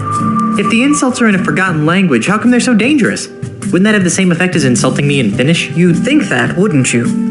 But the language used by the ultimate insult is so ancient that it's rumored to be the primal language, the tongue from which all other languages arose. Amplified by the voodoo magics of the ultimate insult, this original language has the power to speak to the very heart of a person's soul and mock it into oblivion. Whoa. Indeed. I see that you want to know how to make an ultimate insult. That would be useful. Sadly, I have no idea how to make an ultimate insult talisman. That's strange. You've always seemed to be the master of all things voodoo-like. Yes, but the ultimate insult was outlawed dozens of years ago in the aftermath of a terrible battle between 2 ultimate insult-wielding hoongans that shattered the egos of an entire chain of islands. That's awful. And bad for business. As a face-saving gesture, the United Voodoo Workers of the Tri-Island area agreed to gather up and destroy all known copies of the ultimate insult recipe, lest one ever be assembled again. I see that you want to know where to find the makings of an ultimate insult. It would be good to know where to start. As I said, the instructions to build an ultimate insult have been destroyed. However, I seem to recall that the individual pieces of an ultimate insult can only be found on one island. Monkey Island? No, too obvious. It was some other island entirely. Unfortunately, this island's name has also been lost to the vagaries of time. Very well.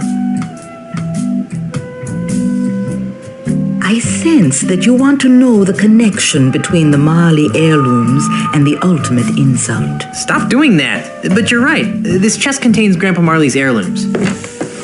According to Grandpa Marley's letter, his wedding presents to Elaine hold the key to assembling the ultimate insult. But there's so much stuff in these heirlooms that it's hard to separate the presents from the junk. I sense powerful voodoo forces at work here. Weddings, nuptials, bands of gold reveal to us a gift that's old. Hey, a pair of earrings.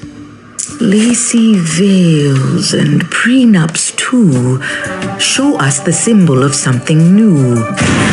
Ooh, a necklace. Bridesmaids tinged with jealous sorrow bring to light a present borrowed. A pin on a chain? What kind of present is that? One heart beats where once were 2. The final gift is something blue. Oh, the final gift is something blue. Is something wrong? Yes. There should be a 4th wedding gift in here. A blue wedding gift. But my mystic senses detect nothing. Maybe it's still on Lucre Island. I don't think so. My voodoo instincts tell me it's somewhere on Mêlée Island. How curious.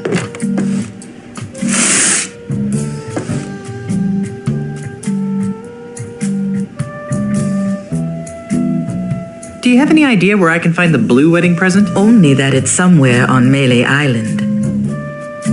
What am I supposed to do with the wedding presents? If Grandpa Marley was telling the truth, They hold the key to finding the ultimate insult. But how? If it were me, I'd find the woman who wore those earrings. I don't need any more of your enigmatic hoodoo right now. As you wish, Guybrush. I'll be here later if you need me.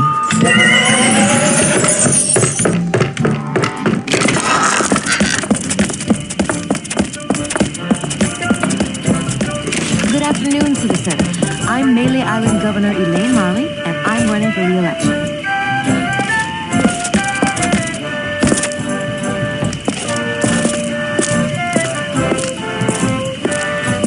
Lua bar? What's a lua?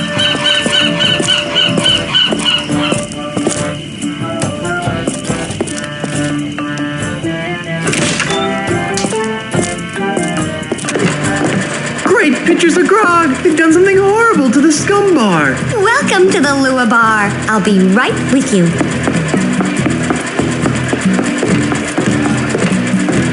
Those are some bizarre-looking drinks. They're cheap, crummy, mass-produced wooden chopsticks.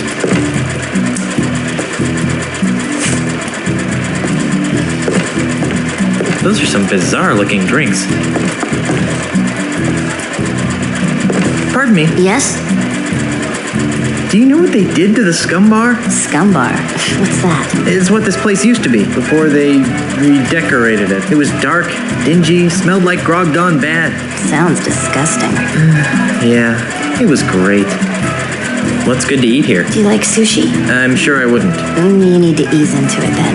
Order something that isn't raw to start with, and then work your way into the good stuff. Good stuff? I hope by that you don't mean the stuff that looks like it lived in the bilge of a ship last week. Ooh, the unagi. That's the best. You aren't from around here, are you? Does it show? When I travel, I try not to look like a tourist. I like to really get to know the place I'm visiting. Then this is the wrong place. You should be down by the docks, working the ships, drinking grog. Doesn't sound like much fun. This is plenty authentic enough for me. Thank you. Thanks for your time. Sure. Excuse me, miss. I'll be right with you. Why don't you have a seat first?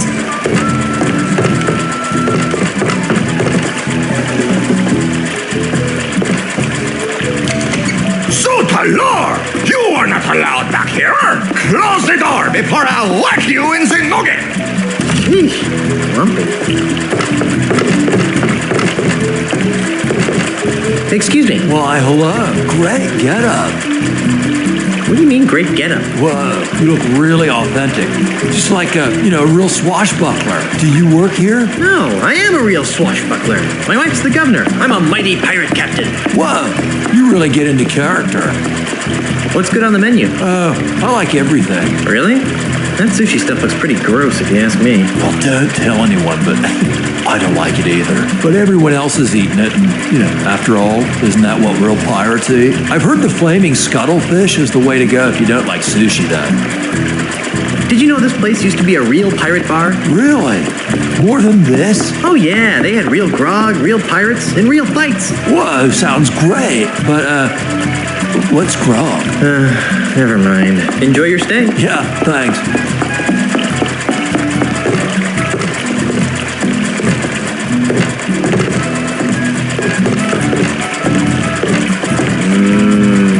Roast pig. Hey, wait a minute. This little tag says it's pork sashimi? This pig isn't cooked?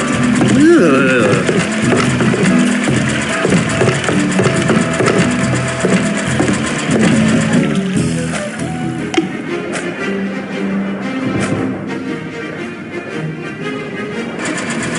These bar stools have flowers on them. Somehow that just doesn't seem right. These bar stools have flowers on them. Somehow that just doesn't seem right.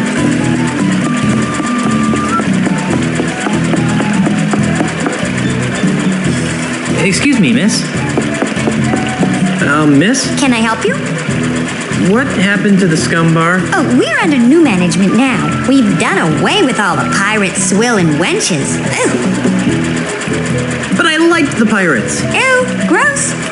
Nobody likes real pirates anymore. That's so last week. But I liked the swill. We've replaced that old swill with family-friendly fun beverages. We have quite a selection.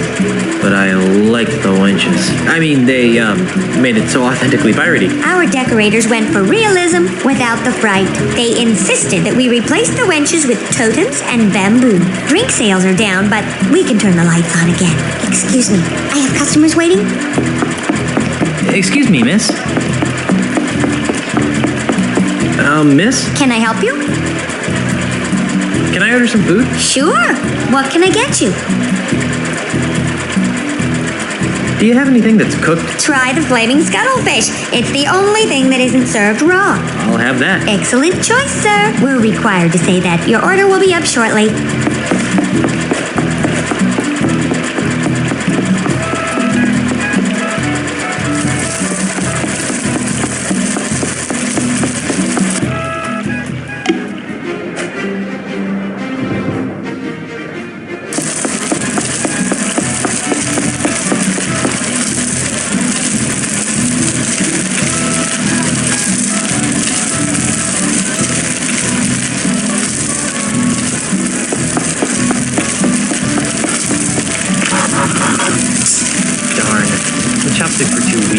They just snapped right in half.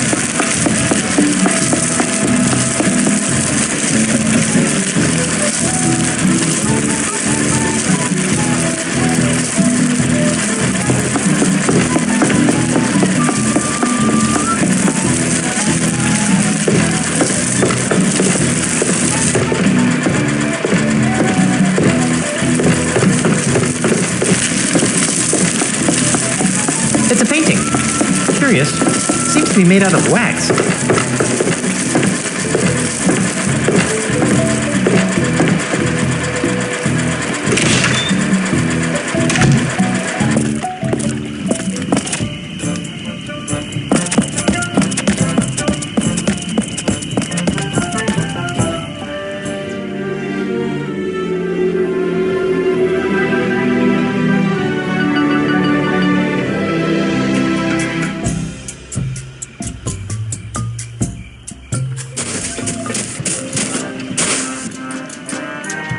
I'm not picking that up. I can't use this. Hey, there's a quarter in here. I'm not picking that up. I'm rich!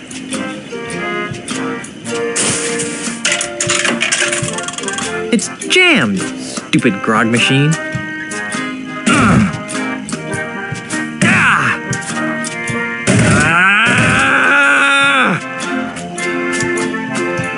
Give me back my quarter.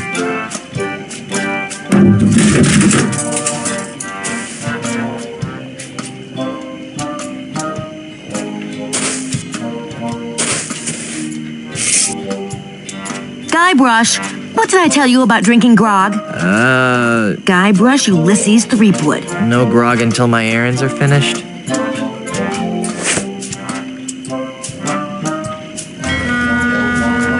I think it's had enough. I wonder where the harbor mistress went. Hello? Anyone home? Oh, hi, Guybrush. Otis, what are you doing in there? That's a good question. Never mind. I'm pretty sure I don't want to know. Hello there. What do you want? It's about the ship. Don't tell me you damaged it. I'd hate to have to fill out all that paperwork. No, it's fine, but it's still pink. Live with it, pirate boy. I'm beginning to think you aren't confident enough in your masculinity to handle sailing a pink ship. Are you? What did you say? Oh, nothing. It's fine, except the transom shimmies in a following sea. Oh, we'll get our ship mechanics right on that, Mr. Threepwood. Sure, now she gets my name right. No, it's fine, but... Live with it. Are you? What did you... No, it's fine, but I need to keep it a while longer. That's not a problem. Keep it as long as you want. When you bring it back, I have to fill out paperwork, and I'd just as soon put that off. Never mind. It's perfect. Glad to hear it. Don't you ever take a break? Of course not. Not when anyone is looking, anyway. How goes the election here on Mêlée? Fine, I suppose. It looks like Mr. Charles is ahead in the polls, which is good for me. His campaign promises include a new job title for yours truly. Mr. Charles is really LeChuck. You know, the ghastly zombie ghost pirate. I'm really getting tired of all this negative campaigning. LeChuck is dead. Mr. Charles has a solid record as a normal human being. Besides, weren't you the one that killed LeChuck? Yeah, 3 times, but... See? Lies and distortions.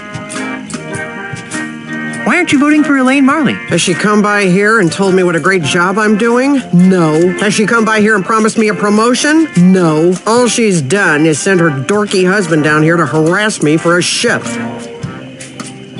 Is that all this election is to you? A promotion? Oh, no. It's about economic growth, social programs for the underprivileged, healthcare, and education. Who am I kidding? Of course it's about my impending promotion.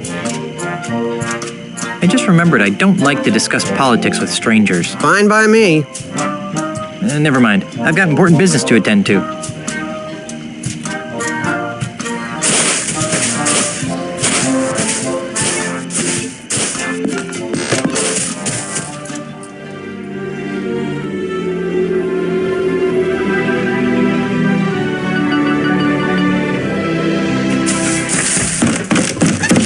Hey, look, a full moon.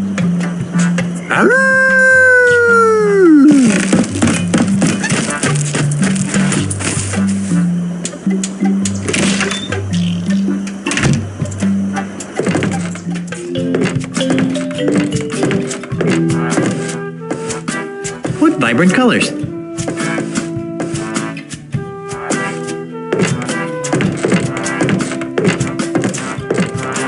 Meat hook. Guybrush, I'd heard you were killed by a giant clam.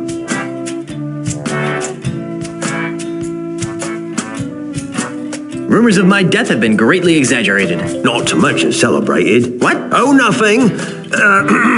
What brings you to my humble loft, old friend? I thought we could catch up on old times. Like what? How did you and Carla and Otis? Escaped from Monkey Island. Same way you did, of course. On Herman's hidden pirate ship? Herman had a ship? That jerk never told us. I guess we didn't escape the same way you did. If you didn't use Herman's ship, how did you? Escaped from Monkey Island. I don't want to talk about it. Oh, come on. No. Whatever happened to your parrot? You mean the beast? Oh, he died. Hunger? Loneliness. A parrot without someone to talk to is a sad parrot. Do you still do that thing you do? I don't know what you're talking about. You know, that funny thing you do. Come on, do the funny thing you do. I still don't know what you're talking about. You know, that thing you do with the talking and the face. If you don't want to do the funny thing, just say so. What are you talking about? You know, the thing with the tattoo. Oh, you mean this? Hello, Guybrush. That's it. Could you do the thing with the tattoo again? Sure. I'm Guybrush Threepwood. I'm a mighty pirate. Could you do the thing with the tattoo? Sure. I'm Guybrush Threepwood. I'm a mighty pirate. On second thought, I really don't have time to reminisce. Fine by me. What do you want to talk about? What's with all the candles? I use them to create me art. Your art? I didn't know you had an art. Oh, yes. As a child, I was one of the foremost watercolor painters in the Tri-Island area. See? Here are me old paintbrushes. Nice. I love painting, but after I lost me hands in the accident, I just sort of drifted into piracy. I didn't really like being a pirate, but what else could I do? I was a painter with no hands. So how did you end up painting with wax? Well, after me traumatic experience on Monkey Island... Sorry. I decided that I didn't want to be a pirate no more, and resolved to return to the world of art. Well, to make a long story short... Too late. One night, I discovered that I could create paintings from the wax drippings of coloured candles impaled on me hooks. Since then, I have been known to art lovers everywhere as Meat Hook, Master of Wax. That's the silliest story I've heard in hours.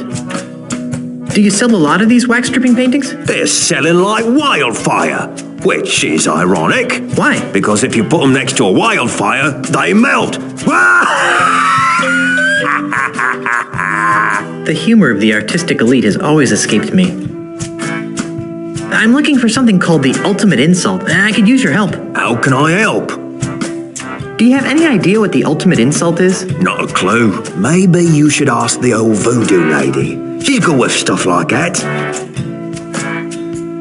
I'm looking for Grandpa Marley's 4th wedding present. Why? Because it'll help me find the island of the pieces of the ultimate insult. That's funny. Why? Many years ago, when I was a child prodigy using conventional watercolors, Grandpa Marley hired me to paint him a map of the Tri-Island area. He said it was going to be a wedding present for his granddaughter. Unfortunately, he left for Australia before I finished it. Where's that painting today? I don't know. When I began working with wax, I painted over all my old watercolors. I just couldn't stand looking at them anymore. I think I covered Marley's map with some sort of landscape. That's all I can remember, though. Do you still have it? Oh, no. My waxy creations are sold faster than I can produce them. Marley's map could be anywhere by now. Darn. Do you think that the map you painted for Grandpa Marley is really the 4th wedding present? It seems like... And you really don't know where it is? All I know is that it... I think I'll plumb this ultimate insult mystery on my own. Okay. Nothing important. Go back to what you were doing. Thanks.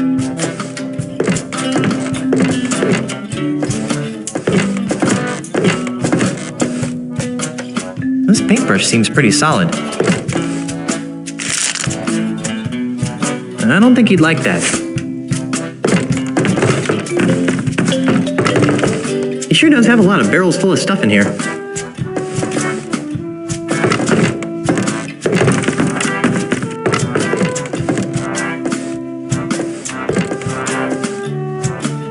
Ah, a Caribbean sunrise. Wait a minute. I don't think I've ever actually seen one of those in real life. What vibrant colors. This could be any one of a million places on these islands. It could be in my own backyard for all I know. It is your backyard. Oh, okay. What vibrant colors. Ah, the thirsty Buccaneer Mountains, where we get expensive bottled Ivion Mountain spring water.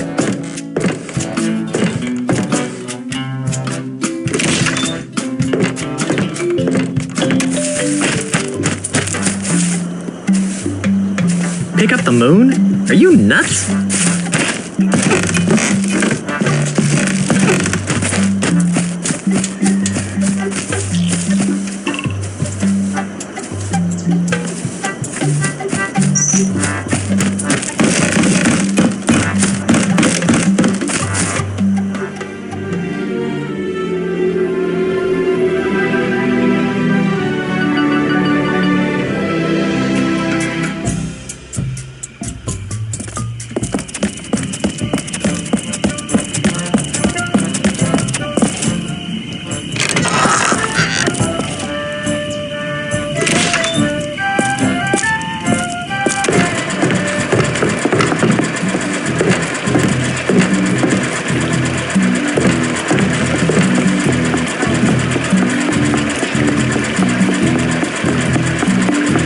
Excuse me, miss.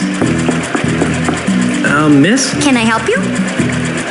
Can I order some food? Sure. What can I get you? Do you have anything that's... Try. I'll have that. We're required to...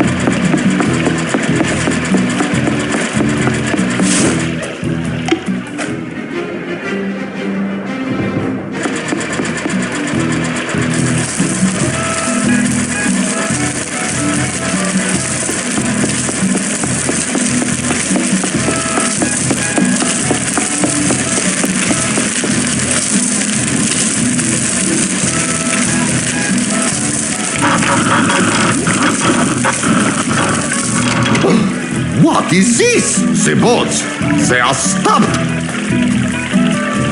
Oh, I better move before he sees what I did.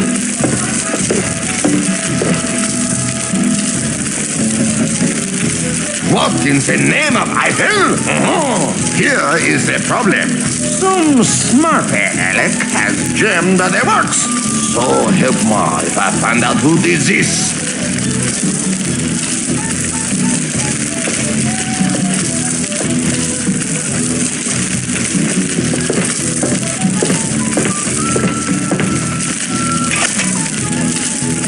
Voila! She is fixed. Oh, sorry. Oh, sorry.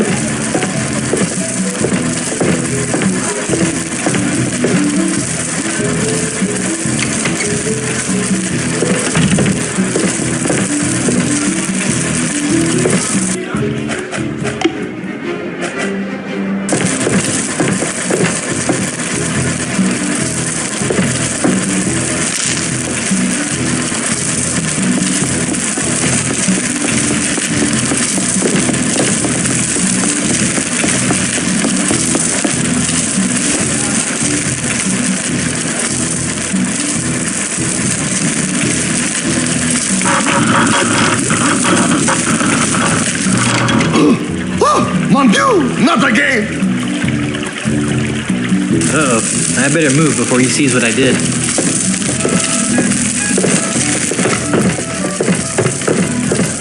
Sacre bleu! I do not understand. Why do the boats keep stopping? What are these brushes doing here?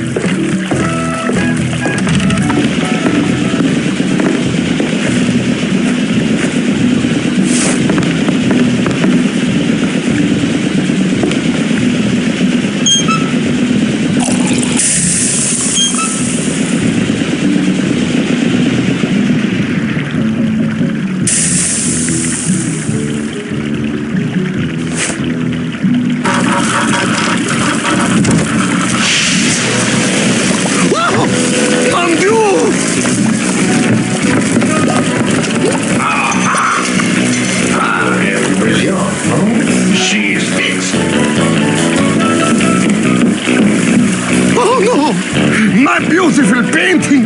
She's ruined! You might as well take it. It is of no use to me now. Thanks.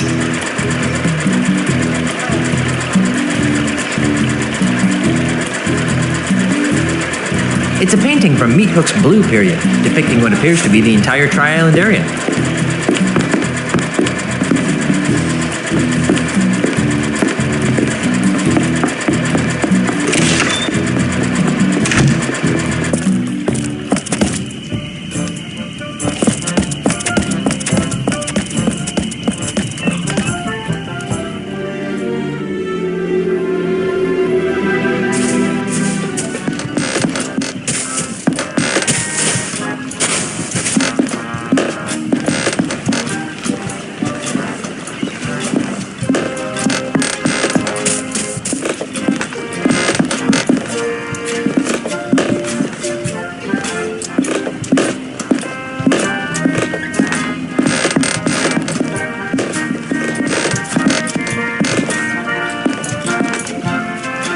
It's pink. Hey there, Mr. Cheese. Ahoy. How are things down here? Quiet. Too quiet. Where's Carla? I'm right here. Where? She's on scupper cleaning duty. That's not fair. Otis cheats. I was witness. He beat you fair and square. What's Carla complaining about? Oh, she and Otis played a round of insult, rock, paper, and scissors to see who would have to clean the scuppers. She lost. There's no such thing as an illywhacker. That's what I tried to tell that Australian jerk, but it didn't work for me either. Where did Otis wander off to now? Oh, he's around here somewhere. I told him not to leave the shipyards.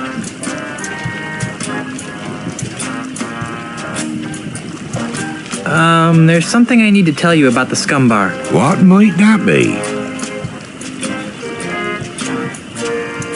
It's doing fine. Nothing to worry about. That's what I like to hear. How are things down here? Quiet. Too quiet. You shouldn't worry about losing the scum bar. Why not? You still got this navigating job to fall back on. Yeah, for another 2 whole acts. You'll never guess what I found out about that Charles L. Charles character. What? He's actually LeChuck in disguise. How about that? Aren't you surprised that Charles L. Charles is really LeChuck? Are you kidding? That was foreshadowed from the start. Have you ever heard of something called the ultimate insult? It wouldn't have anything to do with being beaten in insult arm wrestling by a spaghetti-armed pirate wannabe, would it? No. Then I don't know nothing about it. There's something else I need to tell you about the scum bar. Now what? Someone broke all the windows. Ah, that happens all the time. The good salty sea breeze actually helps freshen the air inside a bit.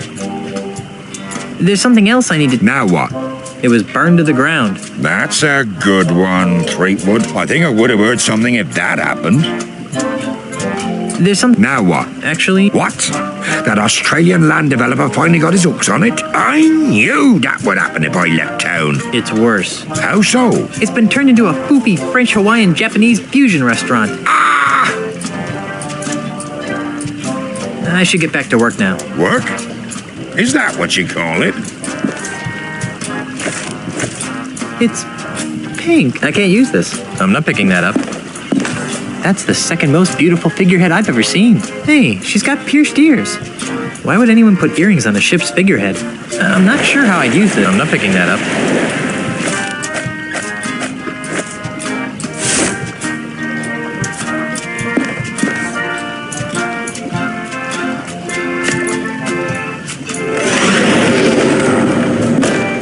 Who? What? Where? Oh, cripes, not again. Couldn't just leave me alone, could you? Most pirates would be happy with a gorgeous inanimate figurehead. But no, you had to stick those accursed voodoo earrings into me. Well, here I am, an enchanted, talking, ticked-off figurehead. Am I everything you hoped for? Hey, a talking figurehead. Hey, a talking monkey. Well, actually, I'm a mighty pirate captain. Besides, there's no such thing as a talking monkey. Says you. I've been everywhere in this cesspool of a tropical paradise, and I've seen everything. Much more than some grog-light, swilling nobody like you. Okay. Well, I'll talk to you later. Suits me fine. Hey! Who painted me pink?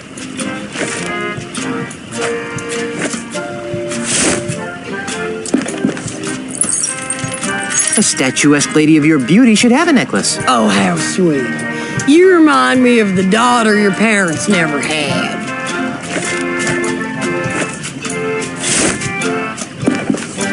What is this compulsion you have to dress me up, you pantaloon freak? Figurehead lady? What? What horrible abomination of nature gave you the ability to talk? Damnedest thing. I cross-taxed with some old sea hag of a ship. How was I supposed to know she was carrying a cargo hold of voodoo root?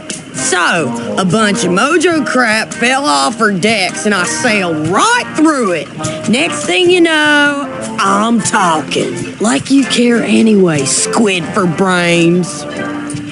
You look kind of familiar. Perhaps you've seen me in your nightmares. No, I don't think so. Yes, you have. Watch this. I'm the king of the world! Woo! Ah! Stop! That's the scariest thing I've ever seen. What's with the surly attitude? You'd be surly too if you were screwed to the stem of a ship. Good point. Want to be my official ship? Want to be my anchor? No, I guess I don't want to be an anchor. Well then buzz off, son. You're blocking my view.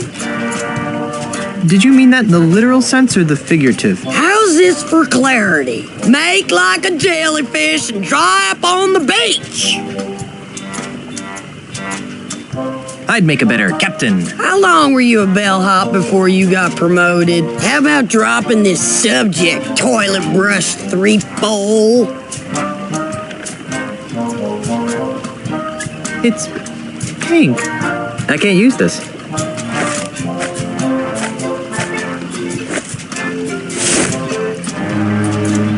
that won't appreciate the painting like I do.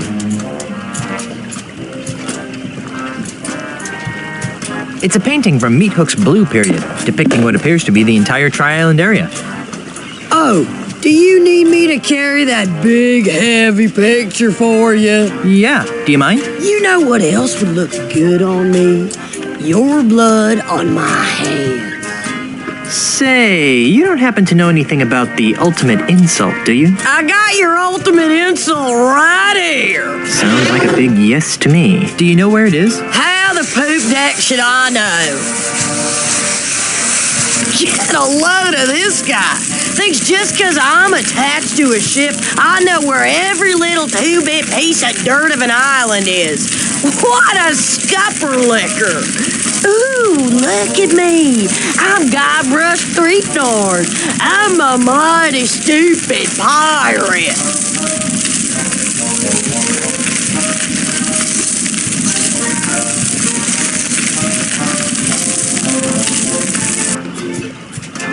Interesting. Do you know what it looks like? I told you, you festering bucket of shark bait. I don't know anything about your supposed ultimate insult. Look at you walking around like you've got a bowsprit up your... Hey, what's this now? Yikes, this looks complicated. This is your captain speaking. Prepare the ship for departure. Oh, great. Now where are we going? Jambalaya Island, home of the ultimate insult. Jambalaya Island? What kind of name is that? Can you get us there, Mr. Cheese? Aye. Make it so. Elaine? Aren't you forgetting something? Clean underwear? Thanks, I almost forgot. You're welcome. No, you forgot to give the gubernatorial symbol back to me. Oh, yeah. Here. Well, I'm off to find the ultimate insult. Try not to get killed and or cursed, dear. What? What? Hey, a talking monkey! Oh, ungrateful. Mr. Cheese, wouldn't it be easier to sail around that typhoon on the horizon? Where'd be the fun in that, Captain? Cry havoc and let's slip the dogs of war. Not in the face! Not in the face! Oh, the ship cannot stand the strain, Captain. There's no place like home. There's no place like home. This was only supposed to be a 3-hour tour.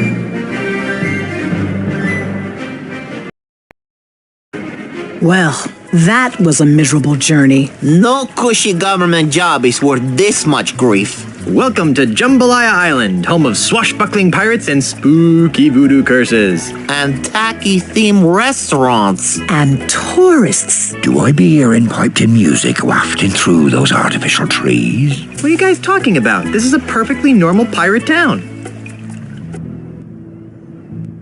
That's been completely taken over by the corporate tourist industry. Gee, Ozzie must have been really busy here. Oh, I need a drink. I've got repairs to make. I'll stay here and, guard the ship.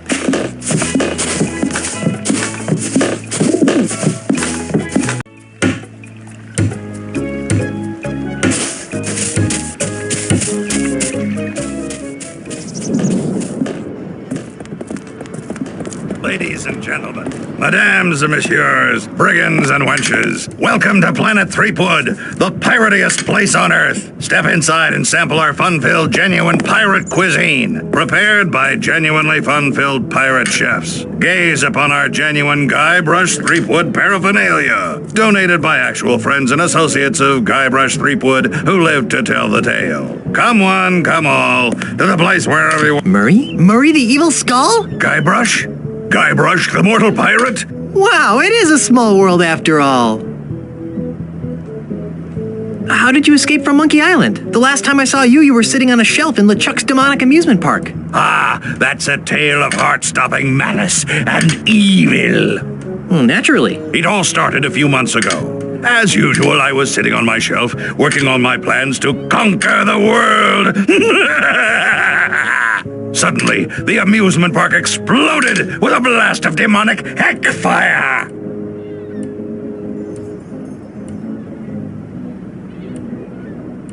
It was those hydrogen-filled LeChuck balloons, right? I knew they were trouble. No, it was LeChuck. Apparently his flaming beard melted its way through his icy tomb, freeing him. I knew I should have given him a shave before I left. But what caused the explosive blast of demonic heckfire? Oh, he was just letting off a little steam. Steam, get it?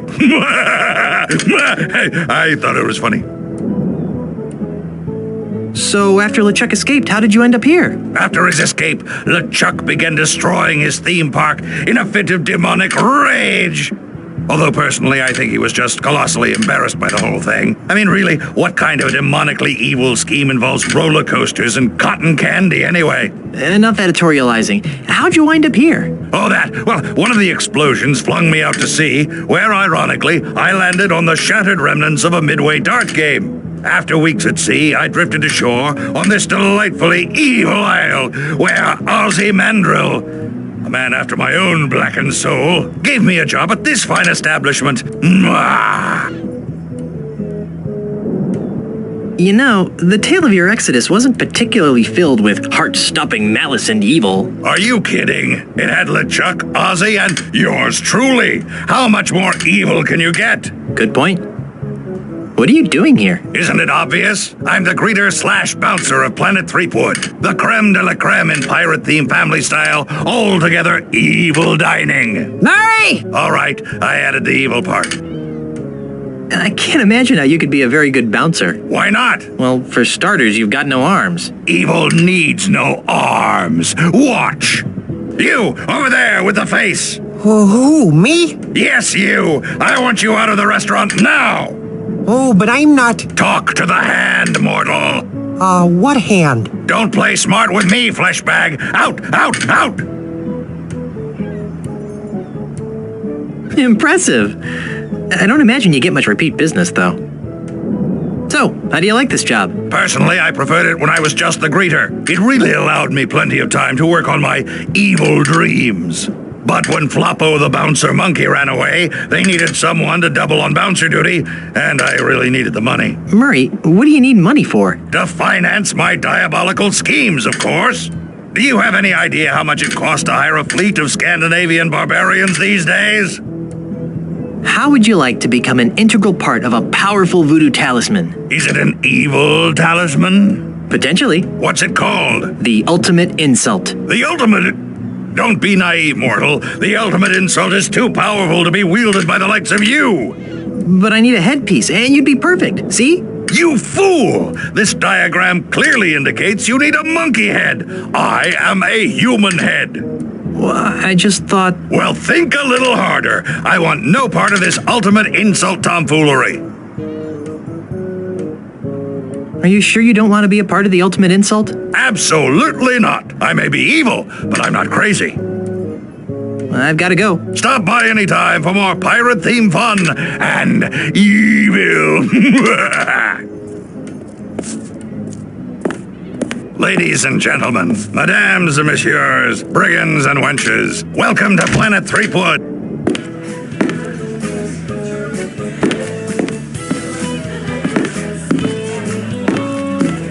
Great chefs of the Tri-Island area. Stainless steel chef, copper chef, tin chef. I've never heard of any of these guys. On today's menu is Swordmaster's Delight, Guybrush's Mighty Pirate Burger, Lobster LeChuck, and Elaine's Caesar Salad. Big mighty pirates like myself can't live on salads. Today's special drinks are Largo's Lemonade and Fat Fizz. The best and only fish. Planet Threepwood. This place must be good. Planet Threepwood has won the Golden Fish Award in Jambalaya Town. Nice.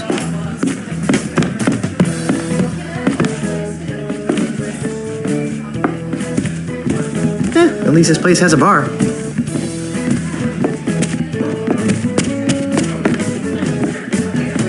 There's nobody here. Bet there's someone here when a customer tries to leave, though. Looks like they managed to get their hands on some of Elaine's stuff. Glove, music box, plastic ice cream cone. Elaine's gonna have an aneurysm when she finds out about this. Oh my. Elaine's gonna have a fit if she sees this. They made her look fat. Pardon me. Yeah.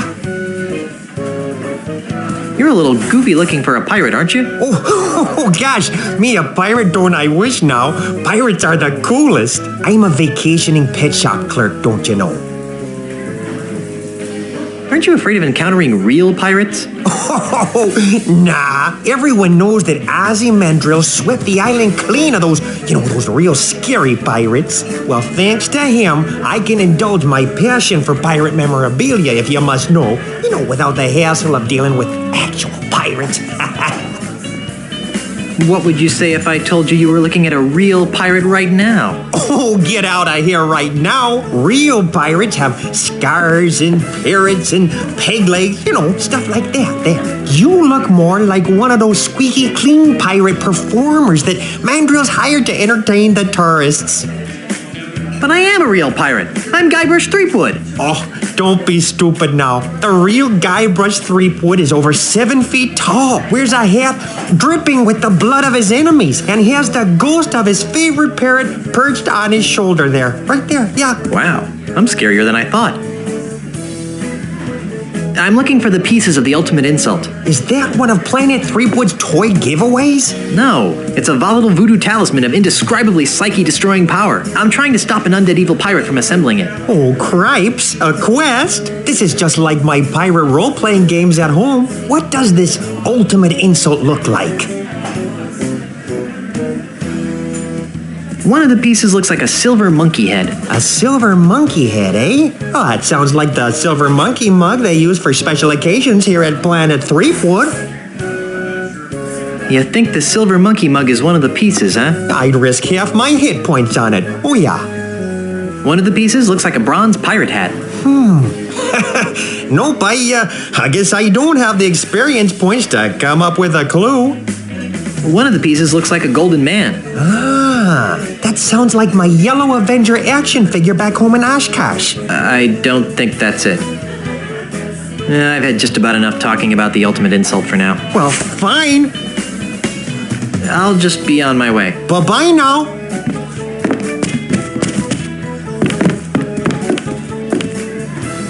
I guess they couldn't find anything else interesting when they were stealing stuff out of my closet. LucasArts seems to have their grubby hands into everything around here.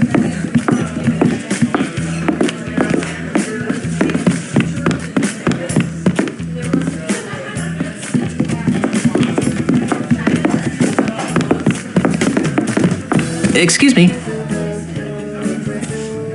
Excuse me. Hi, I'm Elaine, and I'll be your waitress this afternoon. Would you like to hear about today's special? I'd love to hear about today's special. We call it Stan's Budget Bologna Sub. It's 4 pieces of bologna, ham, and turkey smothered in 3 types of cheese on rye bread. Ew. That's funny. We've been getting that reaction all day.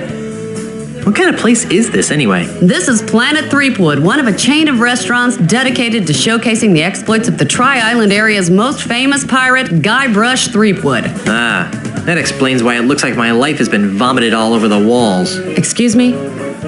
I'm Guybrush Threepwood, and I'm not too thrilled about this place. That's a good one, sir. What? Everyone knows that Guybrush Threepwood is about 6'4", has a scar about yay long over his left eye, and a big black parrot. No, really, I can prove it. Ask me something only Guybrush Threepwood would know. Okay. What are your parents' names?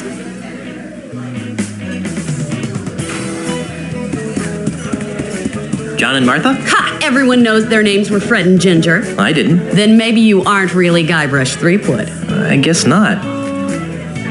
So, who are you supposed to be? I'm Elaine Marley, the pirate princess of Mêlée Island. Hey, baby. You can be my Elaine anytime. What? Nothing. Whose brilliant idea was this, anyway? Planet Threepwood is a wholly owned subsidiary of Ozzie Mandrill Enterprises. I should have guessed. I'm looking for the ultimate insult. I've never heard of that. Is it on the menu? I don't think so. If it's not on the menu, then we don't make it. I think I'm ready to order. What'll it be? Well, take my chances with the lobster LeChuck. Ka-ching! And to drink? I'll have a fat fizz. A popular choice, sir. And how will you be paying? Why should I pay? This place wouldn't exist if it weren't for me. This place wouldn't exist if it weren't for Ozzie Mandrill, sir. And you don't look like him. In any event, don't bother me again until you have some way of paying for your meal.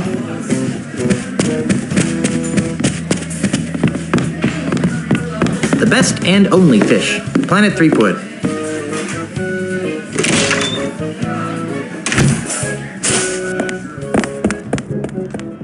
Ahoy, mateys! Set sail for family fun at Planet Threepwood. See souvenirs of Guybrush Threepwood's most famous escapades. Micro groggery. Personally, I prefer the macro-sized grogs.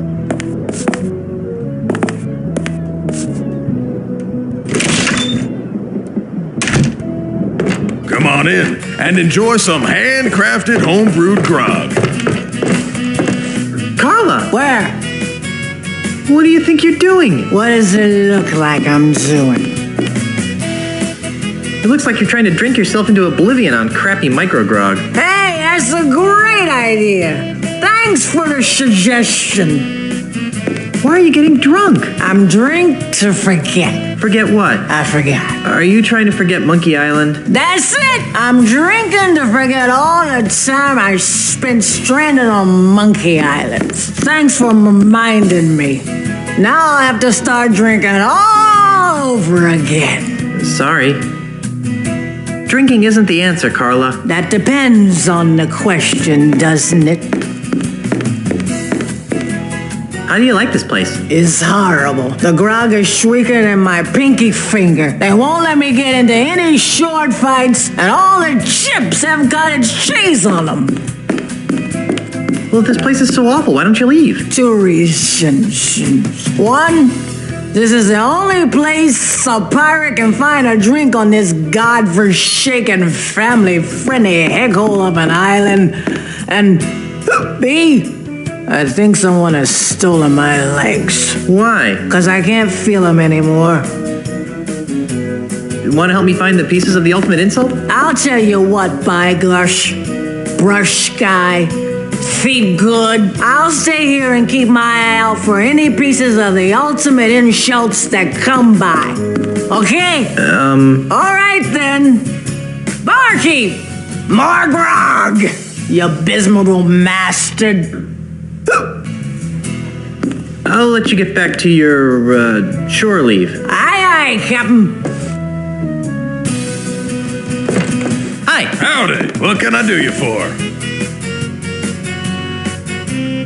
So, how's business? It's great. This is the only place in the entire Tri-Island area that people can come and get gourmet, freshly distilled grog. People come from all over to sample our 65 different variations of grog and grog byproducts. These include Snoot Groggy Grog, Green Grog, Dangerous Dark, Siren's Urine, named for its color, not contents, and of course, our award-winning Stale Ale. Every grog we have is distilled lovingly and individually by members of the Micro Grogger family. What about just plain old-fashioned grog? What are you, some kind of unsophisticated hick? So, what is that thing over there with a saddle on it? That, my friend, is the menacing mechanical manatee.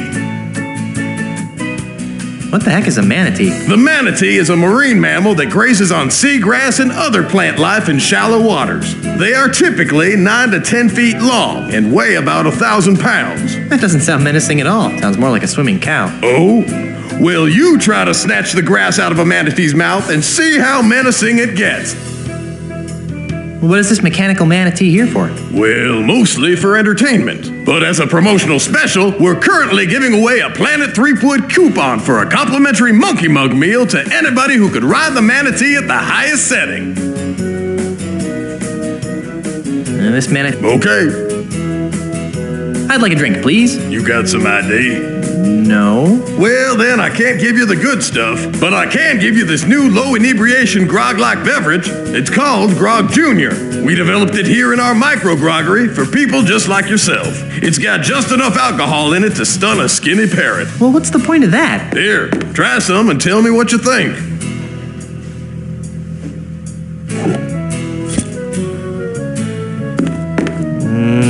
Maybe later. Why does this island seem so wholesome. Well, the inhabitants of this island, in conjunction with Ozzie Mandrill Enterprises, have worked very hard to keep this island friendly and clean and family compliant. Family compliant? Yeah, we don't have much use for those surly ragamuffin pirate types around here. They're not very good role models. Role models? You sound surprised. Say, you're not one of those scruffy, undesirable pirates that are always scaring little kids, are you? Oh, no. I try to plant a tree and give insult sword fight, grammar lessons to children every day. Well, good for you. Have a nice day there. You too. That doesn't look so menacing.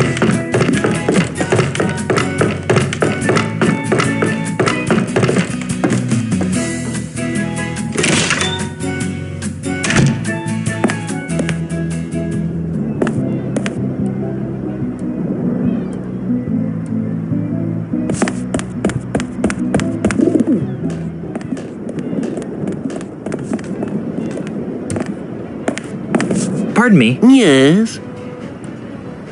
What kind of a pirate are you? A pirate? Moi? Heaven forbid, old bean. I'm just a humble tourist.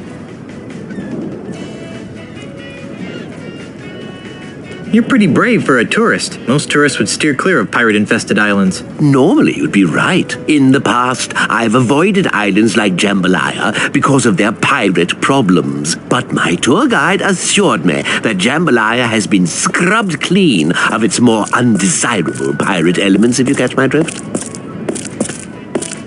What would you say if I told you that I was one of those undesirable pirate elements? You? Don't be so hard on yourself. You may be a little smelly, and your manners could use some improvement, but you're not even 1/10 as vile as one of those rapacious brigands that used to roam this island. I think I've just been insulted. No, really, I am a grog-swilling, sword-waving reprobate. Honest. Whatever you say, old chap. That's a great ensemble. Isn't it, though? My wife picked it out for me. It looks like a produce cart exploded on your arms. Do you know where I can find the pieces of the ultimate insult? Is that a fruit-flavored drink over at Planet Threepwood? No, it's a dangerous voodoo talisman of inexplicably soul-crunching power. Its pieces are supposed to be somewhere on Jambalaya Island. Ooh, a scavenger hunt! How thrilling! Maybe I can help. What do the pieces look like? One of the pieces looks like a golden man. Nope, nothing comes to mind. One of the pieces looks like a bronze pirate hat. A bronze pirate hat? That's interesting. Why? Take a good look at this statue, boyo. Do you really think the bronze hat I'm looking for could have come from this statue? Well, that'd be my guess.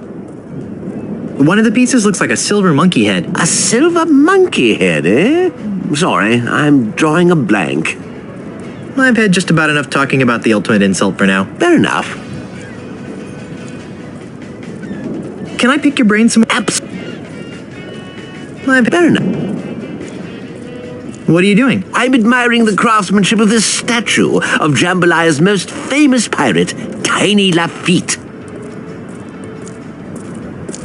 What happened to the top of the statue? Looks like someone gave Tiny a bad haircut. I'm not sure. Rumor has it that some vandalous pirates from Knuttin Atoll stole the statue's hat, but I don't believe it.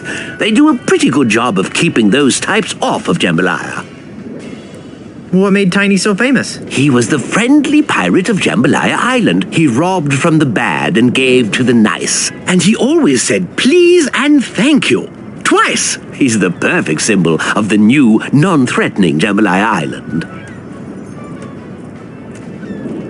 Was there really a Tiny Lafitte, or was he dreamed up by someone's marketing department? Oh, he's real, all right. I hear his son lives across the bay on Knuttin Atoll. I'd rather not talk about Tiny right now. Fine. Sorry to bother you. No bother at all, old bean.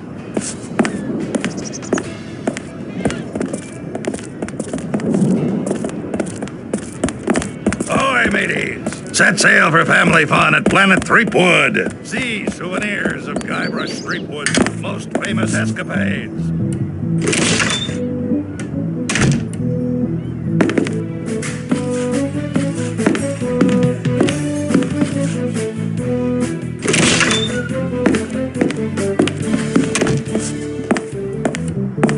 It's an empty Star Buccaneers grog. I can't get it from here. There's a window pane in the way.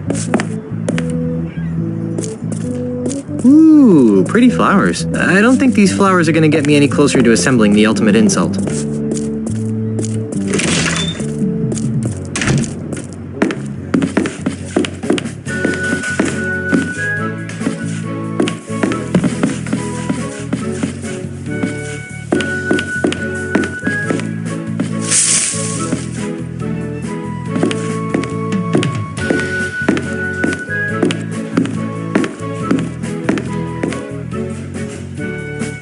It's the machine that dispenses all the Star Buccaneers' fancy coffee drinks. Welcome to Star Buccaneers Coffee House. Can I help you, sir?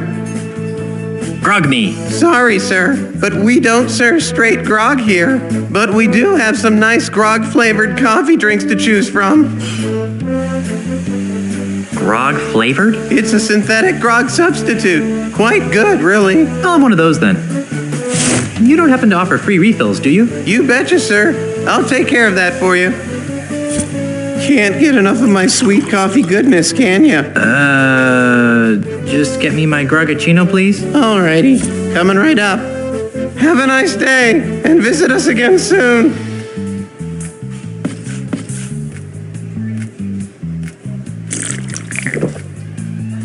Woohoo! Talk about your eye openers. I feel like I just drank an entire coffee plantation, donkeys and all. Pardon me? Yes? You don't look like any pirate that I've ever seen. A pirate? I'm a dental hygienist, mister. What's a dental hygienist doing in the Caribbean? Well, I'm on vacation, silly. Isn't it a little dangerous to be vacationing in pirate-infested waters? Danger? Ha! I laugh at danger. Besides, I read about how Ozzie Mandrill's been rehabilitating Jambalaya's pirates, making the island safe for sightseers and cute little shops like this. Have you seen any unrehabilitated pirates? Not one. Isn't that great? Yeah, great. What would you say if I told you that I was an unrehabilitated pirate? I'd say you were being a big silly. Do you know where I can find the pieces of the ultimate insult? Is that a new kind of frappuccino maker? No, it's a malevolent voodoo talisman of gut-wrenching power. I'm trying to stop an undead evil pirate from assembling it. Ooh, that sounds exciting. What do the pieces look like? One of the pieces looks like a bronze pirate hat. Nope, can't think of anything. One of the pieces looks like a golden man. Oh, you know, I believe the local cliff diving competition has a trophy that looks like that. Really? I think so. There was a picture of it in the travel guide. So you think the golden man might be the diving trophy? That's what I remember from the travel guide. I bet. Fine. What are you doing? I'm picking up some bags of this absolutely fabulous Star Buccaneers coffee. You just can't get coffee like this at home. Of course you can. There are thousands of Star Buccaneers. Yeah, but these have Jambalaya Island stamped on them. My friends at home will be so envious. I'll just be on my way. Ta! Touristy stuff mostly. Lots of coffee and a Star Buccaneers logo coffee cup. There's a sale on coffee beans. Oh my word, really? Oops, my mistake. You almost gave me a heart attack. A small bucket of Star Buccaneers logo. I sure don't want a trendy, overpriced Star Buccaneers umbrella. I've never even seen it rain in the Tri-Island area.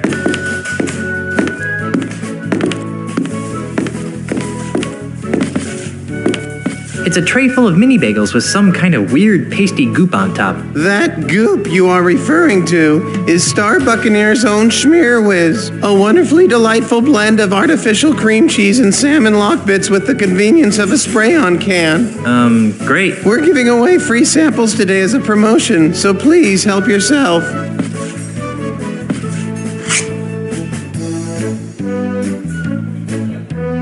Well, here goes nothing. Oh. Good gravy, that tastes horrible.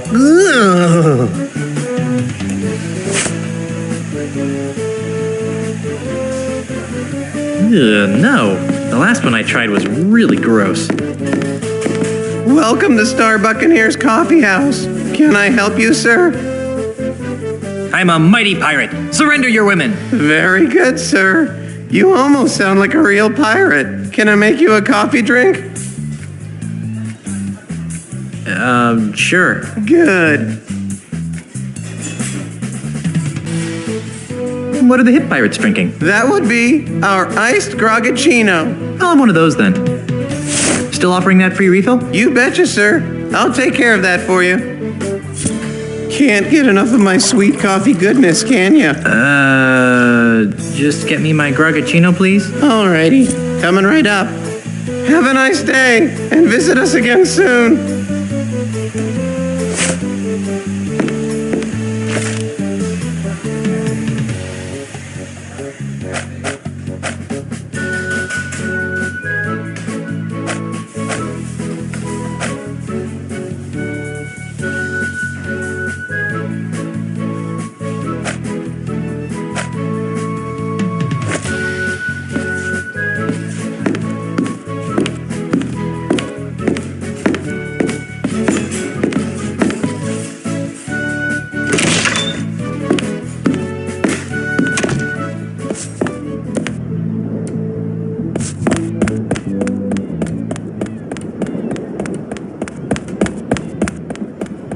Ladies and gentlemen, mesdames and messieurs.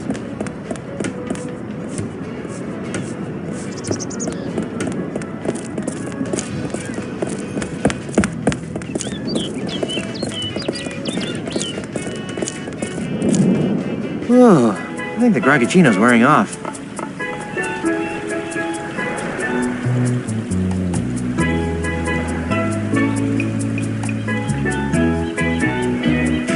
What's that?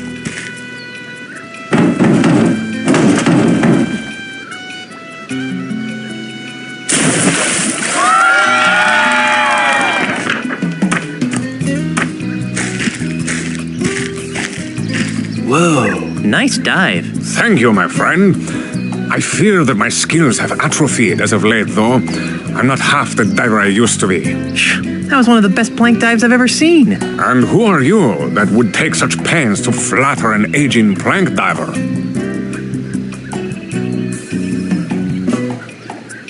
My name is Guybrush Threepwood. I'm a mighty pirate. Ah, a pirate. It's rare to encounter a genuine pirate on Jambalaya Island these days. So I noticed. Well, Mr. Mighty Pirate, my name is Marco de Pollo, and I am the greatest plank diver in the world. Are you really the greatest diver in the world? Yes. I have spent years searching the planet for someone who could better me in the art of the plank dive, but to no avail. How sad.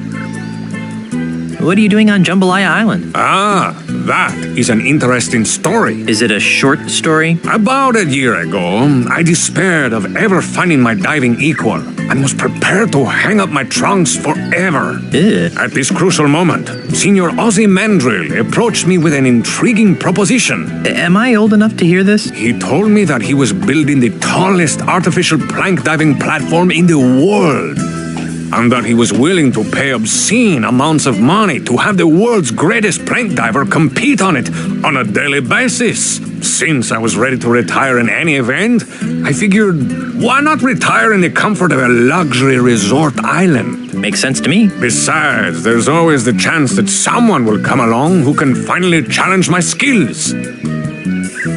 Has your arrangement with Ozzie Mandrill proven challenging? Sadly, no. But at least I'm receiving a steady stream of income. I'm looking for the pieces of the ultimate insult. What would I know of such things?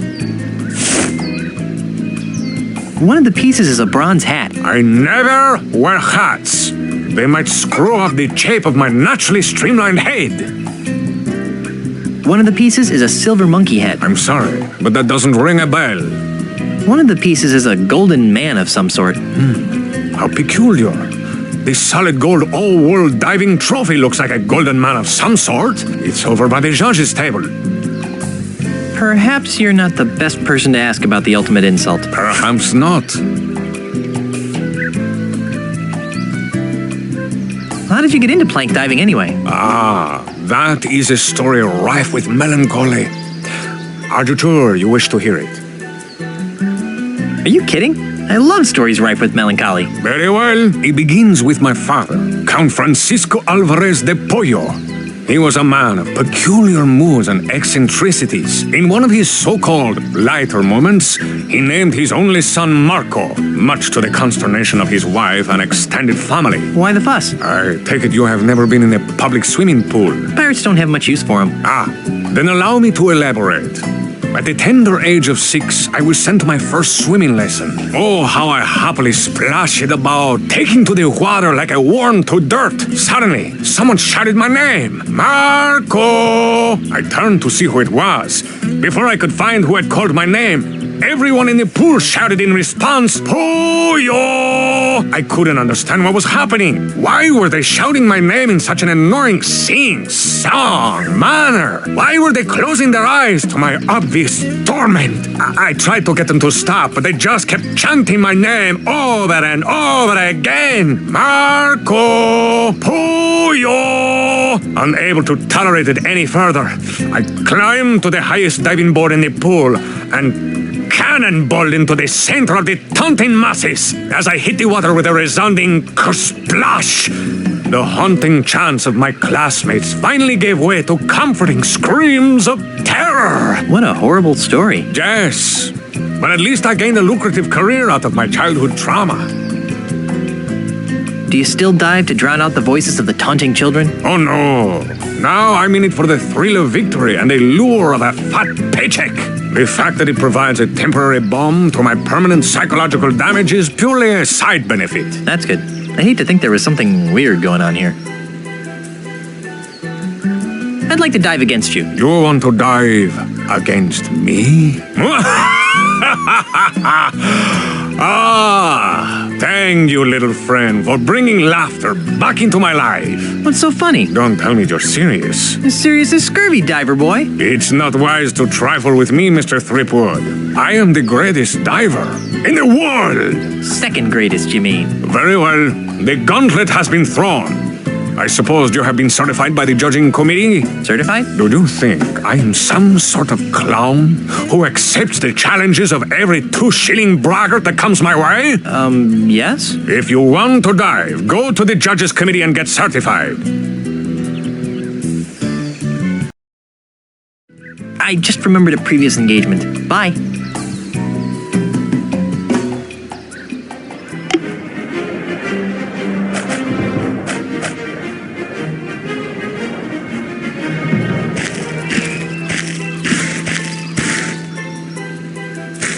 Don't touch that oil. It's very expensive.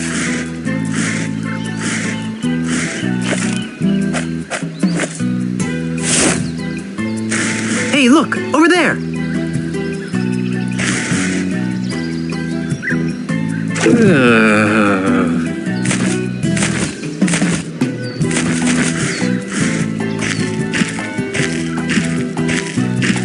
It's the changing tent.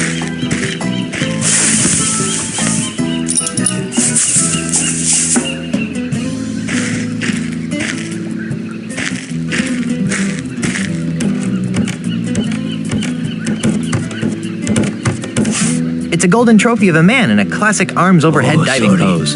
That trophy is for the winner of the all-world prank diving contest only. Excuse me. Hey, little dude. What's up? What's going on around here? We are the judges for Jambalaya's all-world diving contest. Actually, it's more like a free-for-all than a contest. Dude, quit projecting your negative vibes, man. Nice trophy. Isn't it a trip? It is awarded to the winner of the all-world prank diving contest. I'm looking for the ultimate insult. Hey, is that a variation on the flying finger, man? Or perhaps the rolling regis? No, it's an ancient voodoo talisman of indescribably horrible power. Look, Junior, we're diving judges. We know as much about voodoo as you do about astrophysics. I'd like to take a crack at winning that diving trophy. You and dozens of other gold hunting wannabes. If you wish to dive, you must be certified first. Why? We could leave ourselves open to most grievous lawsuits if we let physically uncool people try to dive. Now, if you just step behind the table... There won't be any word problems, will there? Hey, what are you doing with that? Please turn to the right, dude. You're not gonna put that there, are you? Now then, let me know when this begins to hurt. Ouch!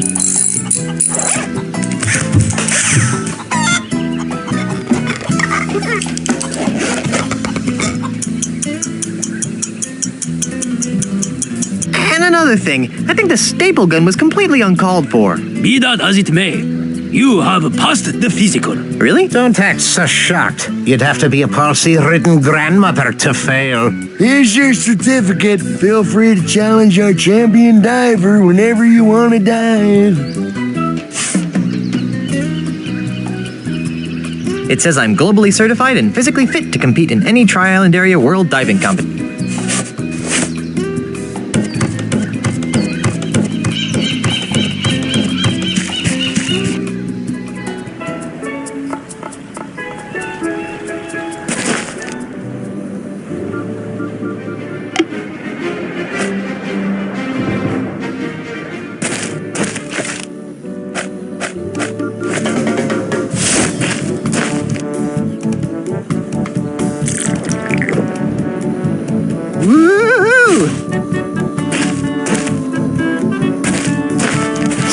Is that you? Why, if it isn't my old friend, yeah, Bob. It's Guybrush. Of course it is, of course it is. Welcome to Stan's Real Estate Emporium, where a deal's a deal and the real estate is real.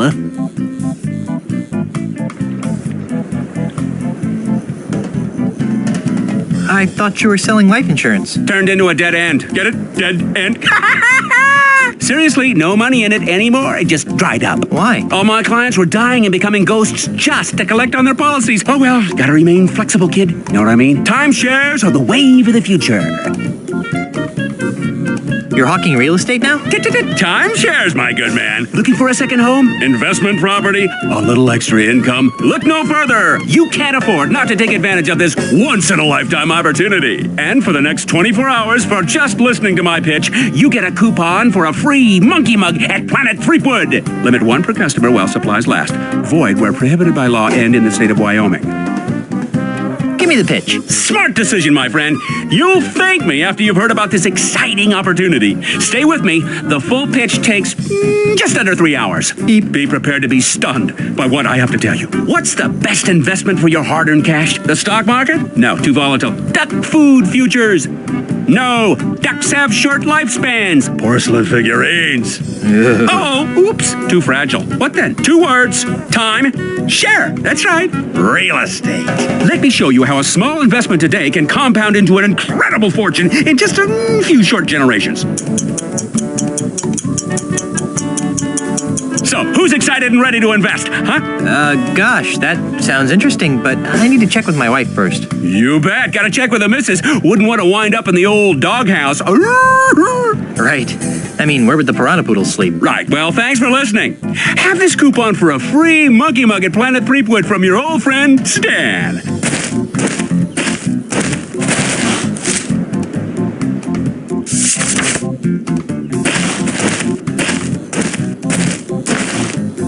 Tell me about these pamphlets. Do yourself a favor and read them. They're full of all sorts of great information about Stans, timeshares. Take one. They're free. That's the kind of guy I am. Just giving things away.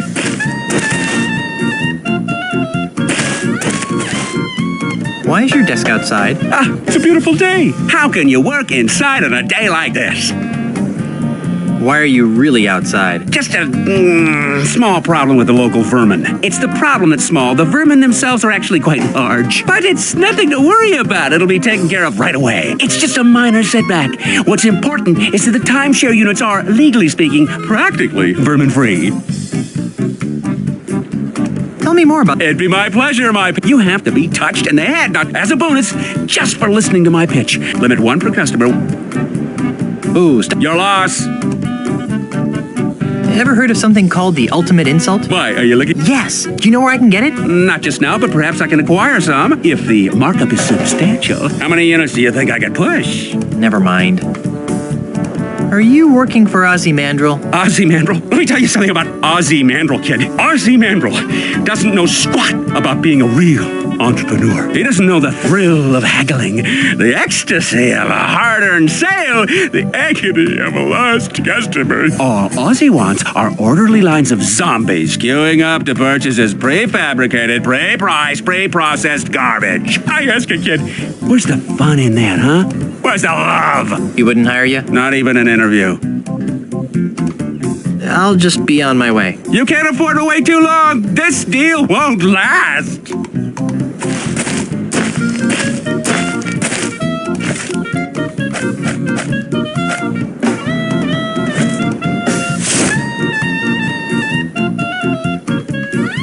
Hey, there's a picture of that grouchy diving judge in here. And that must be his beautiful blonde wife that he's with.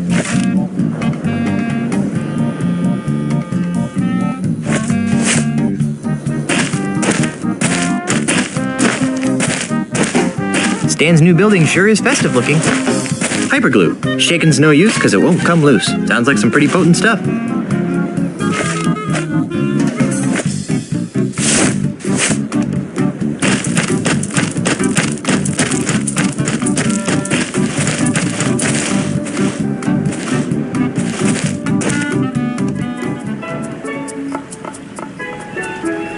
Oh, I think the Gragaccino's wearing off.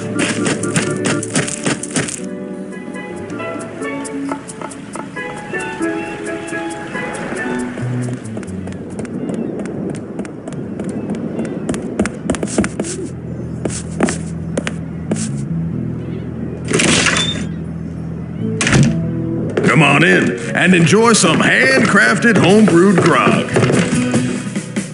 Careful there, don't want to scare the customers. I'll just splatter some glue on here like this. Voila! A puddle of glue.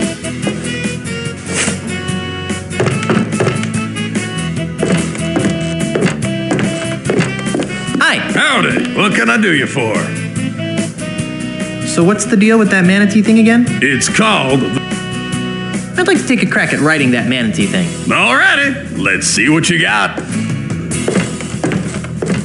Okay, I'm going to start at the bedwetter setting, which shouldn't be any trouble for a stout young guy like you. Ready? Bring it on.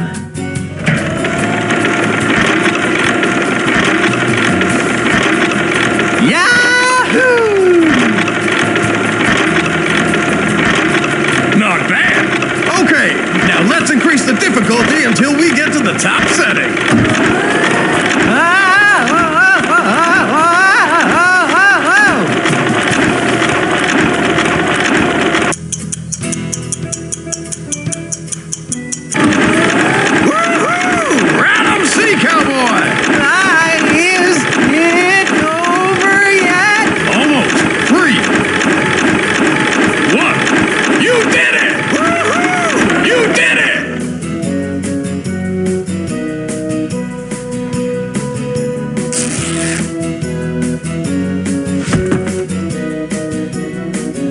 We'd lose you on the grazing frenzy setting, but you made it. You've joined an elite fraternity, my friend.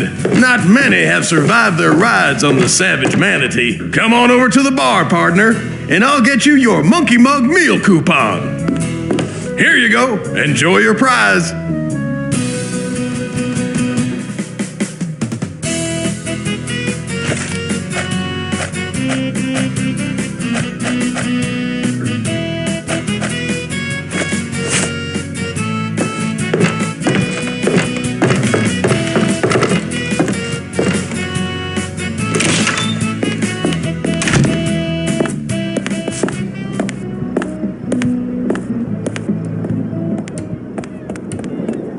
Ladies and gentlemen, madames and messieurs, brigands and wenches. Welcome to Planet Threepwood, the piratiest place on Earth. Step inside and sample our fun-filled, genuine pirate cuisine, prepared by genuinely fun-filled pirate chefs.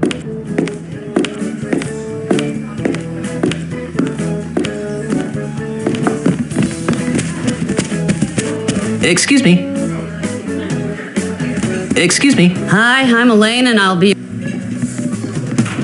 So, what's it like being married to a diving judge? Excuse me? You're married to one of the diving judges, aren't you? Whatever gave you that idea? Isn't this a picture of you and your husband sharing a cozy moment in a timeshare bungalow built for two? That's not me. But... Okay. I think I'm ready to order. What'll it be? Well, take my chances with the lobster LeChuck. Ka-ching! And to drink? I'll have a fat fizz. A popular choice, sir. And how will you be paying? Check out this Mega Monkey meal ticket. Very good, sir. Please note that due to the unexpectedly high demand, we are no longer providing the entree portion of the meal for coupon-bearing customers. However, you will still receive your complimentary beverage in the ceremonial monkey mug. I guess I should go sit down.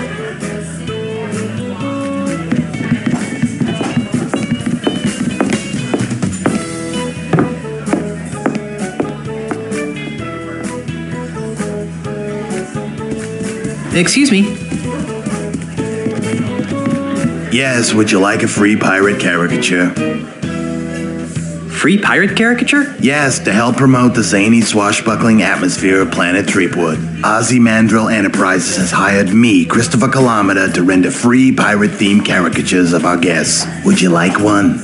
Sure, why not? Wonderful. Just a moment.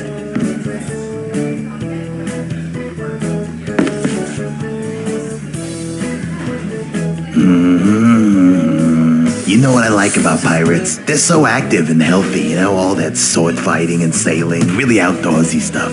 What's your favorite pirate activity?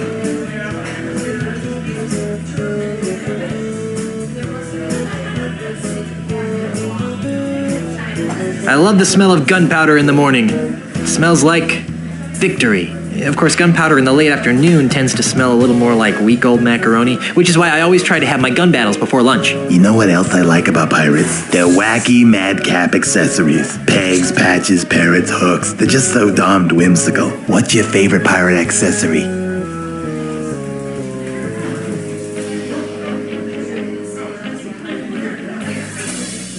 Nothing makes a bold fashion statement like a pirate with a parrot on his shoulder. And most would agree that that statement is I'm a creepy jerk who tortures small animals for my personal amusement. You know what I can't figure out about pirates? I shudder to think. What do they do in their spare time? They can't spend their entire lives fighting, sailing, and winching, can they? I guess not. Of course not. So, what do you think pirates do in their off hours?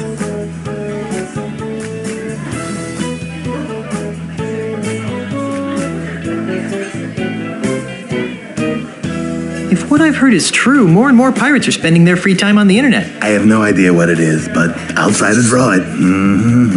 Yes.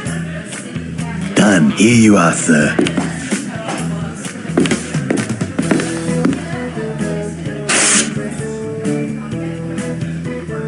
Thank you for your patronage, and enjoy your visit to the happiest island on Earth. Thanks.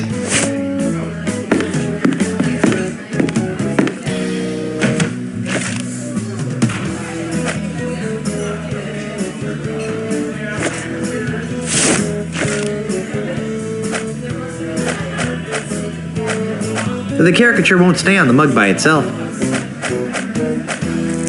Now I can stick this on something.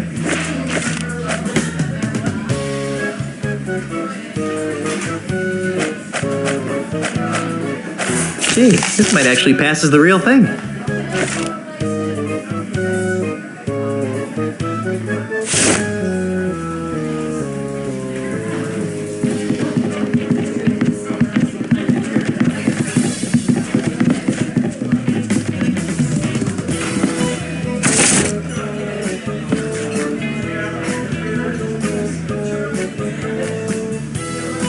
Guess it fooled them. They still think this is the real monkey mug.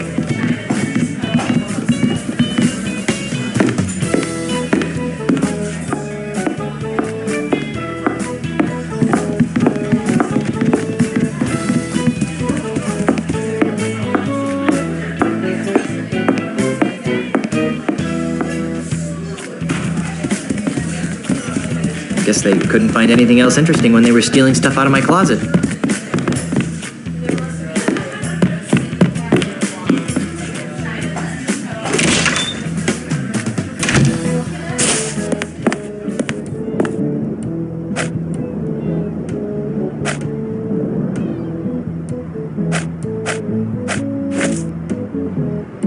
After all the work I went through to get this thing, there's no way I'm just family going to fun drink at from Planet Threepwood. He'd only See use it for souvenirs of Guybrush Threepwood's most famous escapades. Taste culinary delights approved by genuine pirates. Hear beautiful pirate folk music.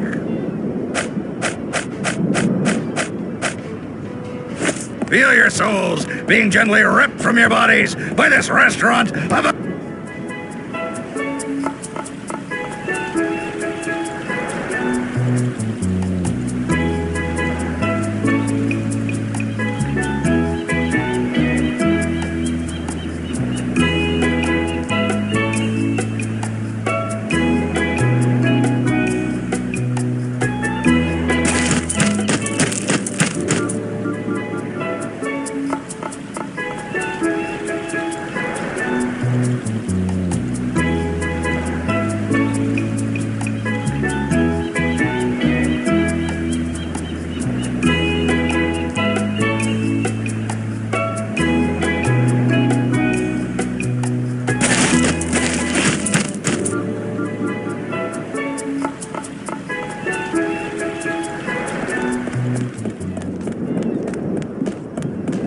Where do the real pirates go when they're looking for Buccaneer-style family dining at a reasonable price? Why, Planet Threepwood, of course.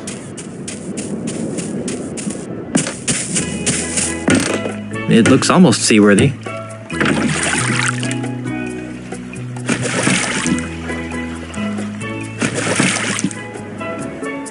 Fire!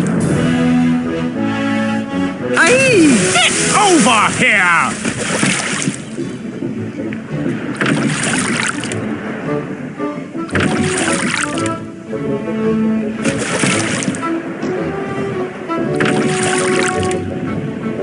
Are you crazy? You could have killed me! Crazy? I'm not the one flagrantly violating the rules and regulations of Knuttin Atoll. Huh? What's your name, sailor?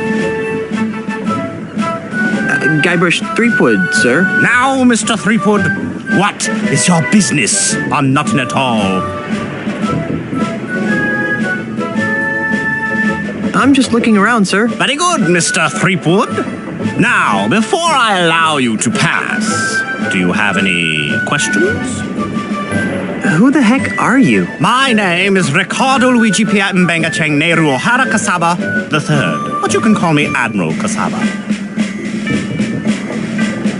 How'd you get a name like Ricardo Luigi Pierre Mbenga Chang Nero O'Hara Kasaba III? For generations and throughout the world, the Kasaba family has enforced the laws of the seas. As a result, we've picked up an interesting and eclectic variety of in-laws. What are you doing here? I have been assigned the singular honor of guarding Ozzie Mandrill's commercial interests on Jambalaya Island. To that end, I have rounded up all of Jambalaya's scrofulous pirate trash and transported them to Knuttin Atoll, where they will remain until they become productive members of society. Well, how many of Knuttin's pirates have been allowed to return to Jambalaya? Oh, only a handful. It's deucedly slow re-educating them one at a time, you know. Luckily, I hear that Mr. Mandrill has some sort of secret plan to re-educate them all at once. Why are you firing cannonballs at innocent pirates? Mr. Threepwood, it is my experience that there are only two kinds of pirates. Those who are committing acts of wanton savagery, and those planning to commit acts of wanton savagery. If you allow groups of the latter to congregate for any length of time, they inevitably transform into mobs of the former. What was that middle part again? I think I'll just be on my merry way. Good lad. Remember, I'm watching you. They're aimed at that beach. There's a picture of a koala bear. Obviously the work of a certain awful Australian. It's a ship of the line.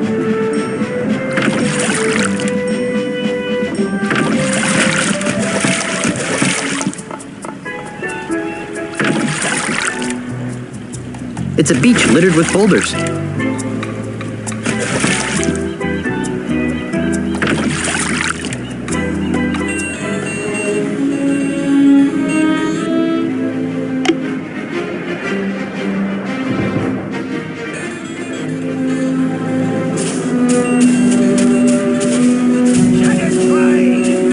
I see what you're saying, but let's try to focus on food. Right, now we're getting somewhere.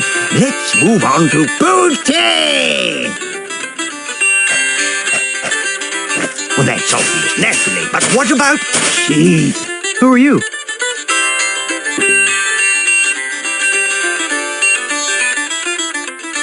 Can I talk to your puppeteer? Puppeteer? Hellbeard, the unrepentant, is no man's puppet! Arr! Hellbeard. I think I've heard of you. Yeah, of course you've heard of me. I'm the nastiest pirate in the world.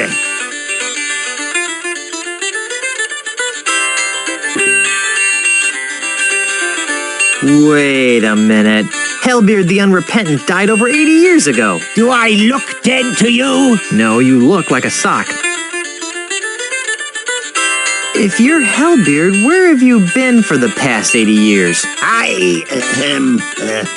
Look, over there. Who are you? I'm Hellbeard the Unrepentant, of course. Why can I only talk to one of you at a time? Because of that paranoid jerk, Admiral Cassava. Whenever he sees 3 or more pirates talking, he assumes they're plotting some sort of mischief, so he lobs a cannonball at them. Can't he tell the difference between pirates and puppets? I don't know if you've noticed, but Cassava's not too bright. I thought the other puppet was Hellbeard. He'd like to think that.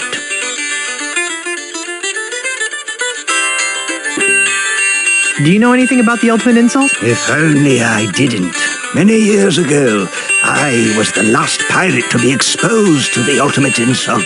In one fell swoop, its devastating jibes utterly destroyed my once indomitable ego. Do you know anything else about the ultimate insult? It destroyed my ego. What more do I need to know? I guess you're right.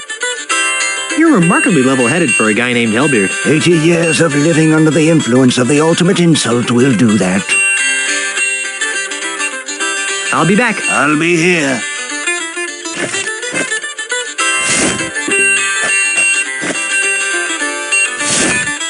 I'm sure he'd enjoy looking at this if he wasn't a puppet.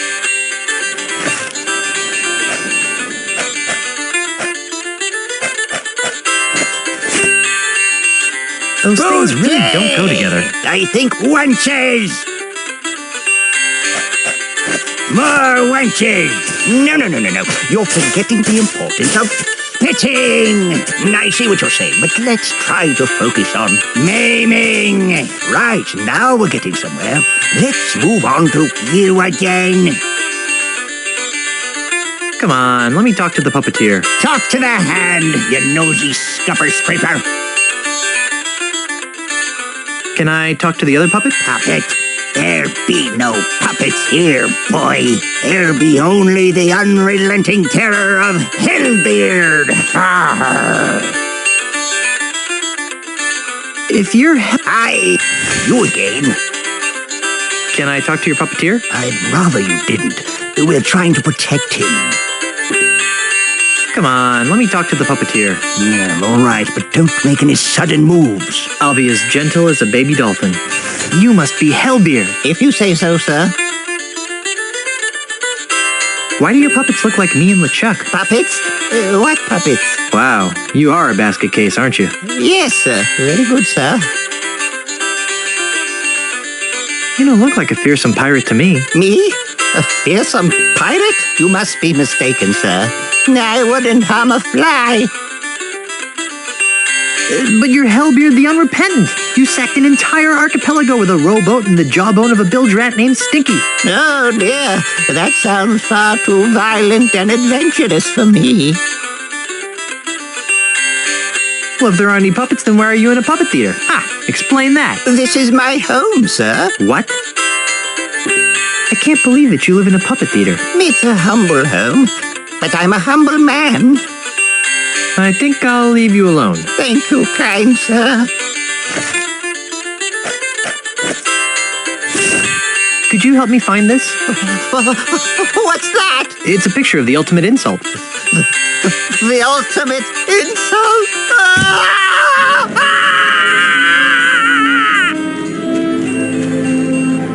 Hey, you forgot your puppets! Gee, guess that was just the kind of breakthrough he needed to mend his shattered psyche.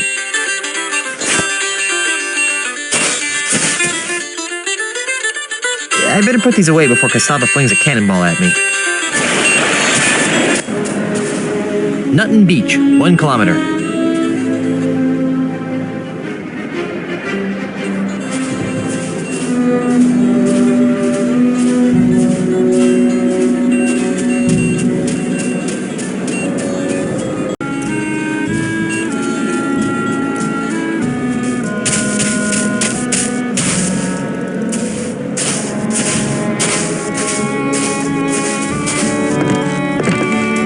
Excuse me, ma'am. What can I do for you, young man?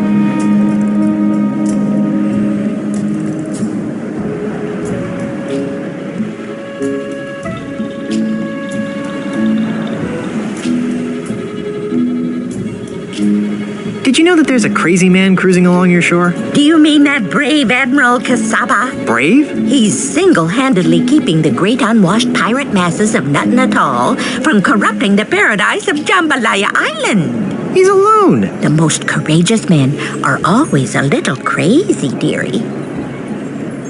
Do you know anything about the ultimate insult? What's that? It's a powerful voodoo talisman that destroys people's egos. Oh my, we don't allow any voodoo paraphernalia in our classroom, young man. Mr. Mandrill feels that voodoo is a prime contributor to the pirate lifestyle.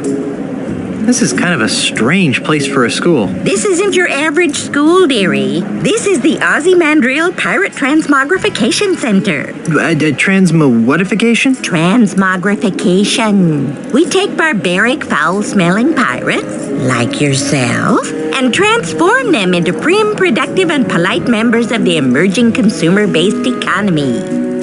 That's the most nefariously evil thing I've ever heard. Oh, now, sweetie. Don't knock it till you've tried it. I'm tired of being a slimy pirate. Sign me up. Wonderful. Just go in and take a seat, and you'll soon be on your way to a brighter tomorrow.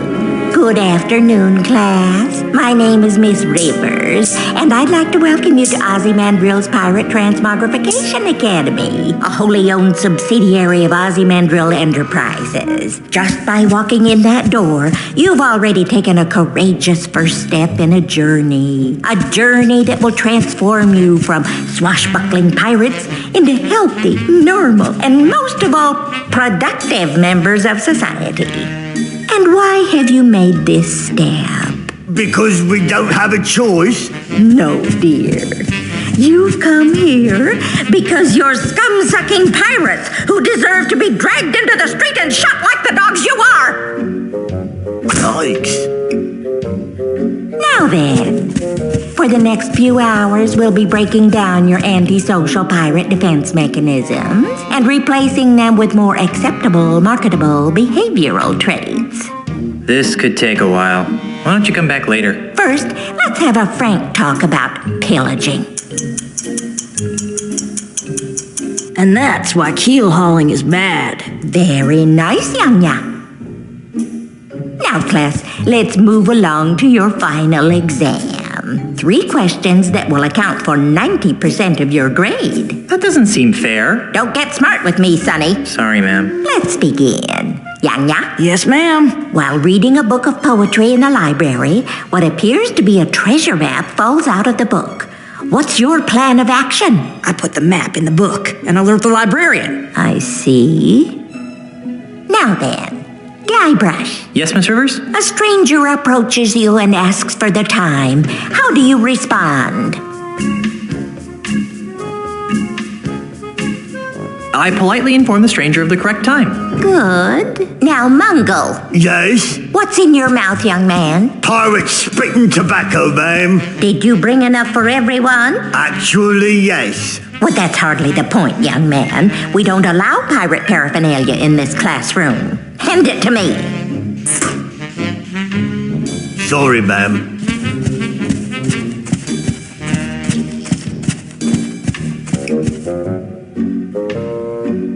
Now then, Mungle. Yes, ma'am? After drinking too much grog, a friend of 20 years teases you about your haircut. What is your reaction? I make a joke about the expanding size of his grog belly. Okay, second question. Guybrush? Yes? Your captain has plotted a course directly through the heart of the Devil's Triangle. How do you react?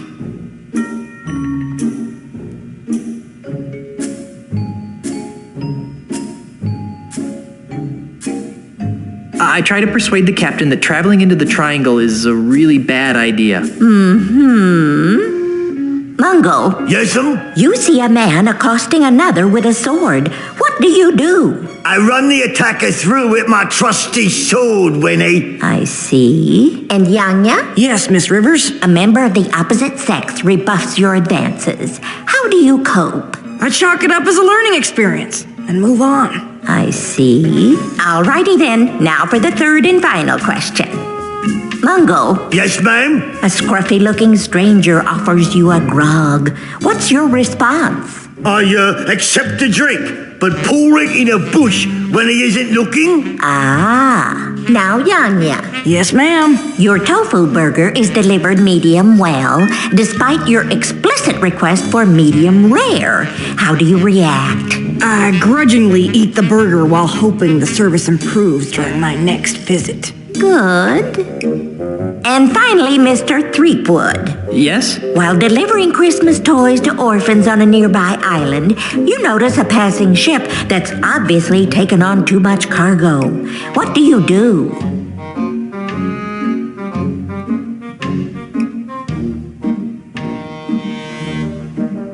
I ask the ship's captain if he needs any help. Okay. Well, I've added up all your scores, and I must say that I'm very unhappy. Mungle, I'm afraid you didn't pass. Your heart's in the right place, dear, but your brain is somewhere cold and dark and covered with spiders. Darn. Ha! Yanya, I'm flunking you, too. Why? I got every answer right. Yes, dear, but your attitude sucks. This is horribly unfair. So's life, sweetie. Get used to it. And then we have Guybrush. Guybrush, I'm proud to say that you're the best student that Ozzie Mandrill's Pirate Transmogrification Academy has ever had. Wow! It's an honor to bestow upon you this certificate of transmogrification, which will help you get a high-paying job in the tourist services industry.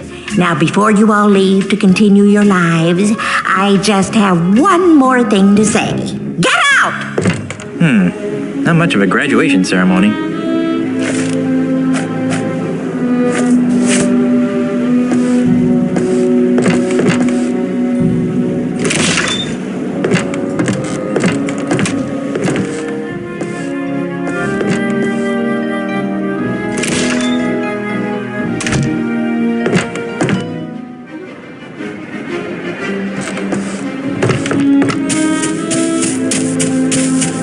In case of fire, pull alarm. Never try this at home, boys and girls. False fire alarms cost lives. Ah! Fire! Everyone run for your lives!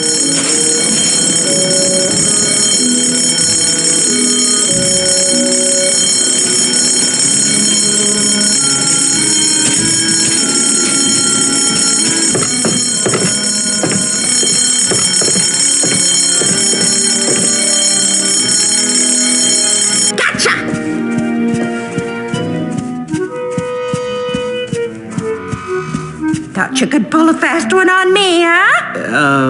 Get out! Now I remember why I dropped out of school.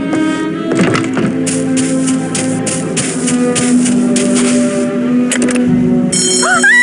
Another fire! Everyone run for your lives!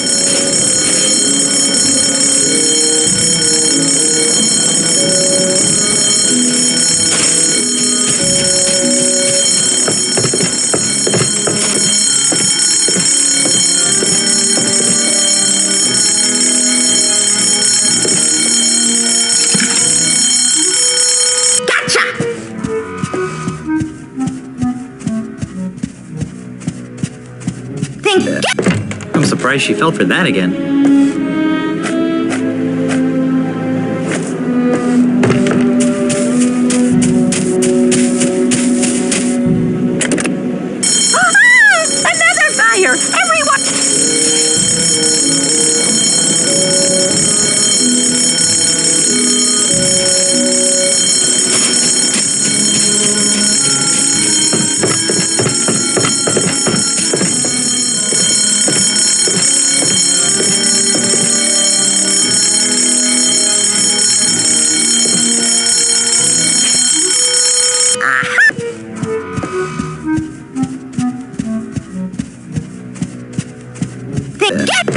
It's a good thing that Miss Rivers' short-term memory seems to be on the fritz.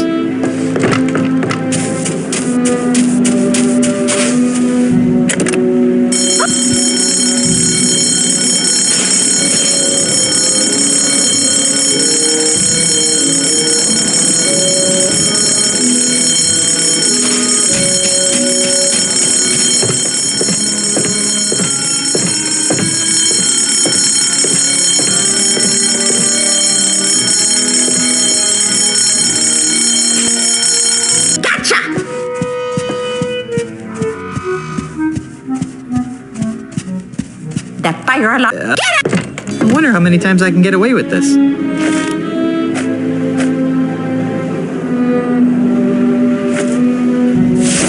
The lighter side of walking the plank.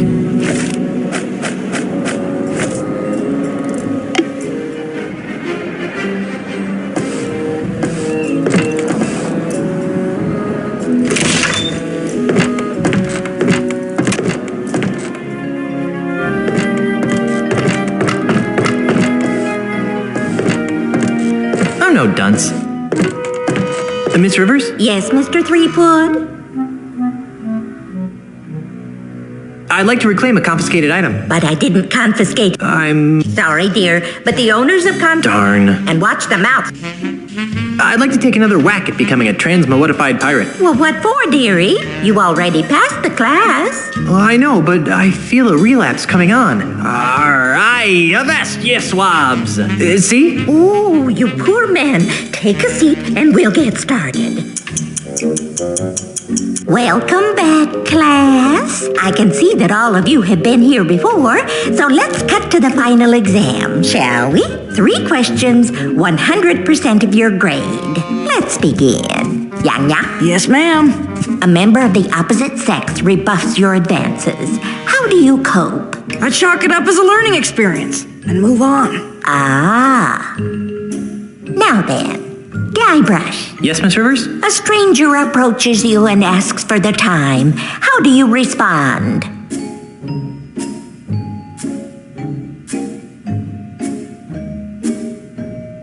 I disembowel the stranger with a dagger, hide his body in a nearby alley, and take his wallet. My heavens! Dude, that's harsh. You're gonna flunk. Now, Mungo. Yes? While reading a book of poetry in the library, what appears to be a treasure map falls out of the book. What's your plan of action? You make a copy for safekeeping. I see. Okay, second question. Guybrush? Yes? While delivering Christmas toys to orphans on a nearby island, you notice a passing ship that's obviously taken on too much cargo. What do you do? I dump the toys, hoist the Jolly Roger, plunder the ship, decapitate their captain, and set fire to the bloody husk. Well, I never. Cripes, you are hardcore. Mungo. Yes'm? Your captain has plotted a course directly through the heart of the Devil's Triangle. How do you react? I inform the captain of my misgivings and hope he listens. Good. And Yanya? Yes, Miss Rivers? A scruffy-looking stranger offers you a grog. What's your response? I politely but firmly decline his offer. Good. Alrighty then. Now for the third and final question. Mungo. Yes, ma'am? Your tofu burger is delivered medium well, despite your explicit request for medium rare. How do you react? I send the burger back with a strongly worded comment to the serving wench. Okay. Now, Yanya. Yes, ma'am. After drinking too much grog, a friend of 20 years teases you about your haircut. What is your reaction? I have a good chuckle at my own expense and toast my friend's rapier-like wit.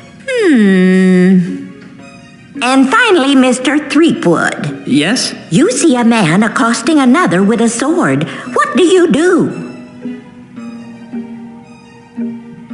Taking advantage of their mutual distraction, I impale both men on my trusty sword and steal their gold.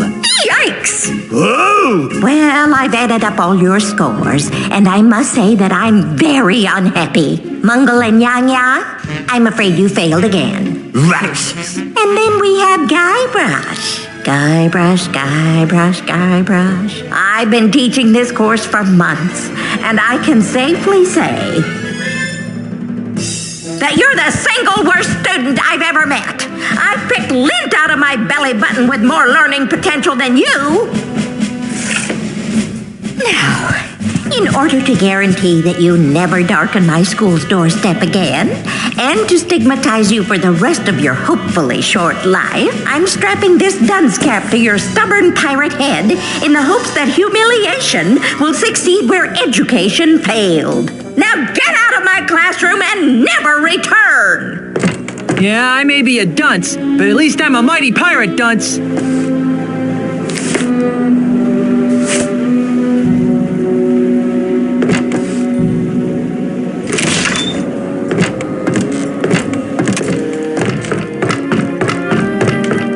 Miss Rivers? Yes, Mr. Threepwood? I'd like to take another whack at becoming a transmodified pirate. Absolutely not! I have no intention of wasting my precious skills on intractable pirates like you. Not while there are pirates out there who are practically begging for this service. But... Go away, Mr. Threepwood! Bye.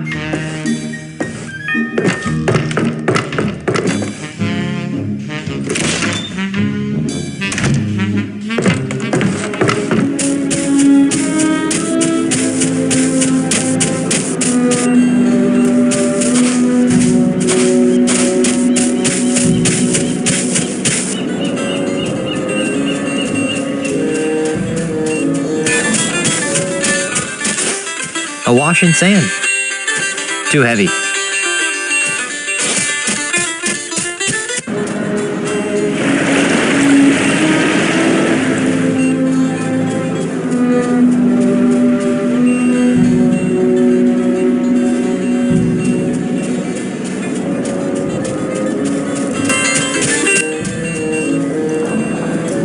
Hello? Anyone home? I'm busy. Go away. So that's when I sliced open his pancreas. Hi there. You idiot! Fire! You may want to move a couple of feet to your left. Gee, thanks. You're welcome. Now go away so I can resume my discussion with the delightful Miss Daisy. That Kasaba guy almost killed me. Again. Who are you, you annoying little miscreant? I'm Guybrush Threepwood, mighty pirate. And you are? Jumbo Lafitte, last of the Lafitte pirates. Where'd that cannonball come from? That dreadful Admiral Kasaba person. Every time he sees 3 or more pirates talking, he thinks there's a conspiracy afoot.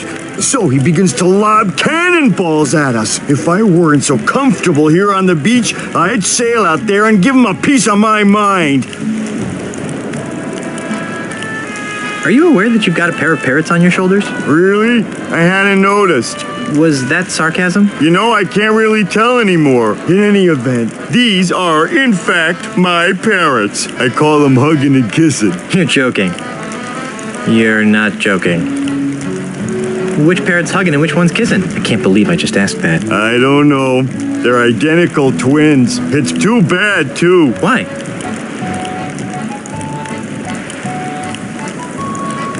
Did they solve crimes? Of course not. But they are cursed with powerful voodoo magic. How so? One of them always tells the truth. The other one always lies. Isn't that right, fellas? Yes, no.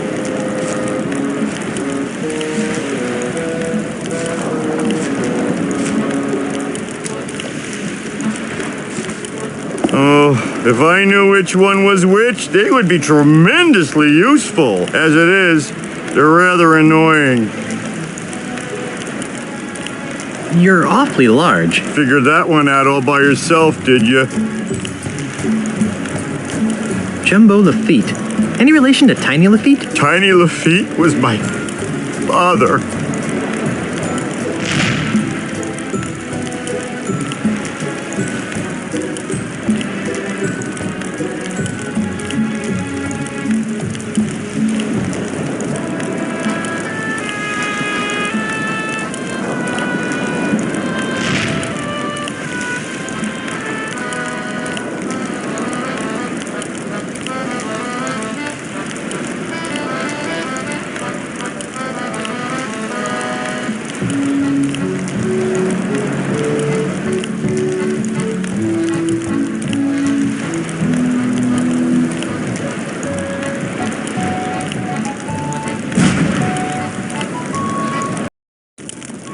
I'd like to talk some more about your father.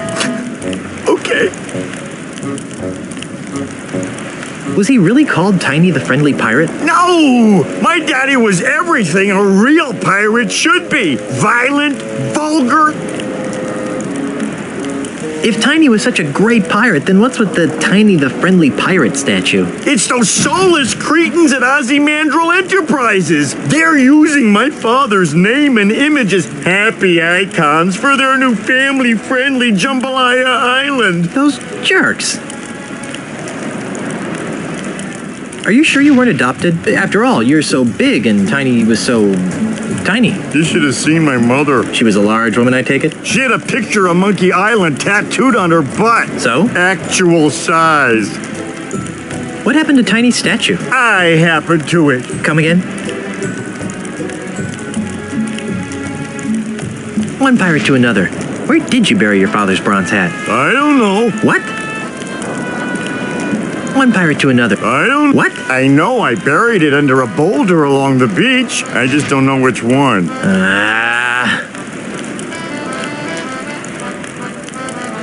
If I find your father's hat, can I borrow it? I don't know.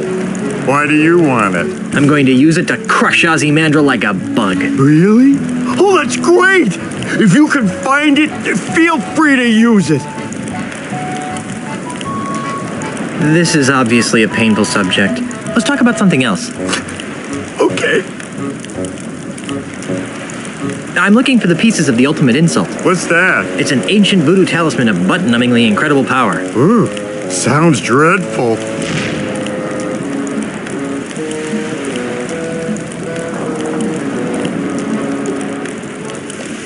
Don't get up. I'll see myself out. Goodbye, little pirate.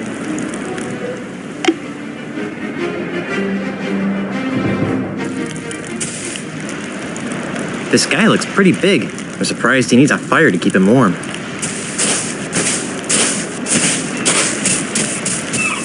Holy jumping monkeys, that's a lot of boulders. How am I ever gonna find the right one?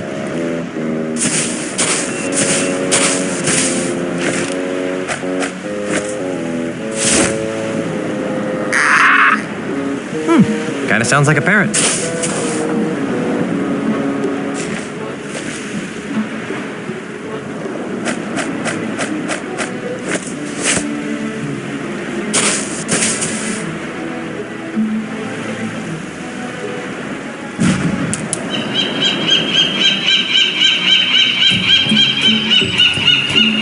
Two plus two? 4!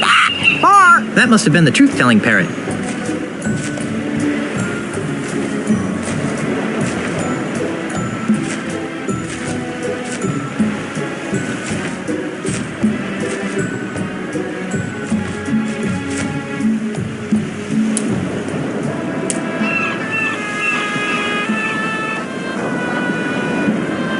Which way should I go to find Tiny's hat? North!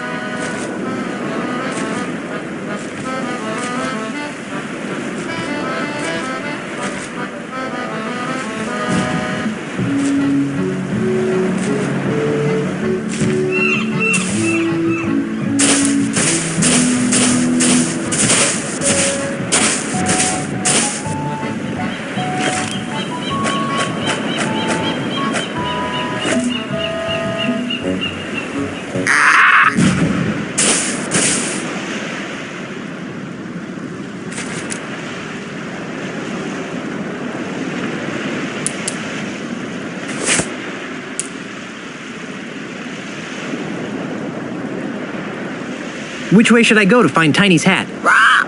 East!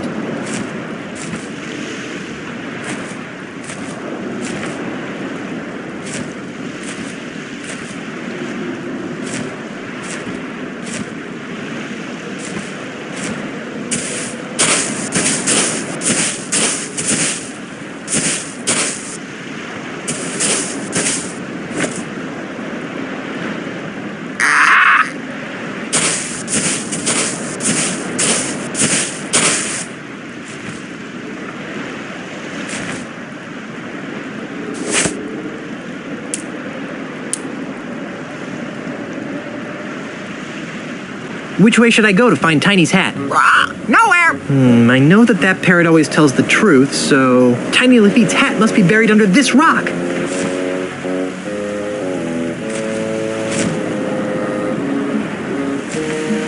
I guess the parrot's lost interest.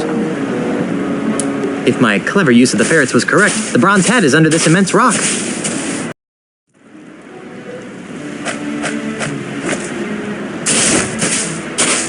Hi there, little Guybrush. Hi there, big Guybrush. Hi there, little LeChuck. What's on your mind, little Guybrush? I think Admiral Kasaba's a big dope, don't you? Oh, I don't know, little Guybrush. What do you think, little LeChuck?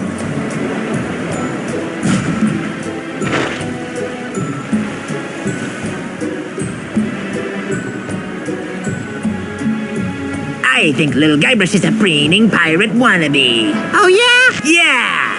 Moron! Spaz! Jerk! Idiot! Nimrod! Dork! Why, those ignorant anarchist savages! How dare they plot against my benevolent tyranny! Simpkins, wheel out the really big cannon! Do we have to, sir? Our ears are still ringing from the last time. I've had just about enough of your pusillanimous insubordination, Simpkins. Now roll out the really big cannon and blow up those terrorists this instant! Aye, aye, sir. Fire!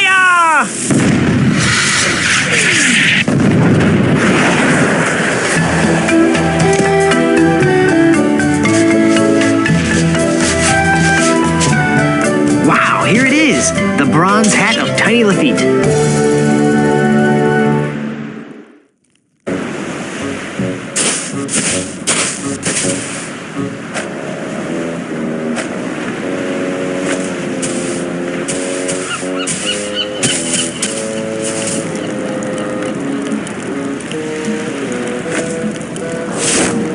I found your father's hat. How wonderful. Thanks for letting me borrow it. I'll try to return it to you in one piece.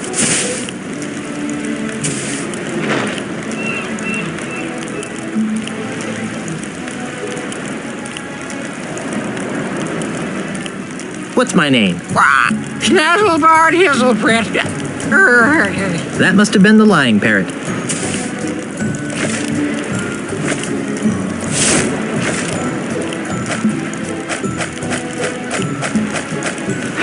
There! I'm 2/3 of the way to having my own personal ultimate insult.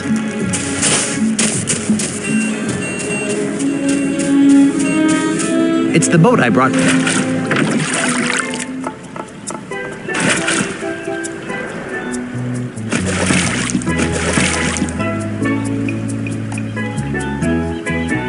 It's the community rowboat I borrowed.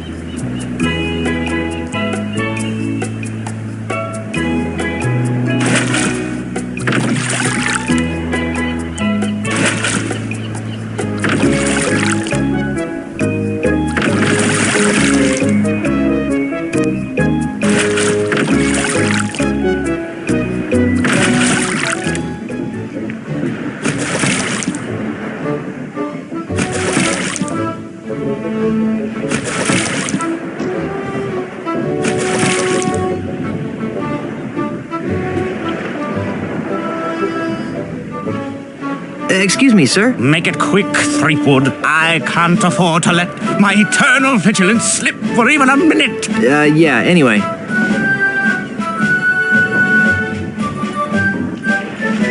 Do you really fling cannonballs at any group of pirates you happen to spot? Of course. It's the only way to stop their infernal plotting. Even now, I can hear them contemplating foul deeds against the good and wholesome citizens of Jambalaya. Really? Well, I can hear some seagulls. I think I'll just be on my merry way. Good lad. Remember, I'm watching you.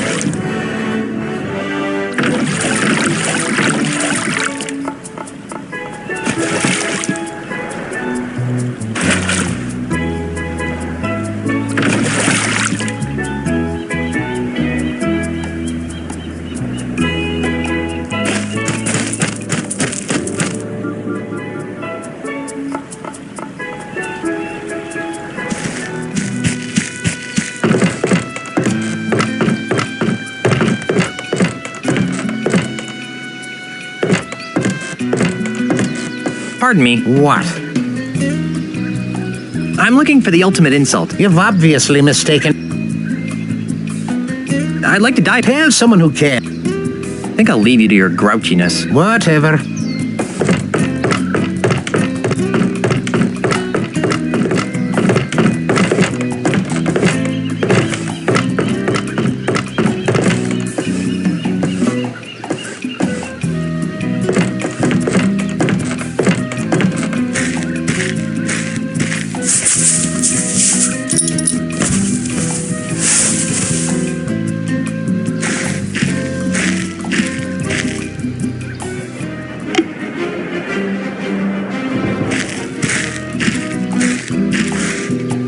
I'm back. So I see. What can I do for you, Mr. Threepwood? I'm ready to dive against you now. So, you've managed to get yourself certified. Sure, check it out. Ah! I've seen palsy-ridden grandmothers with better qualifying scores. But I'm eager to put you in your place. Prepare to be humiliated, Mr. Threepwood. Marco de Pollo is about to attempt Alpha Monkey Keelhole Rum Barrel combination. Let's give him complete silence for this dive.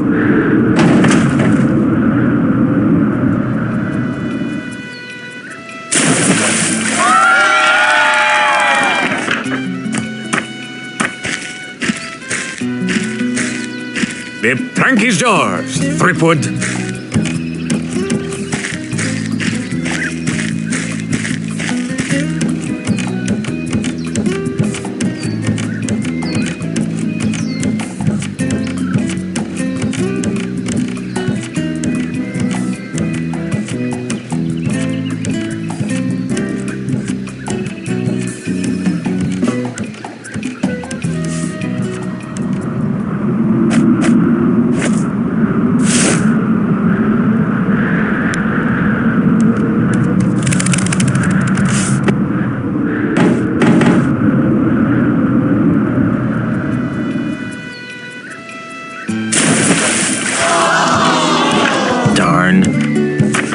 Wasn't that bad, was I?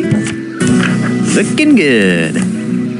The winner and still all-world prank diving champion is Marco de Pollo.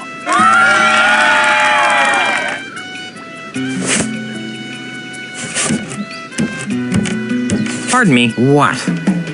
What was wrong with my last dive? It sucked. Could you be more specific? No.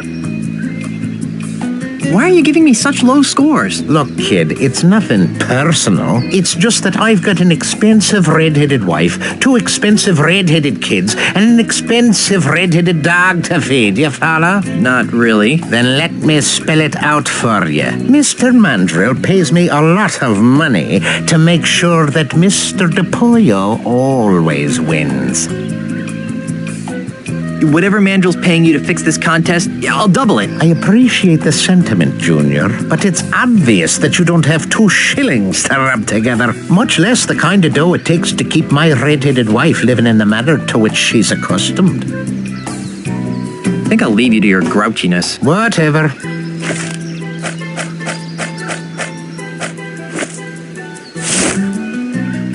Why are you showing me this? I don't rightly know.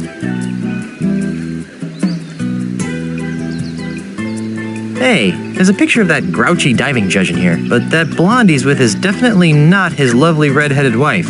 What's this? It's a brochure for Stan's Jambalaya Timeshare Emporium. Yeah? So? Take a look at page 3. Yikes! I think your red-headed wife would be very interested to find out about the time you've been sharing with this blonde, don't you? You got it all wrong, kid. She's just a friend of the family. Really? Really? Huh. Well, then I guess your wife won't mind if I show her the brochure. Wait! Stop! What do you want? What's it worth to you? I've got money, jewels, property, anything. Just don't tell my wife. Fine. All I want is a fair diving competition. That's all. Really? Really? Do we have a deal? Deal. It won't do you any good, though. De Pollo's too good to be beaten by a flat-headed loser like you.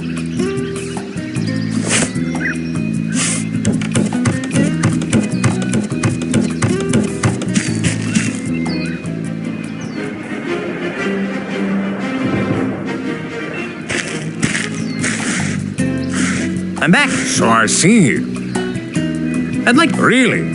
I don't usually allow. Why? Are you afraid of... But in this case, I'll... Marco de Pollo is about to attempt a kill horror. Spinning swordsman kill horror combination. Let's give him complete silence for this time.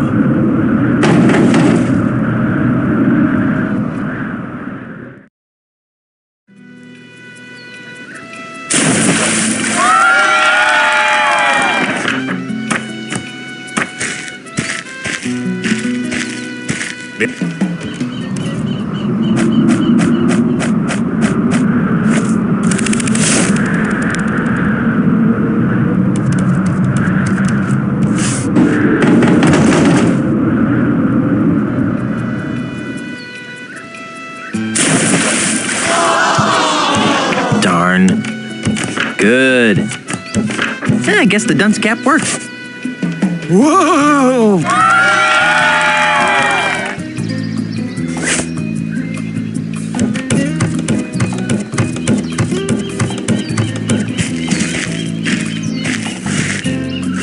I'm back. So I see.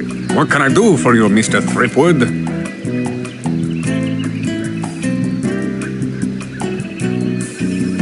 I'd like to dive against you again. Again? Are you some sort of masochist? I don't know. You some kind of chicken? Oh, fine. Just remembered you asked for this humiliation. Marco de Pollo is about to attempt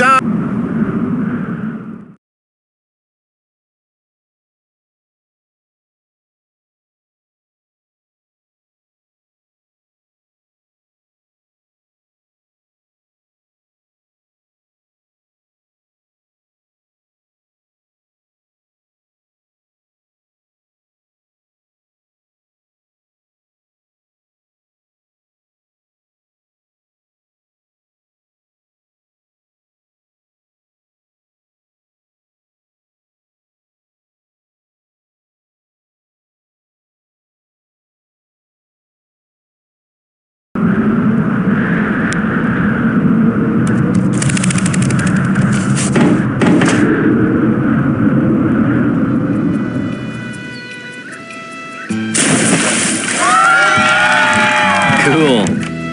Good. Looking good. Wow, dudes, this is unprecedented. The newcomer is tied Marco de Pollo. What happens now? Move on to the tiebreaker round. Scissors, rock, paper? You wish. In this round of dives, you will go first, and the Pollo will try to match your dive. You have shown that you can mimic my moves, Mr. Threepwood. But I doubt that you can concoct a dive that I cannot perform. We'll just see about that, dive monkey. Very well. The plank is yours.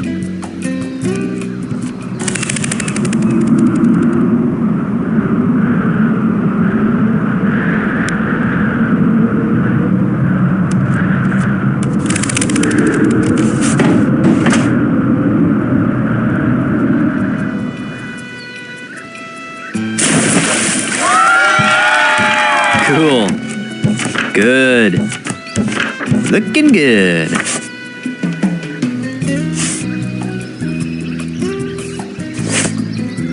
Very good, Mr. Threepwood. Just give me a second to prepare for my dive.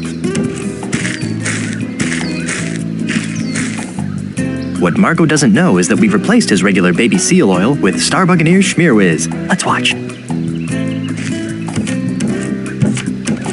Now, my friend, prepare to watch a master in action. Now Marco de Pollo will attempt to beat Guybrush Threepwood's dive. Let's give him complete silence for this dive.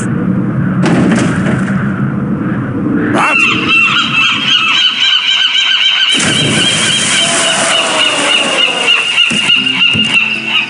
Ladies and gentlemen, The new all-world plank diving champion is,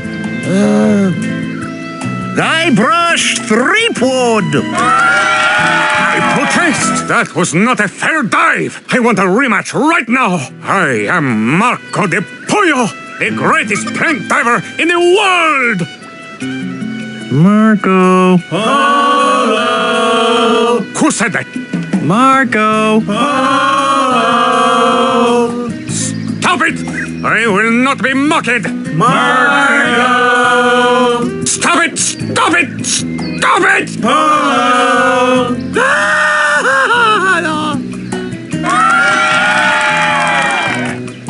Gee, I wonder how Elaine's doing.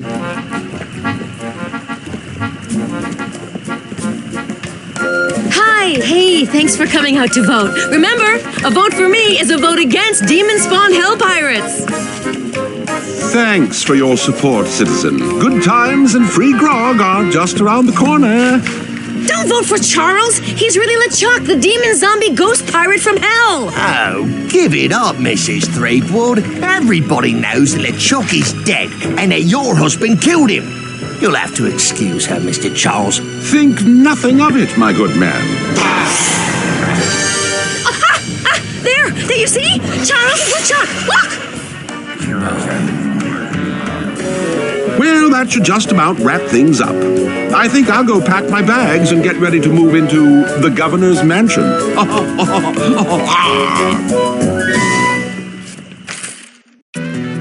Mr. Cheese. Aye, Captain. Raise the anchor, hoist the sails, and ready the warp drive. Aye, Captain. Otis. What?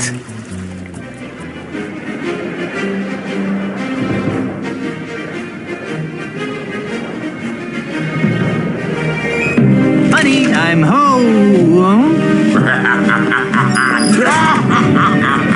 LeChuck! That's Governor LeChuck to you, Threepwood. No way! Yes way. Ozzie, I had a feeling you were working for LeChuck. I'm afraid you got it backwards, pirate boy. LeChuck's working for me. Well, that makes me feel better. Governor LeChuck, would you be kind enough to relieve Mr. Threepwood of the pieces to the ultimate insult? It'd be a pleasure, Mr. Mandrill. Don't do it, LeChuck. He wants to use the ultimate insult to humiliate every pirate on the face of the earth. And?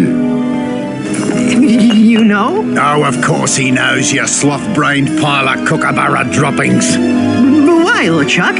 Why would a swashbuckling, albeit demonically evil, pirate like yourself willingly aid in the mass emasculation of your fellow buccaneers? Well, that's a long story, Sheepgood. Oh, no. But it basically boils down to two reasons. First of all, this Mandrill scallywag pulled me out from under that mountain of ice that you left me under. And LeChuck always repays his debts. Fine, you owe the guy, but why go along with this plan to irreversibly insult all the pirates? Because, you seafaring scumweasel, when we succeed in breaking the fighting spirit of all the pirates, LeChuck will finally have the one thing he's always wanted in life. Or death, as the case may be. You don't mean... Yes, Elaine Marley's hand in marriage. Excuse me. See the ring on this finger? You're a little late, bucko. Well, I think I can fix that. LeChuck, no!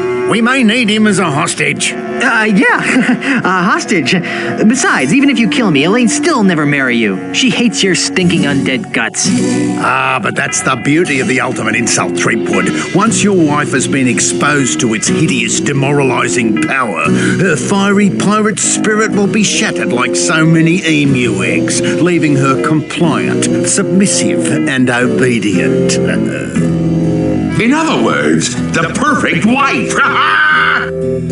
Speaking of perfect wives, where is Elaine? We were hoping you could answer that question, Mr. Threepwood. Your mischievous Sheila went walkabout right after Captain LeChuck was elected governor of this pirate-infested backwater of an island.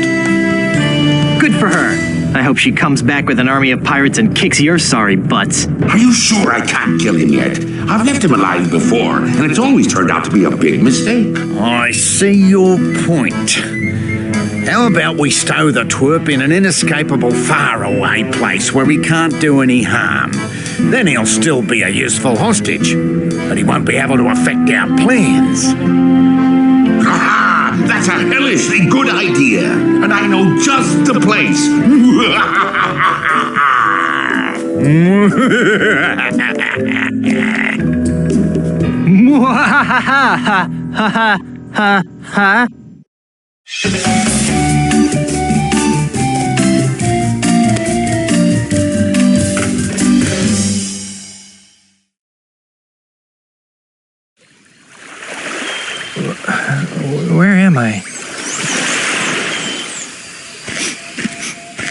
This island smells kind of familiar. Ugh. Only one island smells as bad as... Oh no! Those two maladjusted greed monsters left me marooned on Monkey Island! Well, that's it. I give up. I'll never overcome these incessant obstacles. It's like my whole life is a never-ending series of puzzles. Oh, hey, Timmy. Don't try to cheer me up. Just give up. I know I am.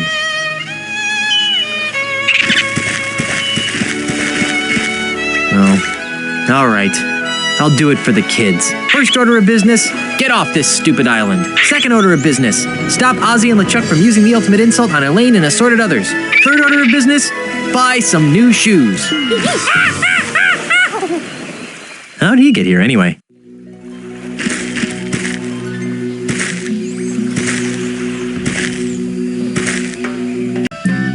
Ever-increasing monkey population. Stop overpopulating the island. There are only so many bananas. Signed, HT. This poor starfish died on the dry, sandy shore of Monkey Island. Hope I don't share his fate.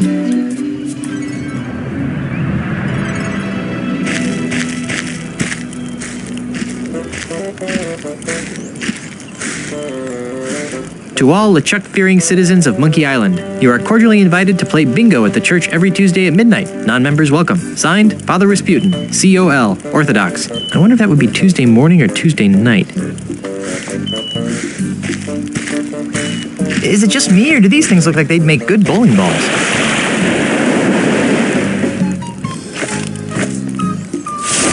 What fun is it to juggle just one thing? Oh, quaint.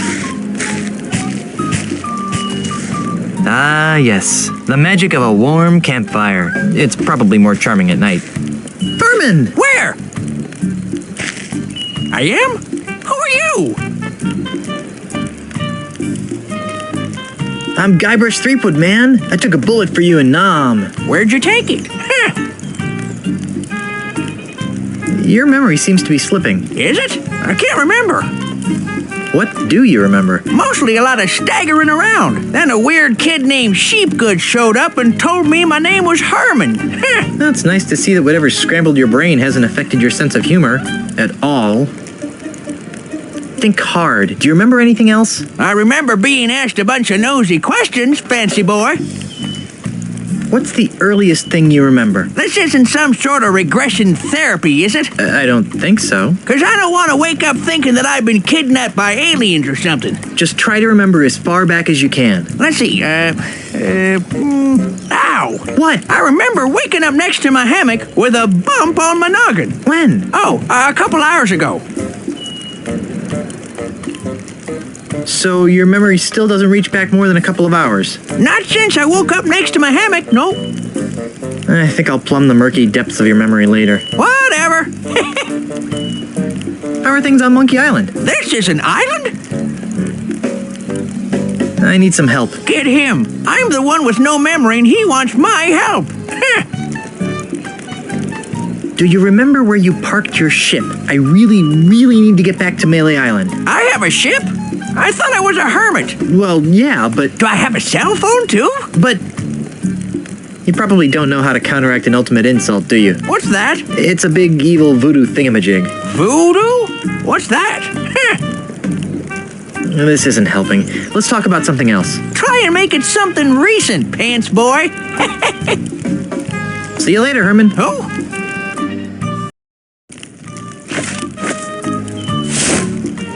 Herman? Where?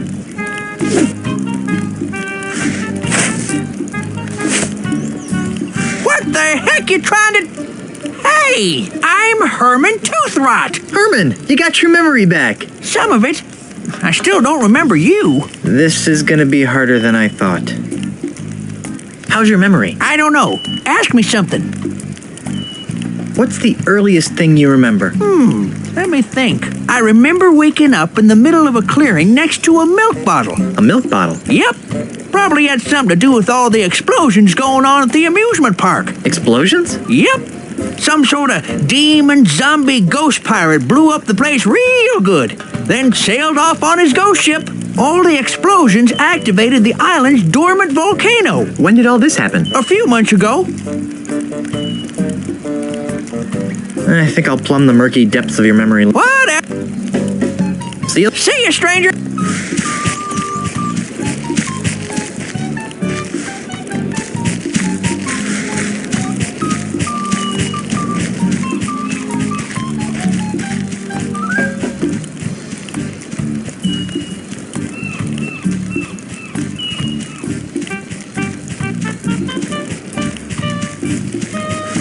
They're just hanging out.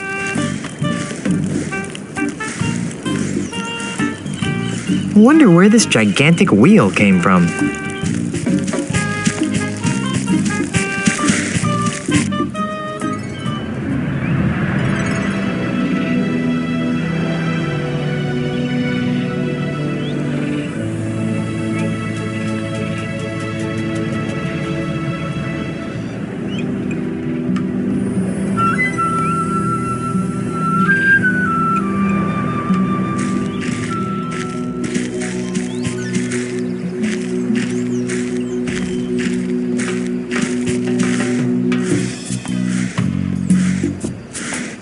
I wonder how these rocks managed to get stacked this way.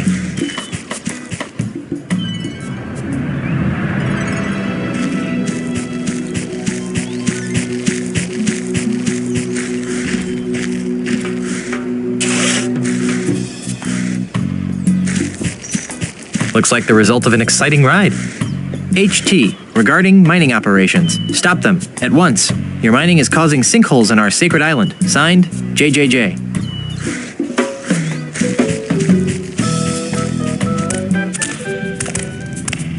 Stealing my gold, Sonny? Herman? That's me. Well, see you around, miner boy. There sure are a lot of roots growing through the ceiling. Without those roots, there'd be only sky left. It's broken. I'm not picking that up. I'm not picking that up. It's probably stuck.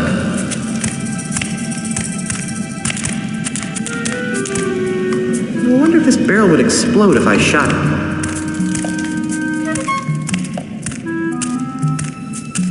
It's a big metal door. It's a closed vent of some sort. It's dark in there, but I can see the latch for the door.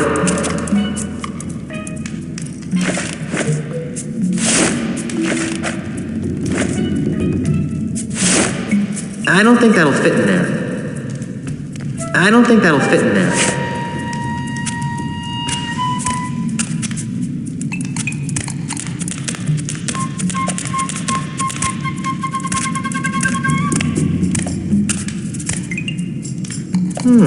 What could be behind this wall of boards?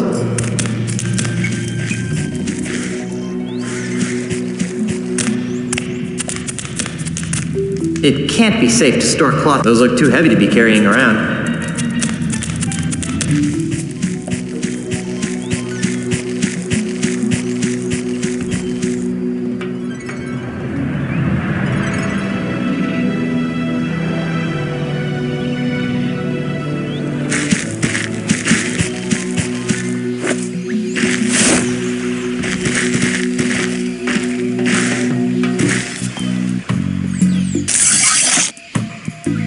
One.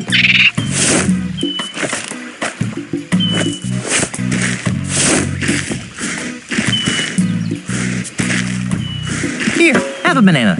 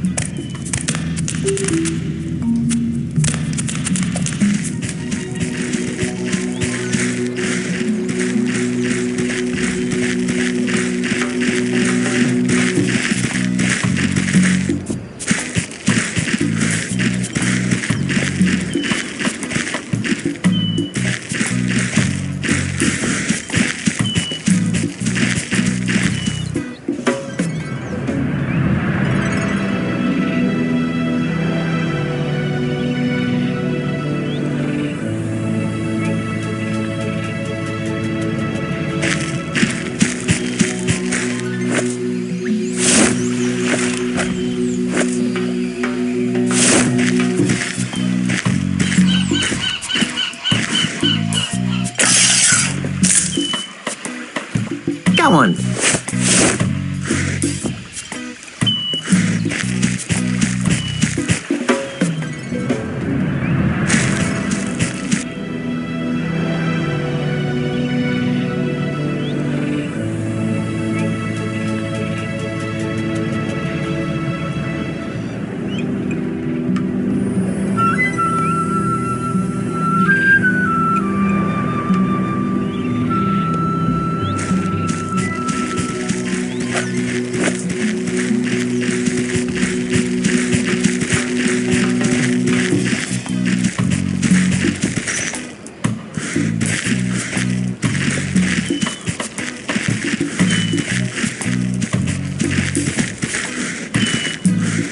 Here, have a banana.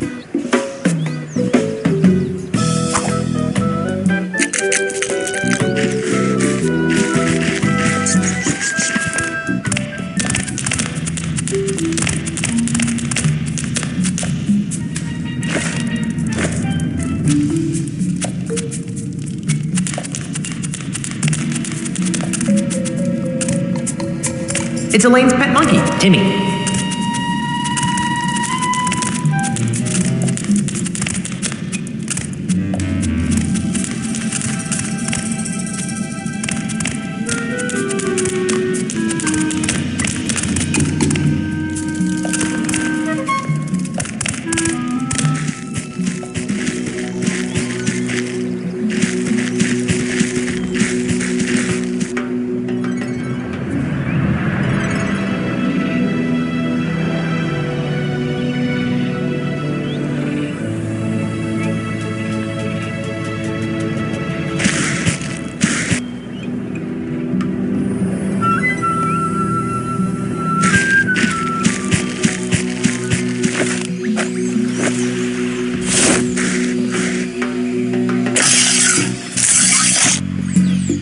Got one.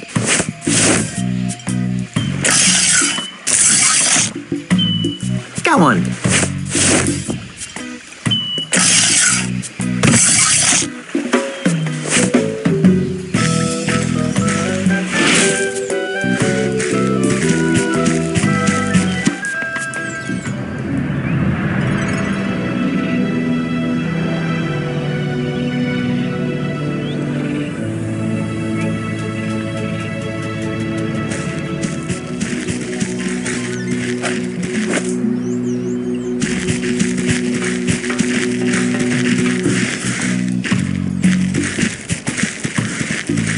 Here, have a banana.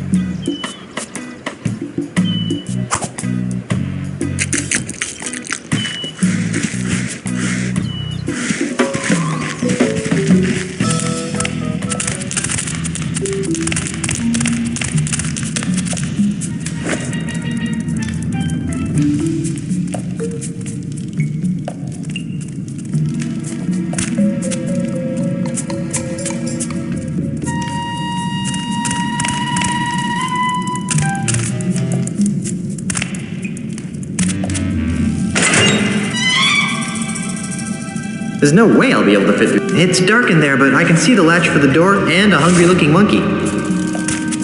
Here, monkey, monkey, monkey. That worked like a charm. Here, have a banana.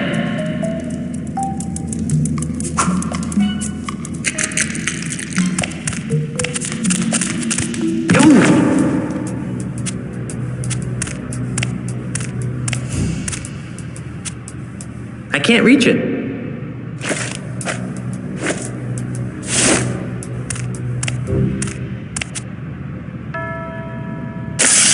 Got it. I have no idea how. What in the Sir Francis Drake does all this machinery do? I wonder what this gauge is for. It's a ladder. Why? The hatch is closed.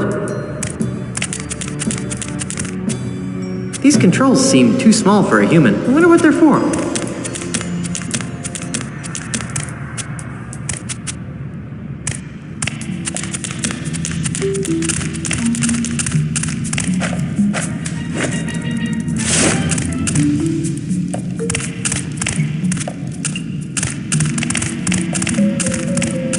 I'd rather not. I'd rather not.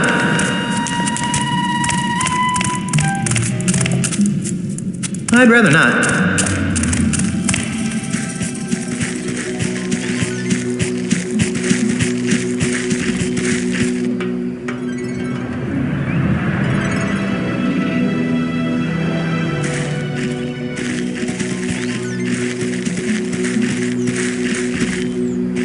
I need to use this on something.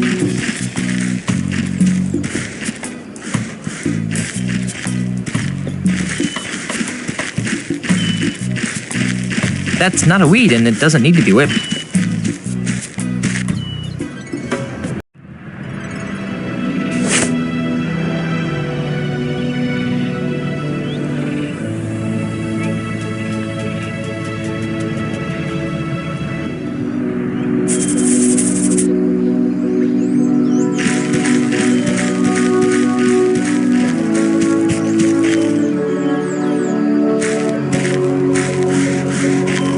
Normally a pile of rocks wouldn't be that interesting, but these...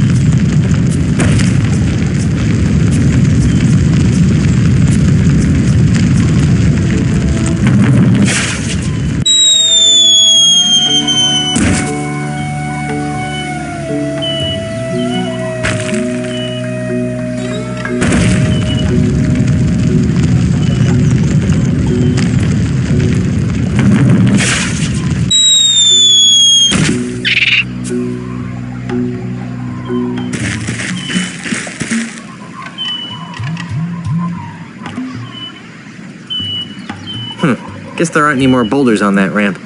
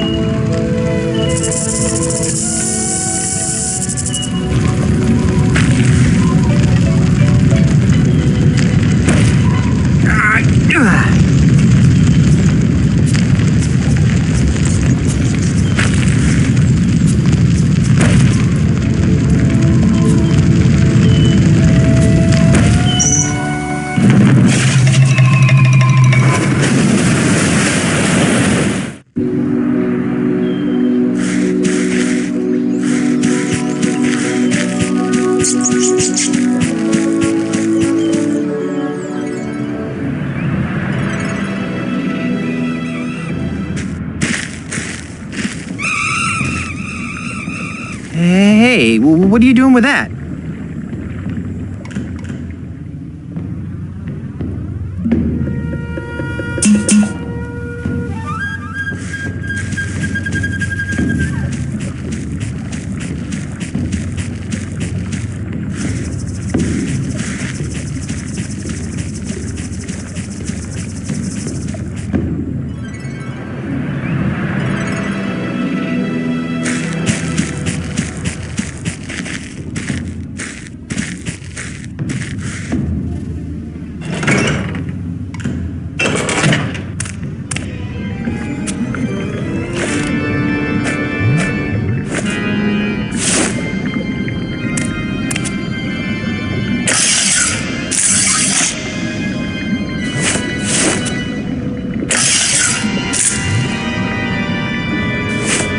Wow, I actually get to use this banana picker more than once. That must be the most unholiest of Bibles. I'm not picking that up.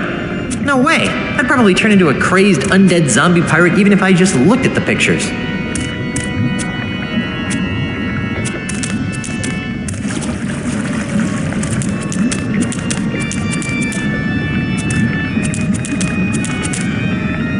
Well, at least their heating bill must be pretty low. Greetings, my child. Welcome to the first church of LeChuck, Orthodox. I am Father Allegro Rasputin. How may I help you? The first church of LeChuck? You're kidding, right? Not at all. This temple is dedicated to worshipping the awe-inspiring perfection that is LeChuck. How could you build a religion around LeChuck? He's an unholy demon pirate from heck! I kindly suggest that you mind your tongue, heretic. Such blasphemies will not be tolerated in the house of LeChuck. Well, how does the Church of LeChuck compare to other major religions? They're remarkably alike, only ours has a lot more screaming flames and pointy sticks. That's kind of what I imagined. Don't look now, but there's a river of lava flowing through the middle of your church. Yes, I know. We use it for church ceremonies. Funerals? Weddings. Well, I guess that's one way to cure cold feet. How does this stream of lava fit into the church's wedding ceremonies? Good question, Tovarishch. Here at the Church of LeChuck, we see marriage as a plunge into the unknown. As a symbol of that plunge, we send our newlyweds on a harrowing ride down a river of molten lava. Doesn't that kill them? Only if the restless spirit of LeChuck doesn't approve of the union. Besides, our honeymoon boats are lined with standard voodoo-enhanced asbestos to keep fatalities to an acceptable minimum. Are you some sort of hologram or something? Of course not. I'm a ghost. And you're a priest? How'd a ghost like you end up running the first church of LeChuck? That's an interesting story, Tovarishch. Why do I keep asking people their life stories? Many years ago, I was the captain of a stately ship called the Weeping Iguana. It was a good life, hauling contraband plush toys from one island to another. And then you met LeChuck? And then I met LeChuck. His crew of crazed ghost pirates made quick work of my fine ship and our equally fine crew. I hate when that happens. LeChuck himself gutted me with his flaming ghost sword and held my still-beating pancreas in front of my face before I died. Icky. When I woke up, I was another member of his obedient ghost crew. Well, how'd you go from being a ghost pirate to a ghost priest? It was a gradual process. At first, I resented LeChuck for turning me into a ghost. But the more I thought about it, the more I came to revere him as a god. After all, he did bring me back from the dead, which is a pretty neat trick. So I decided to build this church in his honor. Well, how do you like being a ghost priest? The hours are good. I occasionally miss the high seas. I could use some advice, Padre. What's troubling you, my son?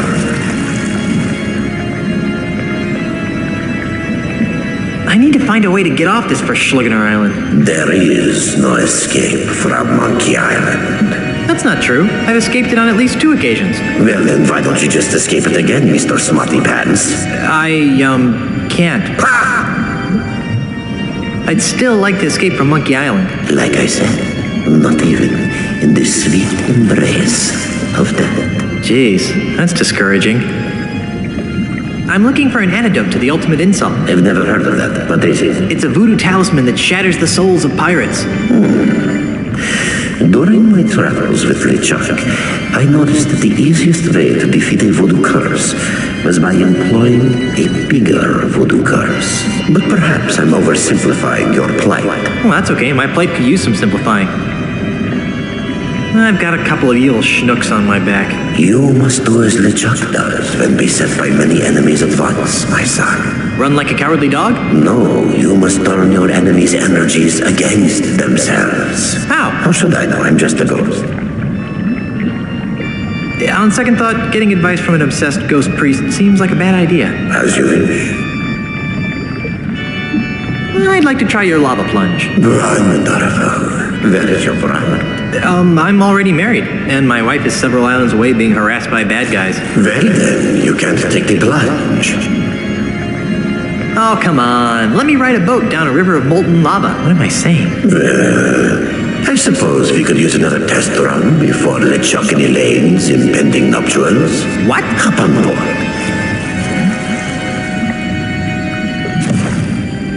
It's pink.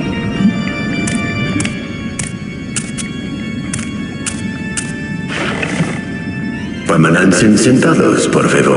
I have a very bad feeling about this.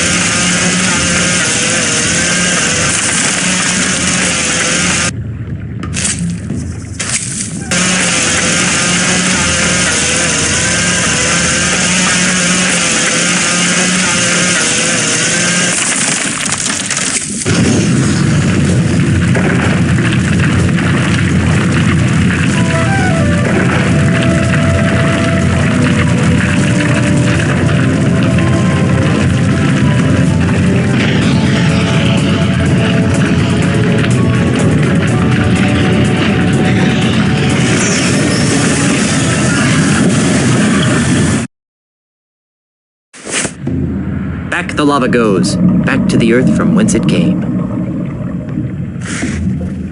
All the lava is seeping into the ground now that all the heat-resistant weeds have been whipped.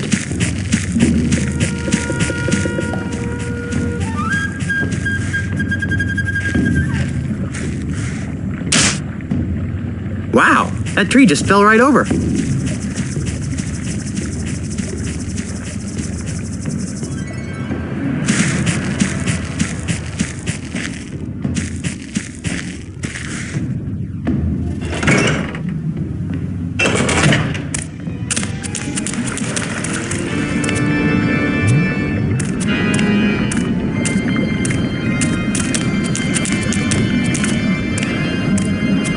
Your Holiness?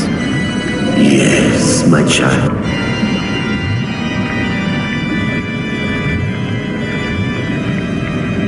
What was that you said about LeChuck and Elaine getting married? Oh, yes. The prophesied wedding of noble LeChuck and the chaste Elaine. Chaste? All the signs point towards the prophecy being fulfilled any day now. I've been working my ghost fingers to the bone, trying to get the church ready for their wedding ceremony.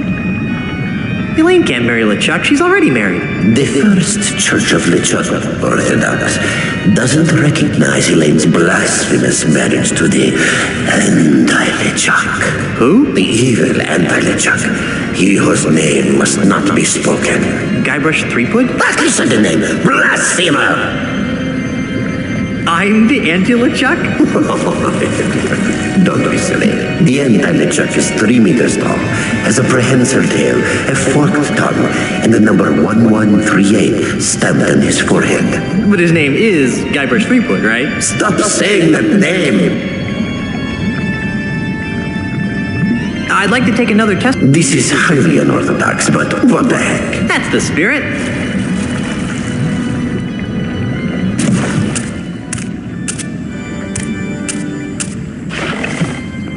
If the boat gets stuck, just give it a good kick. You know, it's little things like this that keep startup religions from getting the respect they deserve.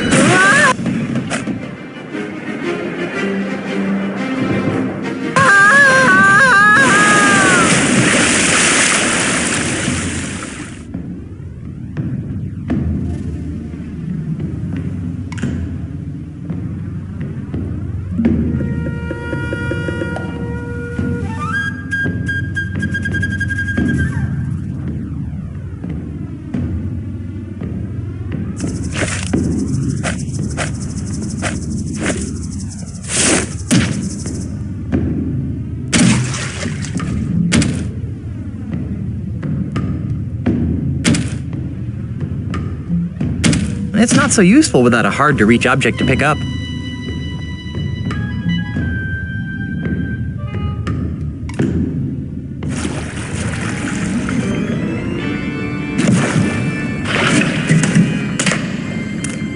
Please step out of the boat to your right and enjoy your visit.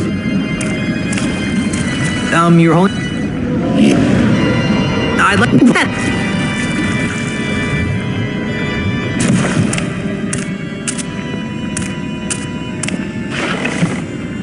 Don't worry if your feet begin tingling. That just means it's working. What kind of word is flume, anyway? Flume, flume, flume, flume.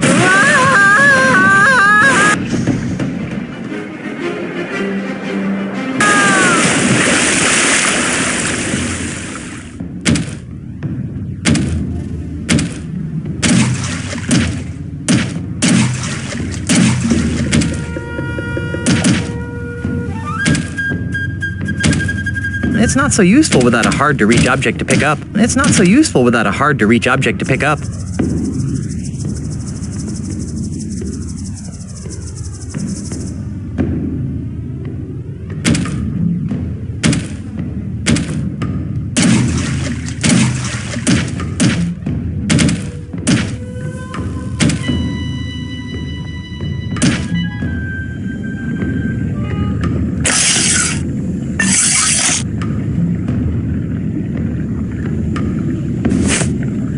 This banana picker is really starting to come in handy.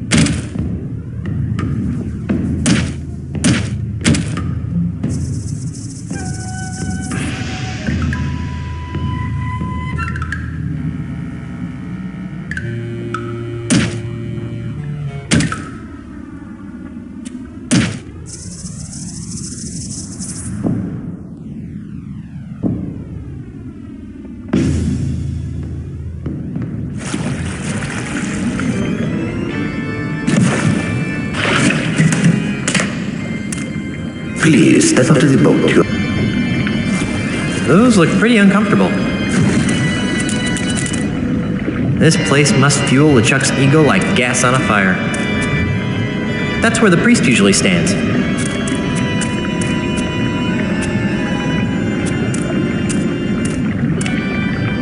It's a stained glass window with a picture of LeChuck in his zombie pirate form. Ah, the lovely Mrs. Threepwood. Those look pretty uncomfortable. Ah, the lovely Mrs. Threepwood. It's a stained glass window with a picture of LeChuck in his flaming demon ghost form.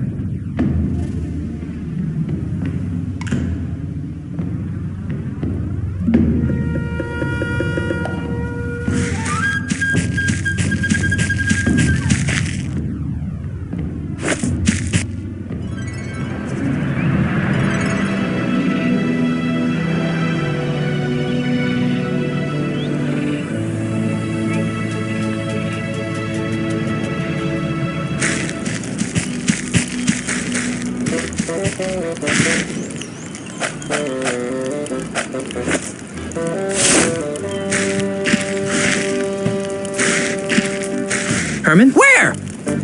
Ow!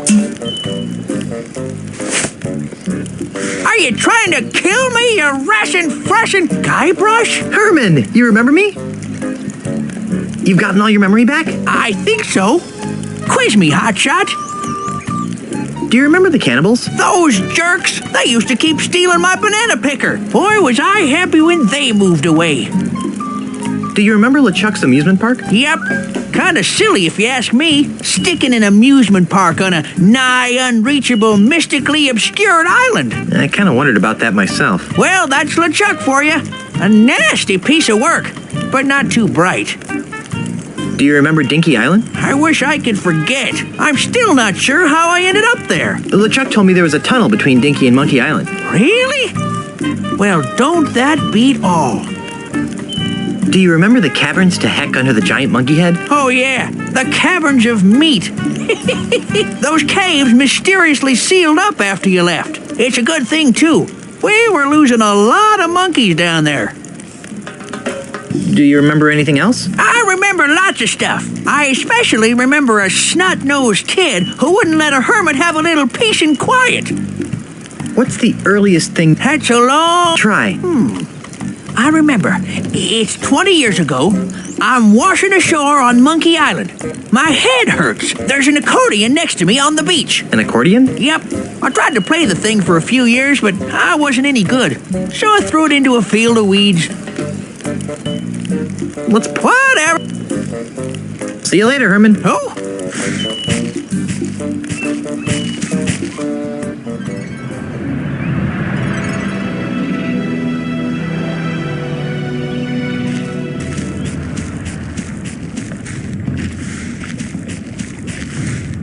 It's hot molten lava streaming all over this area.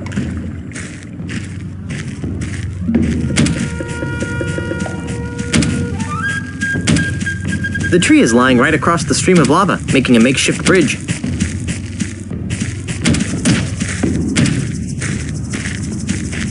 All the lava is seeping into the ground now that I hope that bridge has a high melting point.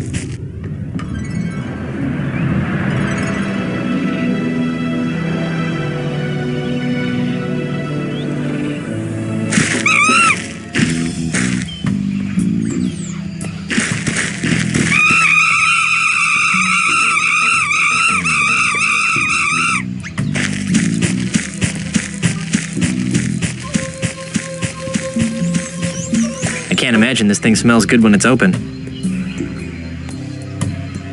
I can't believe I'm looking up the nose of a giant monkey. It looks like there's some sort of latch in there. That's the second biggest monkey head I've ever seen.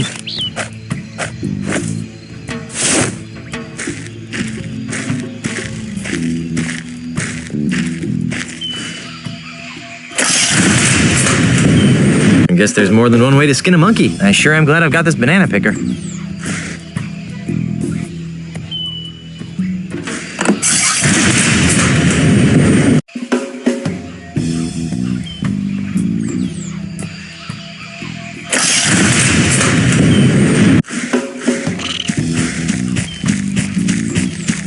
Here lies Jojo Sr., loyal to the end.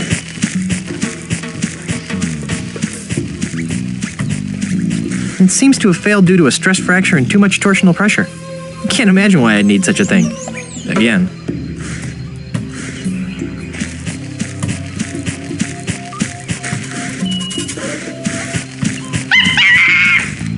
Monkey halitosis. Hey, there's a hidden passage back here.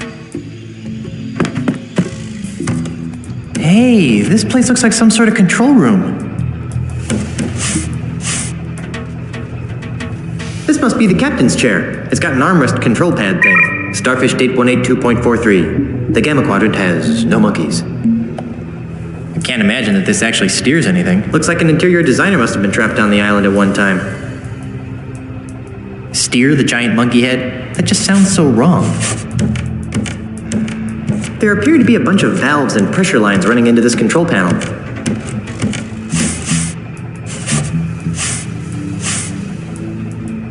It looks like something important is supposed to go in there.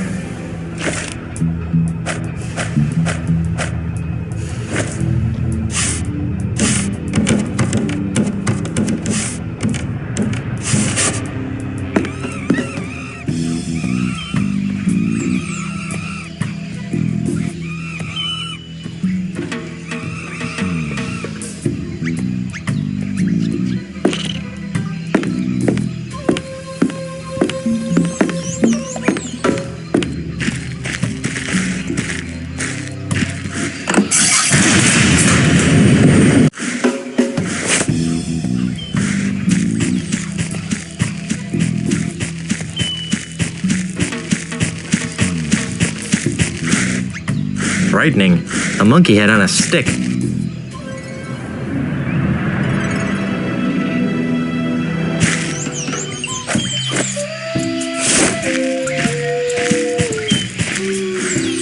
Hey, monkey, look what I've got.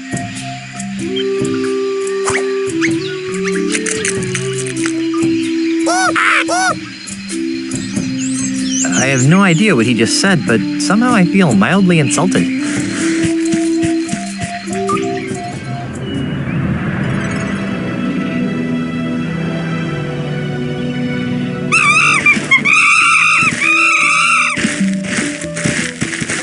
Greetings. Welcome to Monkey Town. I am Jojo Jr., Monkey Prince. Hey, you can talk. As can you. Imagine that. I still can't believe you're a talking monkey. That is why you fail. The question is not why a talking monkey, but rather, why not a talking monkey? Okay, so why not a talking monkey? Precisely. Why not? Do any other monkeys talk? Oh. You mean, do they talk in your language? No, I am the only one. How did this come to pass, O Great One? On a warm, sunny day, much like this one. Short version, please. I was in the clearing next to the giant monkey head, burying my dearly departed father. Your father? You mean... Jojo Sr. Apparently, someone had trained the poor, loyal fool to grab the switch that controlled the gate to the giant monkey head. Why does that sound familiar? But that same stupid someone forgot to train my father to let go of the switch. Eventually, my father starved to death, swinging on a switch, waiting for a simple command that never came. Gee, that's, horrible. Yes, well, I was just completing the grim task, and I heard a low humming coming from the giant monkey head. Well, being a curious monkey by nature, I cautiously approached the humming head and reached out my hand towards its massive mouth. As I touched it, a tremendous bolt shot through my body, knocking me unconscious. But when I came to, I discovered that I had an enormous understanding of the world around me. You mean you could talk? Oh, that too. There are buttons and levers and stuff in the giant monkey head. Very interesting. Hey, neat hat. Thank you. It is a hat of honor. What do you mean, hat of honor? To earn the right to wear this hat, one must become the best at an ancient and noble sport, a contest with great and long-standing tradition among the monkey folk, the sport of monkey combat. What exactly is monkey combat? It was once used to train young monkey warriors in the way of combat. In these modern times, it has become a game, albeit a game of supreme honor. Very little has changed over the years.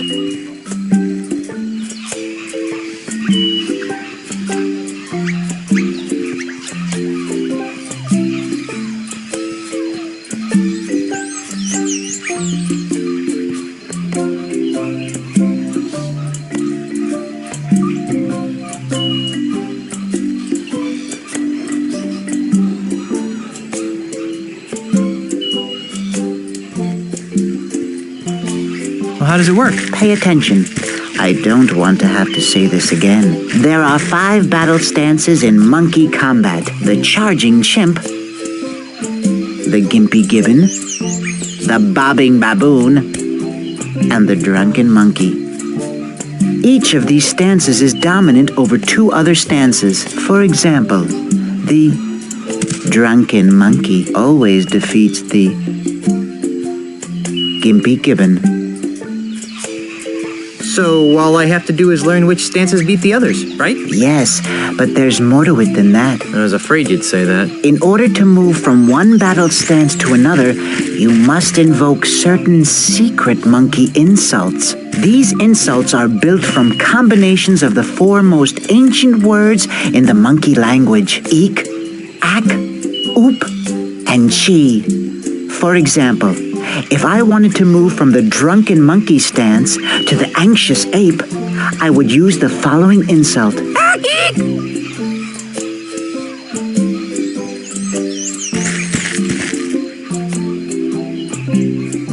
Could you teach me some of the other monkey combat insults? I'm afraid not. Each monkey combatant must earn the knowledge of the sacred monkey insults through actual monkey combat. But you already told me one of the insults. Yes, well, the first one's free.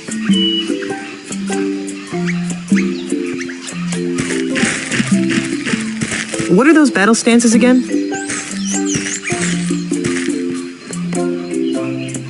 The bobbing baboon, the anxious ape, the gimpy gibbon, and the drunken monkey.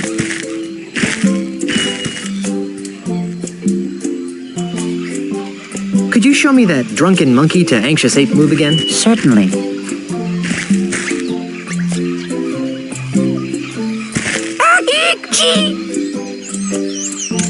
Don't forget that the same insult works for the return move as well. Are there any secret tips to mastering monkey combat? There is no way to master monkey combat without experiencing monkey rats. However, when I was a younger monkey, I found that employing the monkey see, monkey do strategy allowed me to quickly master several simple moves. It also irritated my opponents. Are there any other monkey combat tips you wish to impart, my wise little monkey friend? Only that you may hold your current position by repeating any of the primal words 3 times in a row. How do I simply copy your opponent's insults? This is giving... Then we shall take... I want off this craze. The want of things is the core of the human experience. That's very profound, but I have no idea what you just said. It's good to want things. Since when are there so many monkeys on Monkey Island? Since the Great Summoning. Great Summoning? What are you talking about? Shut your yap, impatient one, and I shall tell you. The Brotherhood of Primates has a unique bond with the whole world that surrounds us. Could you, cut to the chase? I got an important meeting to get to. No one has any respect for history. Anyway, my monkey brethren have felt a need, a calling to amass here. There is a feeling that something wonderful will happen soon. Something big.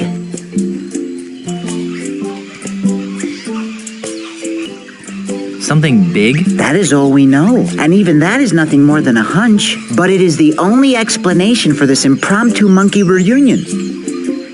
But how did they know to come here? How did you know to come here? I didn't. I had no choice. And so it is for my monkey brethren. Ozzie Mandrill and LeChuck brought them all here? No. They came of their own accord. But they don't know why. I was only trying to illustrate their lack of power to fight it. Much like you. Oh, forget it. How did all these monkeys... Various ways. Each monkey has found their own path. Are any of those paths reversible? I'd sure like to get off this island. Your path is yours to find. Gee, thanks. I have no more insight for you. Perhaps you seek knowledge in other areas. I challenge you to monkey combat. You are not ready for me, pink boy. Return after you have defeated some lesser monkeys. I don't have a ship, if that's what you are asking. Great. How am I supposed to get back to Mêlée without a ship? Everyone who leaves Monkey Island finds their own path. I foresee a unique path for you, of an epic nature. Or perhaps I'm hungry again. I foresee a unique... No details? No. I can't stop admiring your hat. Thanks. As I said, it's the hat of honor. Is it bronze? From here it looks bronze. Why, yes. Yes, it is. It's darn heavy, too. Can I have it? Oh, that is a question only the stars and the heavens themselves can answer. Okay, but can I have your hat? No. I really should be going. I wish you luck and health on your journey. Ahoy there, matey. It's the ladder to that hut. Hi.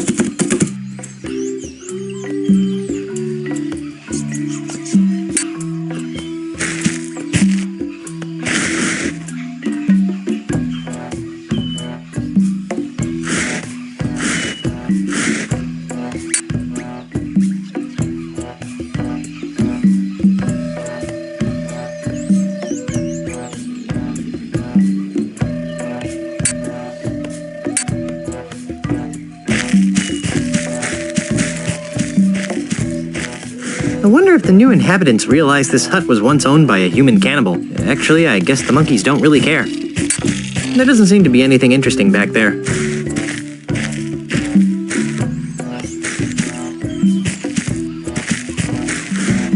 Ooh, pretty flower. I really don't need it.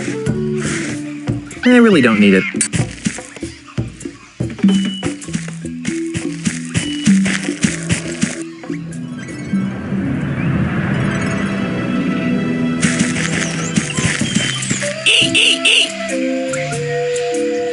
So, I see you are trained in the arts of monkey combat. On guard, monkey.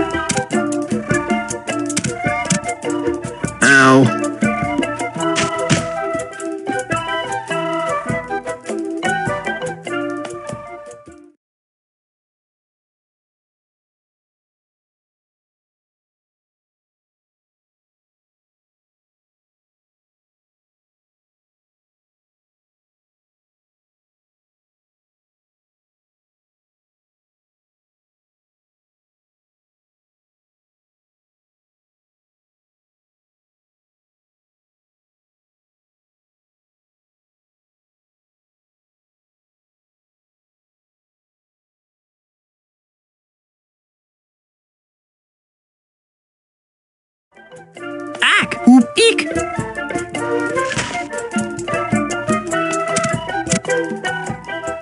Yo!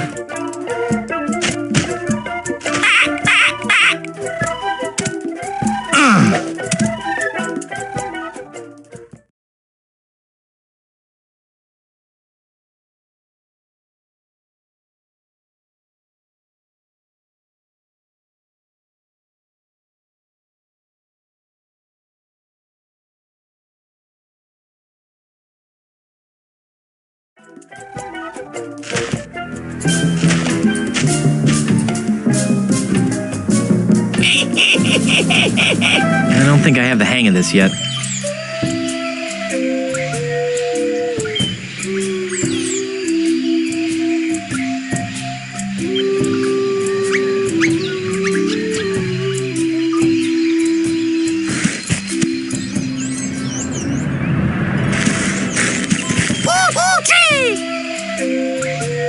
So, I see you are trained in the arts of monkey combat.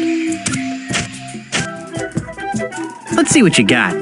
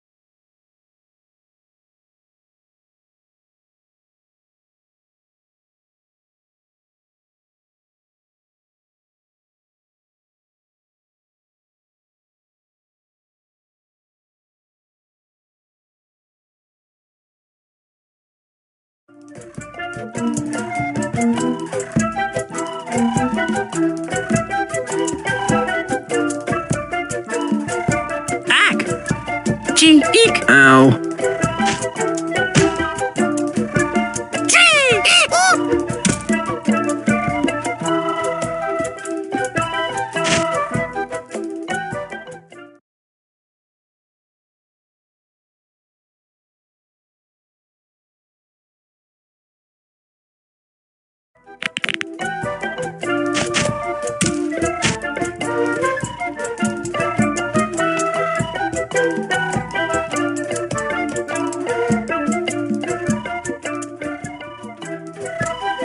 Gee, eek! Ow!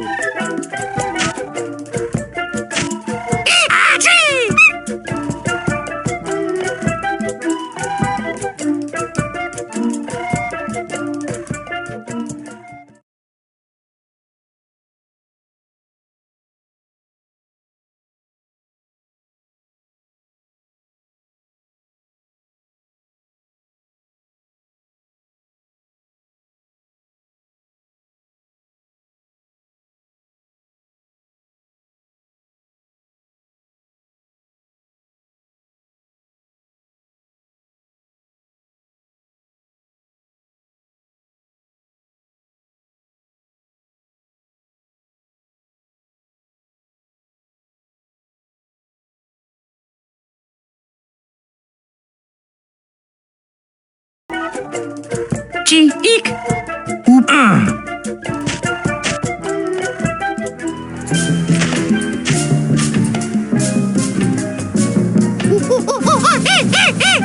Rats. I lost again.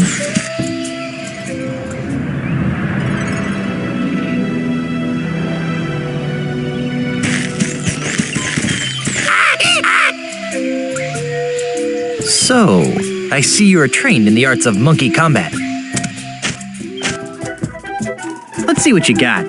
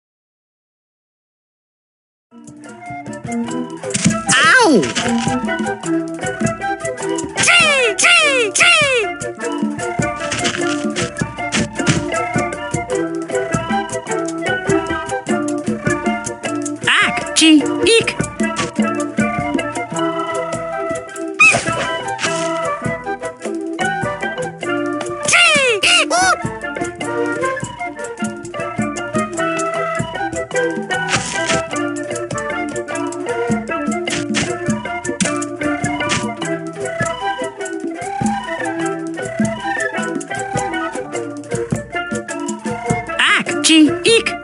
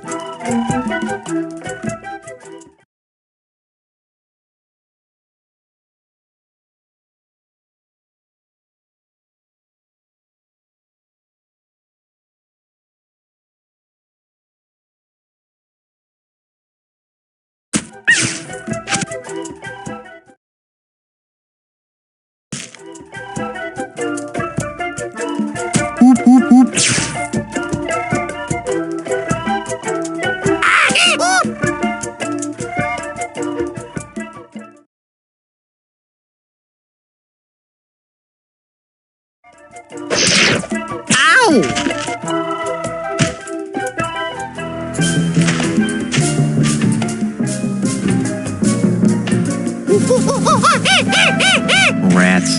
I lost.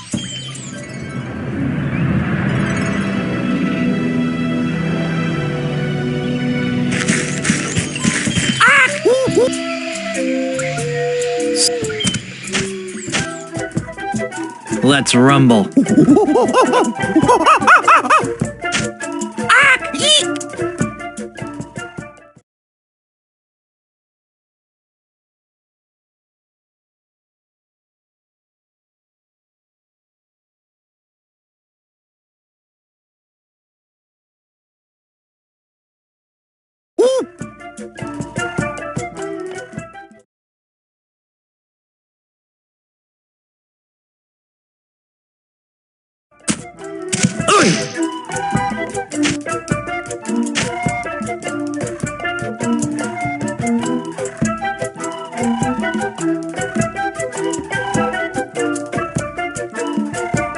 G, eek.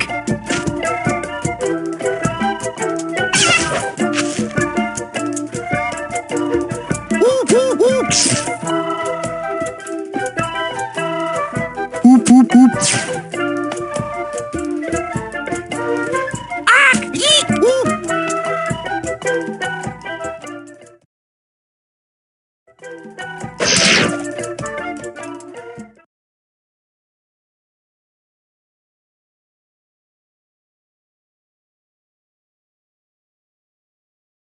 Ow. G, eek. Whoop.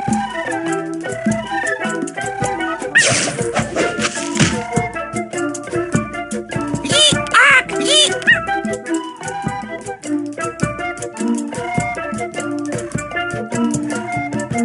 G, G, G.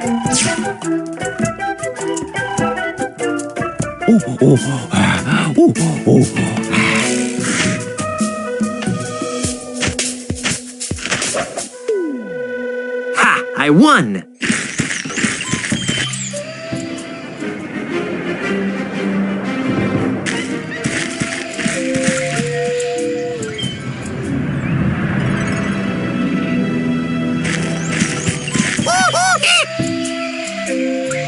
So, I see you're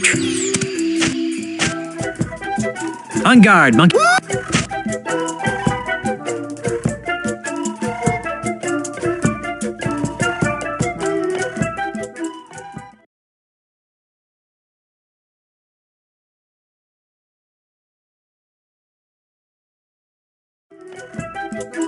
Ack, eek. Whoop.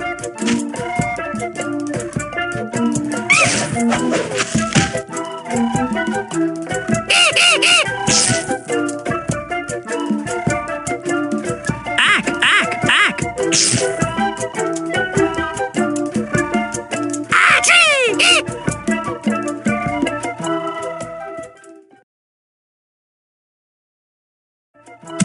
Oi!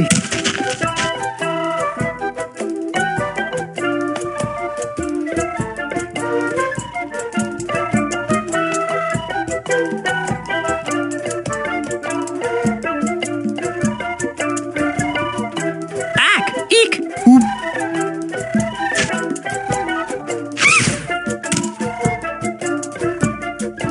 Gee, eek.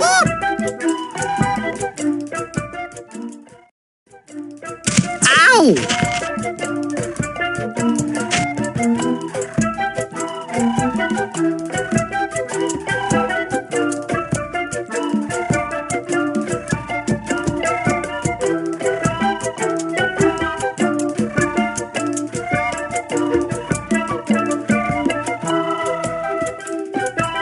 Ack, G, eek.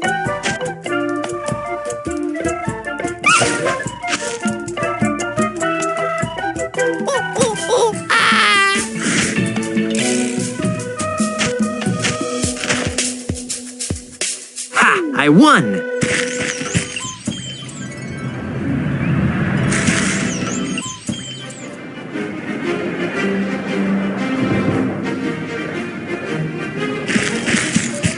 Ooh, gee, gee.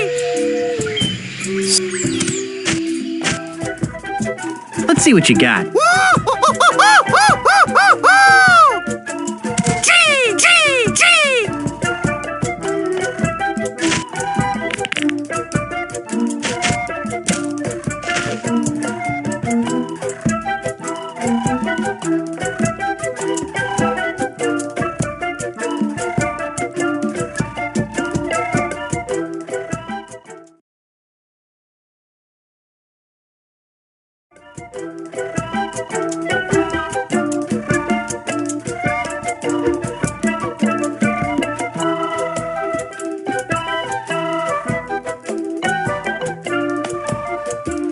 Ack, G.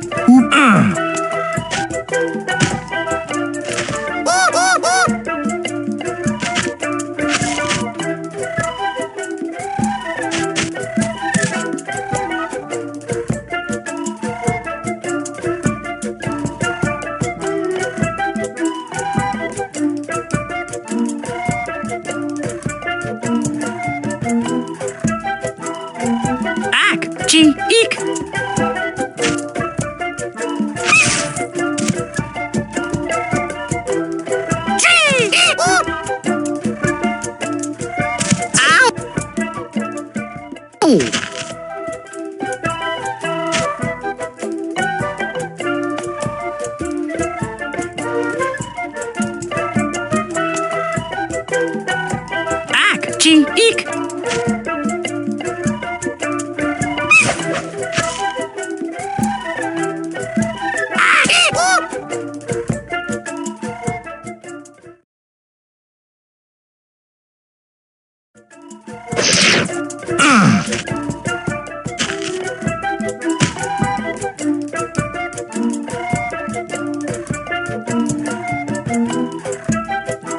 Eek!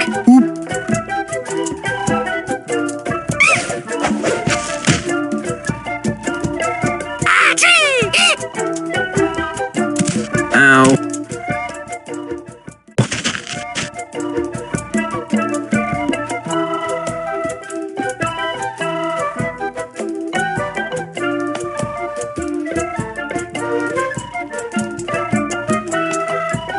Ack! Eek! Oop.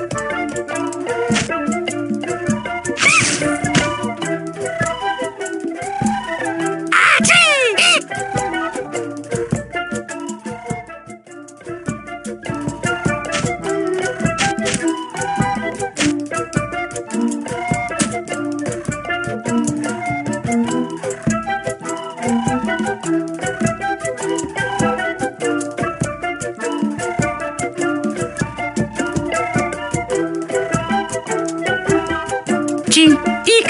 Oop.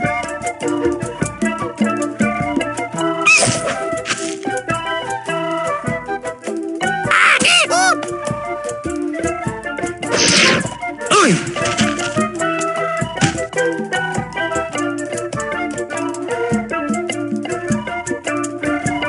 Eek! Oop.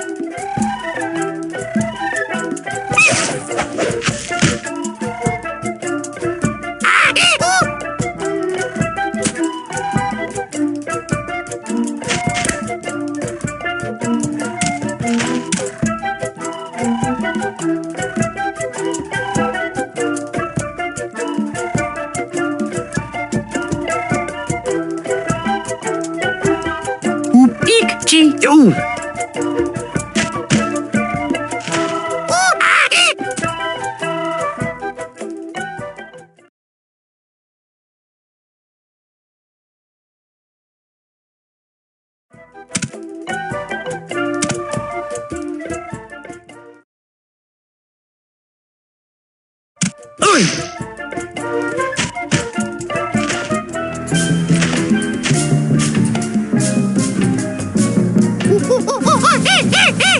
Rats. I lost again.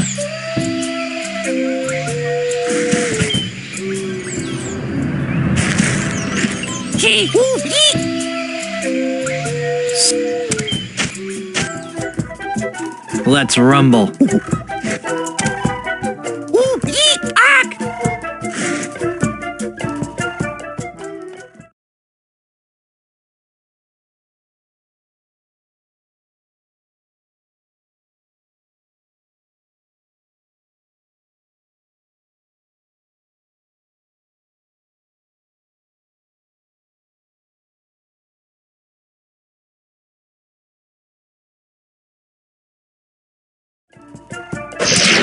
Yo!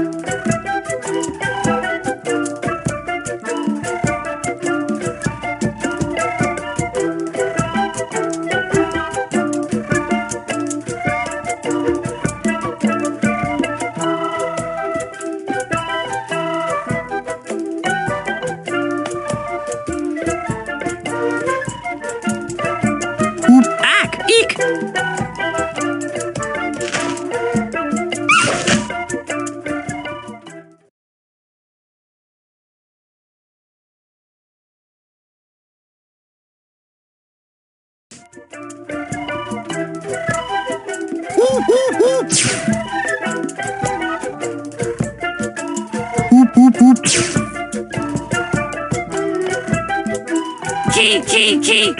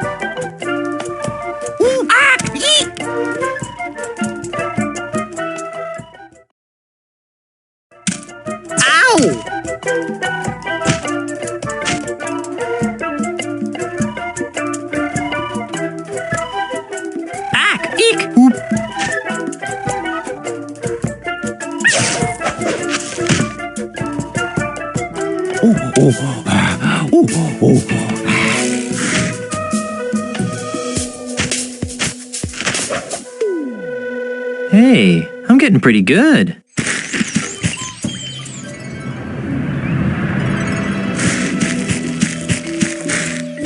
Hello again, Monkey Prince. Greetings, unenlightened one.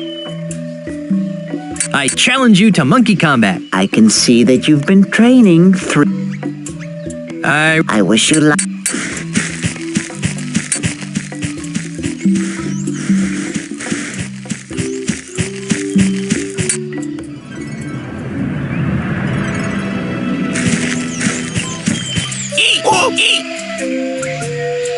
So,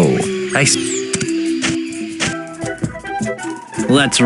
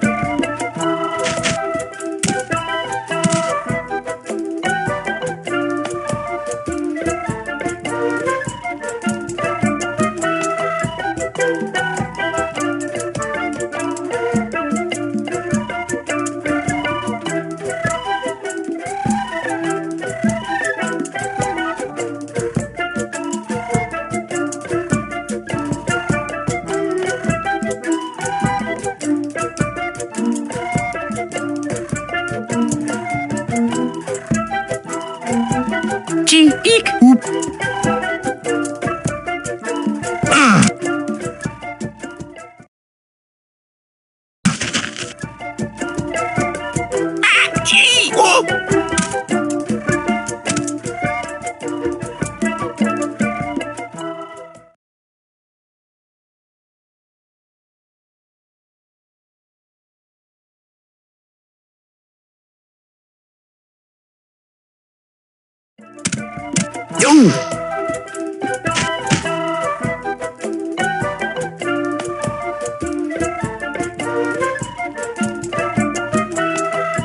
Ack, eek.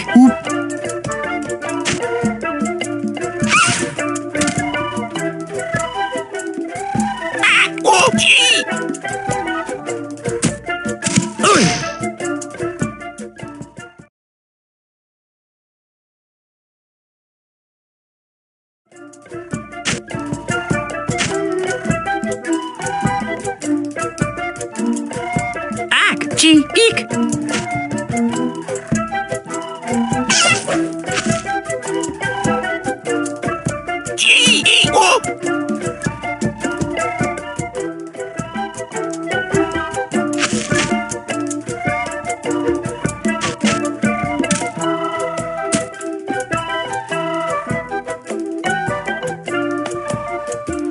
Gee, eek.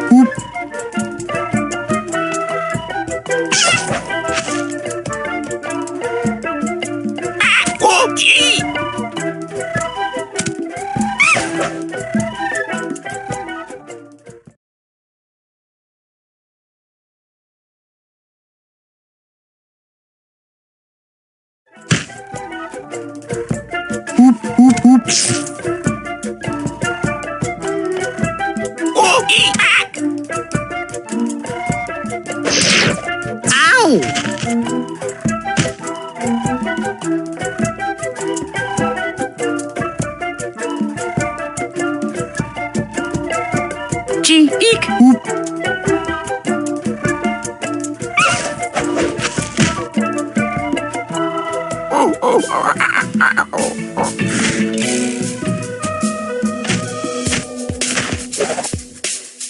Hey, I'm getting...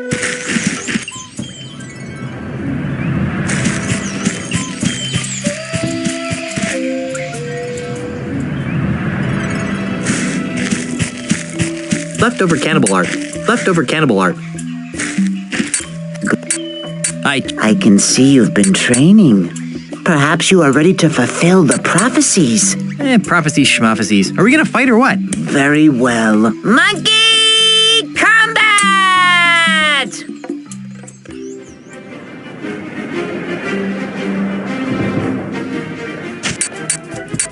On guard, monkey. You are good. But are you good enough? Ack, gee.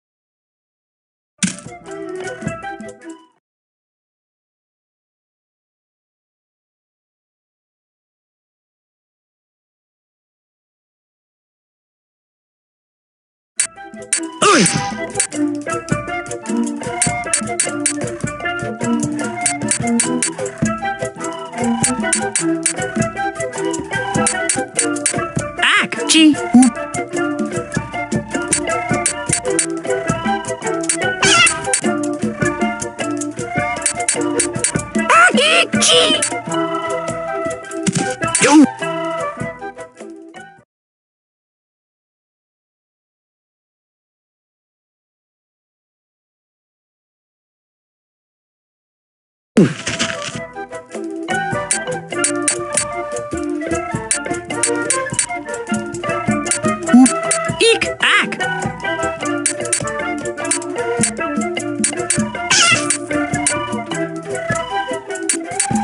Gee, eek.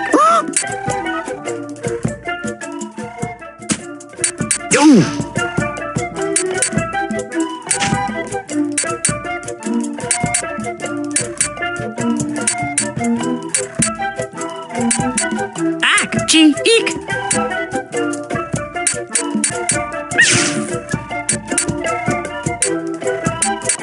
Eek.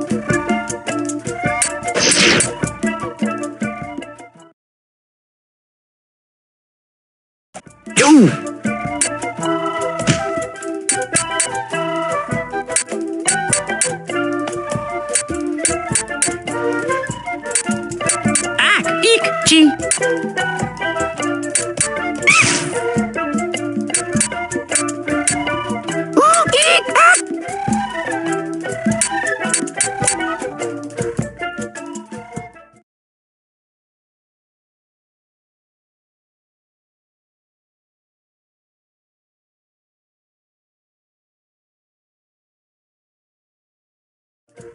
Ow.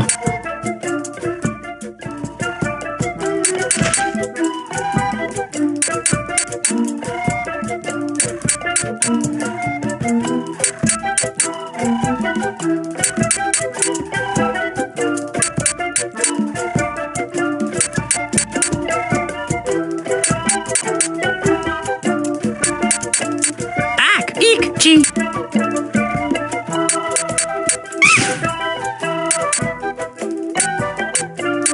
Ak, ik.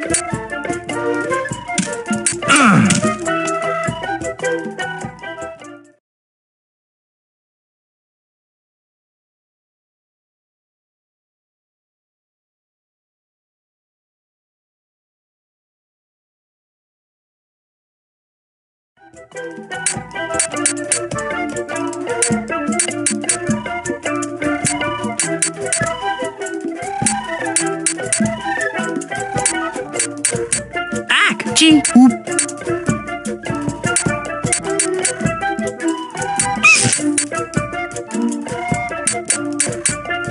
Ak, chi. Ow.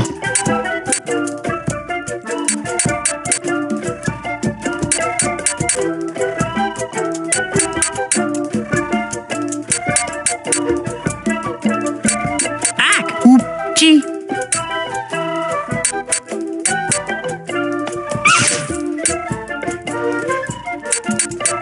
Ak, chi, ik. Ow.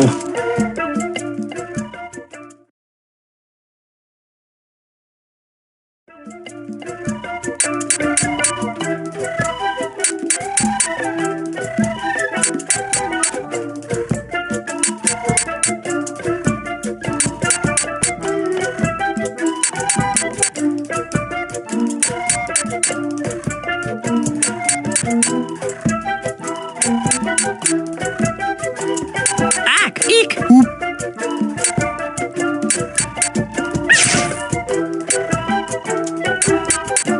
Ak, ik, chi. Oei.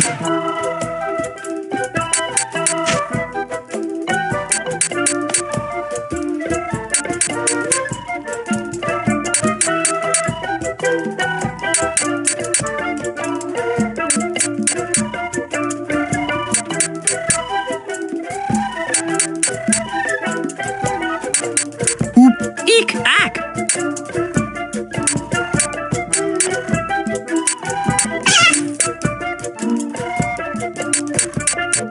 Ak, ik.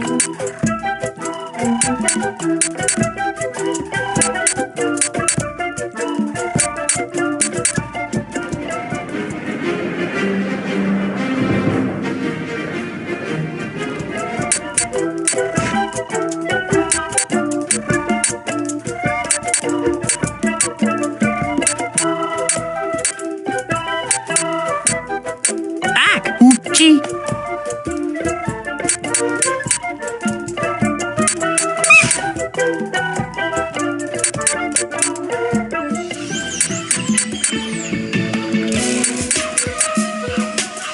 I cannot believe it.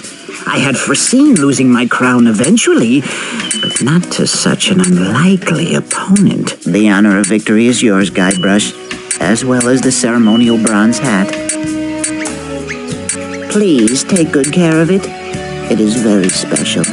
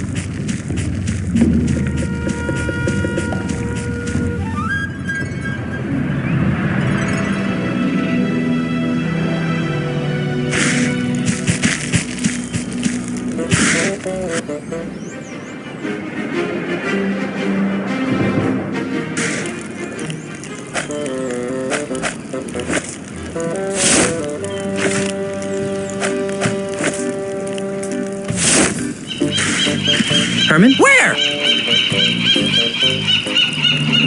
Herman? Oh, yeah, that's me. Herman.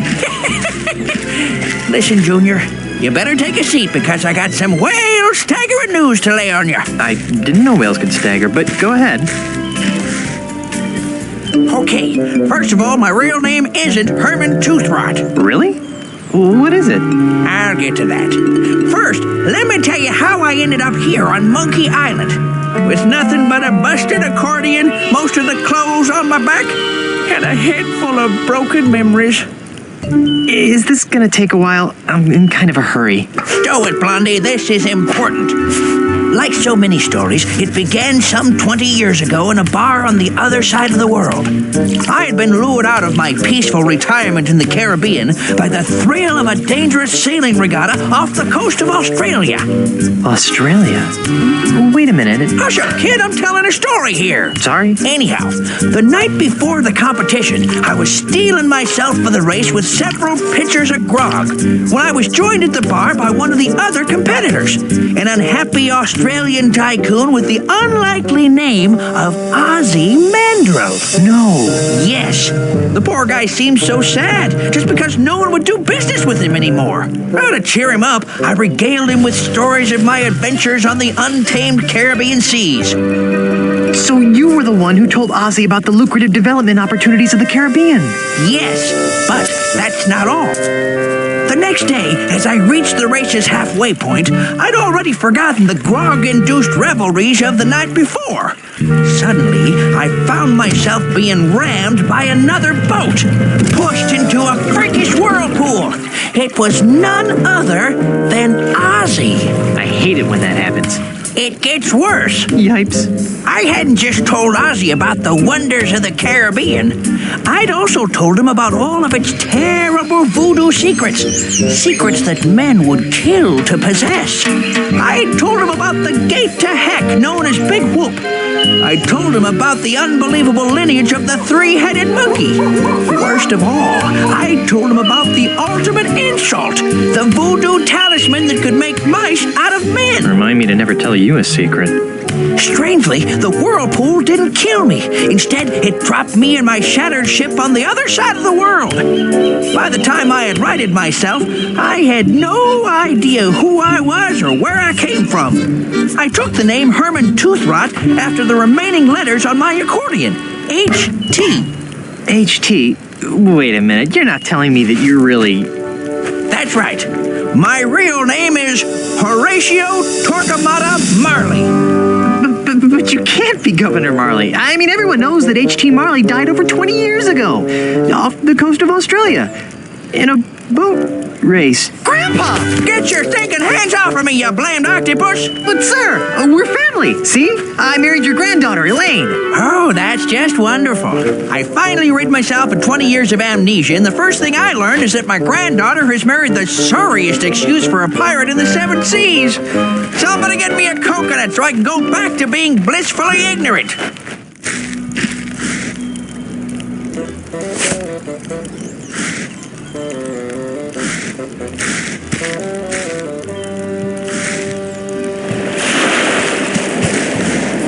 Ah, yes. The magic... Grandpa? Quit calling me that! That's no way to talk, sir. We're gonna have to work together to defeat Ozzie and LeChuck. LeChuck's involved, too?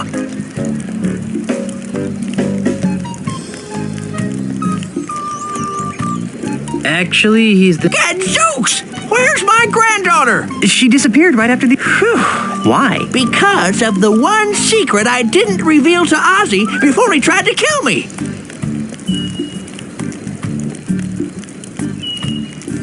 The secret of your missing pants? Of course not.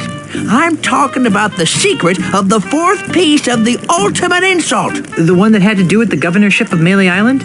I was wondering about that. What is it? It's this! That looks like the Mêlée Island gubernatorial seal. It is the official gubernatorial seal of Mêlée Island. One of them, anyway. A good governor always keeps a spare around, in case the original gets lost. The seal is the key to unlocking the dread power of the ultimate insult.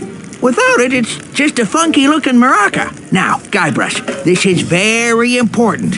Where is the other gubernatorial seal? I guess it's with Elaine. She rarely lets it out of her sight. That's good. As long as Ozzie and LeChuck don't find her, they'll never be able to make the ultimate insult work.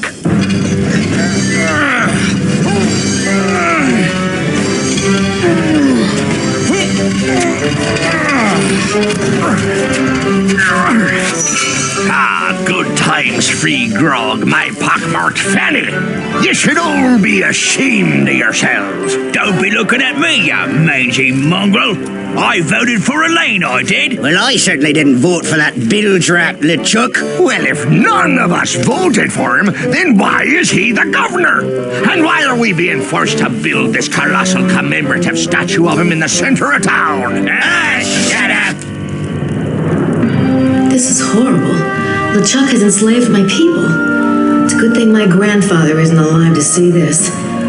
Why is he making them build that statue? What does that have to do with the ultimate insult? What's happened to Guybrush? What's that smell? Oh, ex-Governor Marley. You're a hard woman to find, you know that? Obviously, not hard enough. You must be Peg-Nosed Pete. I, the Governor and Mr. Mandrill, have a few questions they'd like to ask you. Gee, you know, I'd like to, but I have to wash my hair for the next 7 years. I really must insist. Drat. Like I said, as long as Ozzie and LeChuck don't find Elaine, the ultimate insult can never be completed. Maybe we should come up with a backup plan.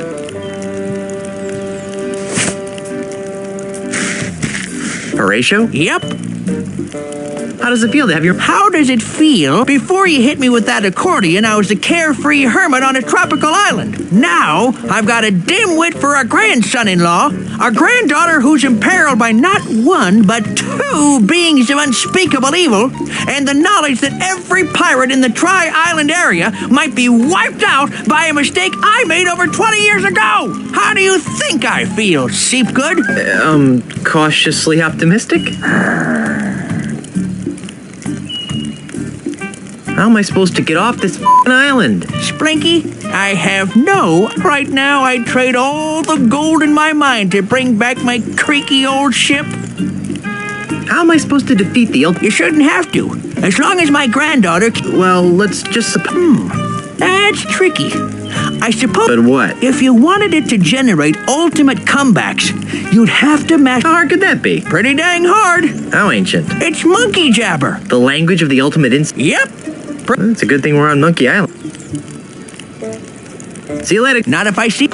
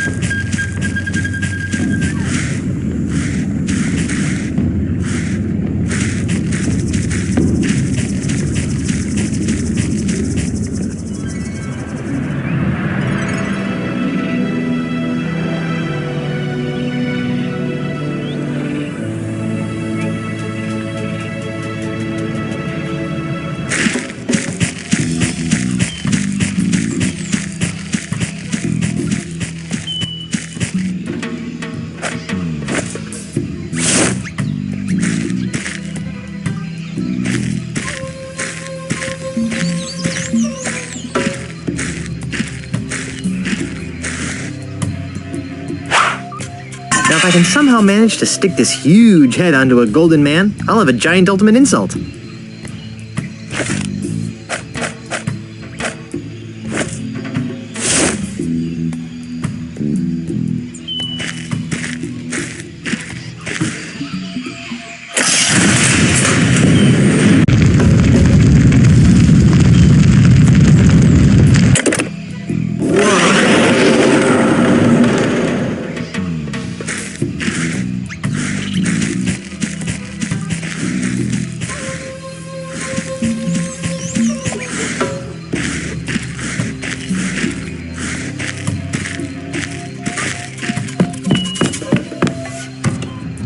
wonder what all this stuff does.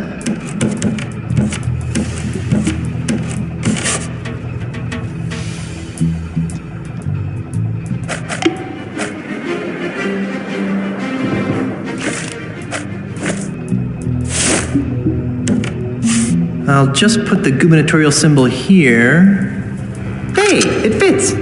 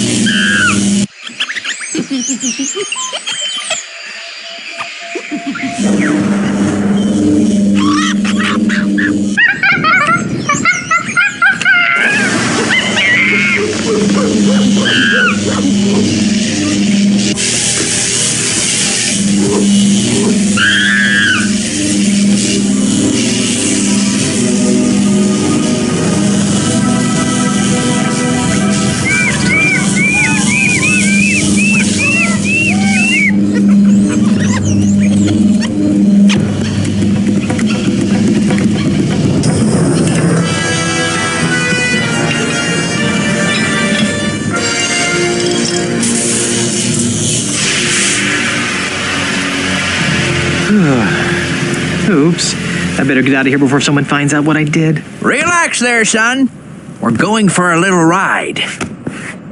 Sure. Pull that lever there, would you? Ride? What do you mean by that? We're taking this giant monkey robot to Mêlée Island to rescue my granddaughter. Giant monkey robot. Are you sure you have all of your memory back? Maybe I should hit you again.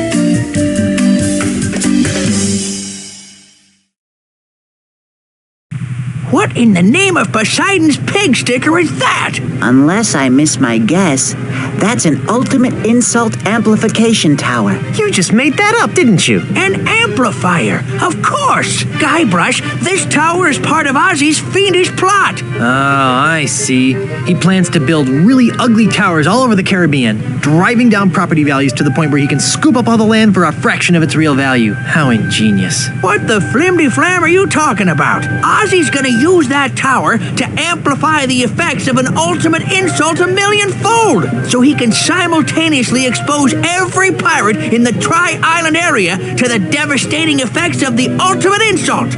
Are you sure it's not the property values thing? If you wish to fulfill your destiny and save your pirate friends, you must climb this tower and destroy its devilish machinery. Somehow I knew you were gonna say that.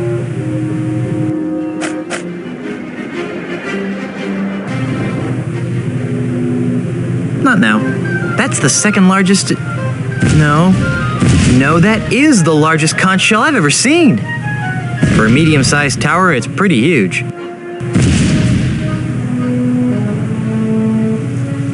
Now that's a tower.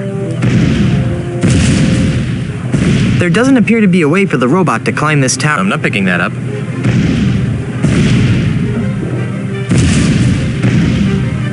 That's the shortest of the very, very, very tall towers.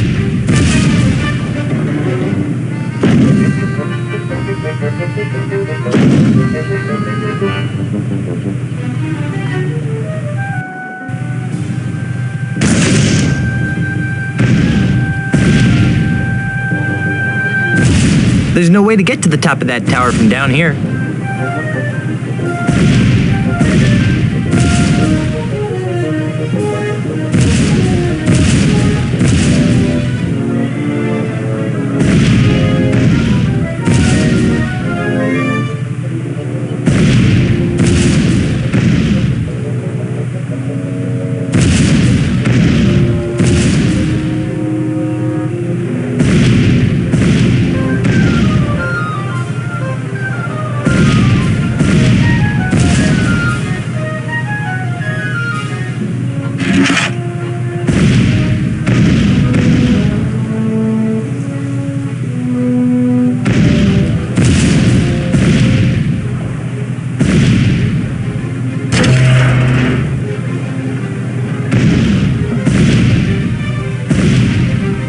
can't use it from down here.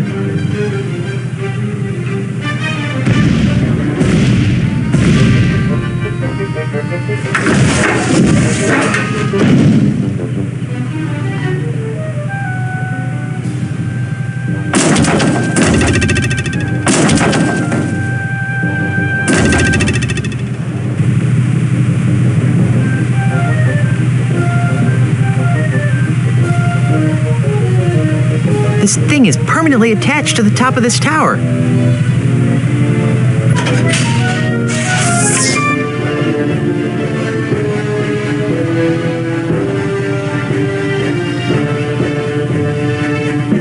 Blast! What's wrong, you reanimated lump of voodoo flotsam?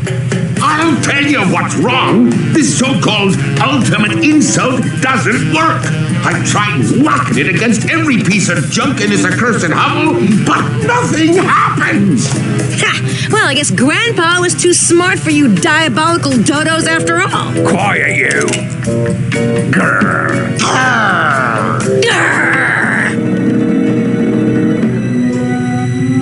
What in the name of Adam Smith's invisible hand is that? That? Oh, that's nothing. Just a piece of junk I bought on my honeymoon. Darn! The gubernatorial seal of Mêlée Island. Of course! Let me see that. Well, that seems to have shaved the proverbial dingo. Let's test this bugger out. Peg nose. Right. Would you be so good as to stand over there? Look, Mr. High and Mighty Mandrill, I'm getting awfully tired of following orders. I think it's about time we renegotiated the terms of my employment. Or what? Or I'll fill your belly full of lead, you sissified fossil. No one messes with Peg-Nose the pirate and lives to tell the tale. Why, I'll rip off your arms and I'll beat you. You were saying? Please don't hurt me, Mr. Mandrill. I'll do whatever you say from now on, I promise. Take a long walk off a short pier, you craven wretch. Righto, sir. Well, Mrs. Threepwood, it seems as though the power of the ultimate insult is finally mine. Oh, let me use it on Elaine. All in due time, Captain. But first, let's give her a taste of things to come. Aye, you're a sadist after my own blackened lump of a heart, Mandrill. For years, the Caribbean has been buffeted by the unpredictable winds of runaway piracy. Now, by the power of the ultimate insult, I hereby banish those chaotic tempests and usher in a new age of orderly consumerism. I am Ozzie Mandrill. Look upon my works, ye mighty pirates, and despair. No!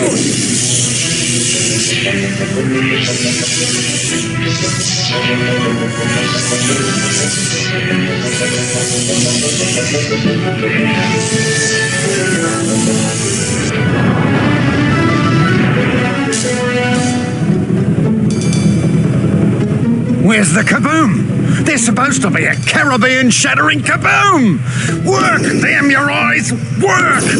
I knew this ridiculous plan would never succeed. I guess this just goes to show that you should never send an Australian girly man to do the work of a real pirate. LeChuck, get back here and help me fix this thing. Oh, Ozzie.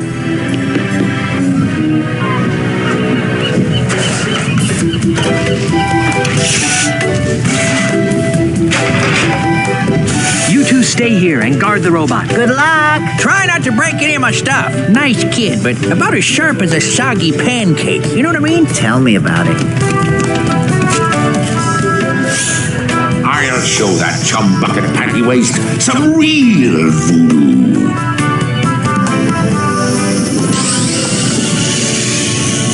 Honey, I'm home. Guybrush, look out for the ultimate insult. I don't know how you dimwits managed to sabotage my magnificent insult amplification apparatus, but I'll at least have the satisfaction of annihilating your arrogant pirate souls. Somehow, I always knew it would end like this. Really? Prepare to meet your doom, Threepwoods. What the didgeridoo is that? Let's get out of here. You won't escape that easy, you swashbuckling ninnies.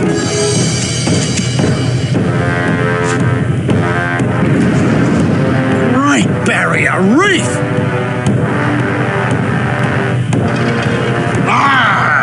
Ye be looking like ants from up here. Guybrush? Yes? Am I the only one seeing a giant walking statue of LeChuck on our front lawn? No.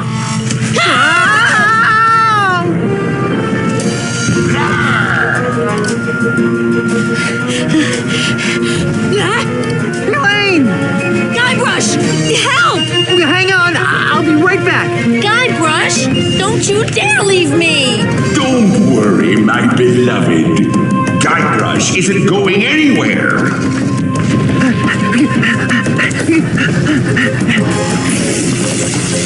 Let go of me, you rock-brained monstrosity! You insignificant mortal flea! How dare you wield your pathetic voodoo magics against the immortal might of the demon pirate LeChuck? I'll grind your bones to make me grog, you triple timing bastard! Ah, shut up! How may I serve you, master? Well, eventually, I'll be wanting you to squish every pirate on the face of the planet into a sticky red goo. But for now, let's just kill Guybrush Threepwood!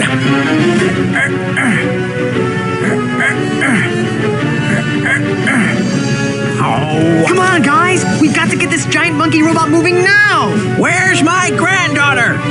Actually, that's kind of a funny story. Threepwood! Where did you find that ridiculous-looking contraption? It was a present from H.T. Marley. Grandpa? I'm in here, dear. Well, what an unexpected family reunion. Too bad I have to ruin it by savaging your puny minds with the power of the ultimate insult.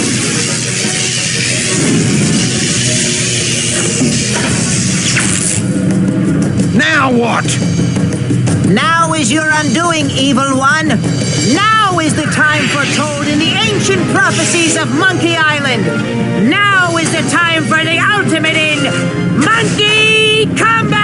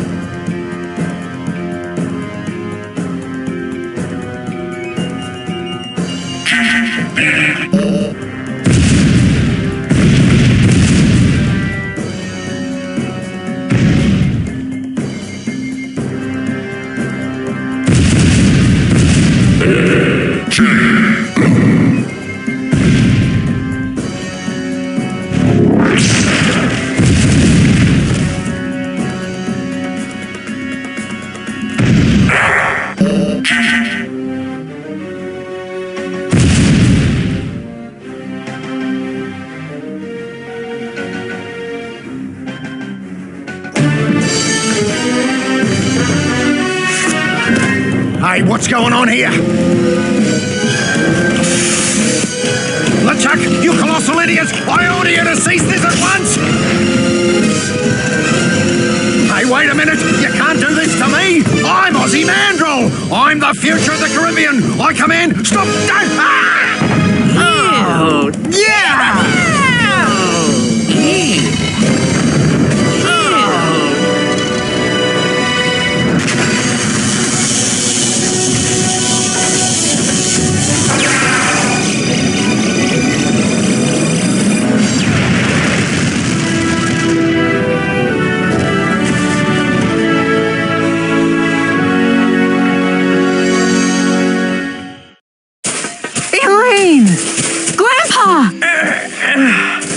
Darling. Jojo!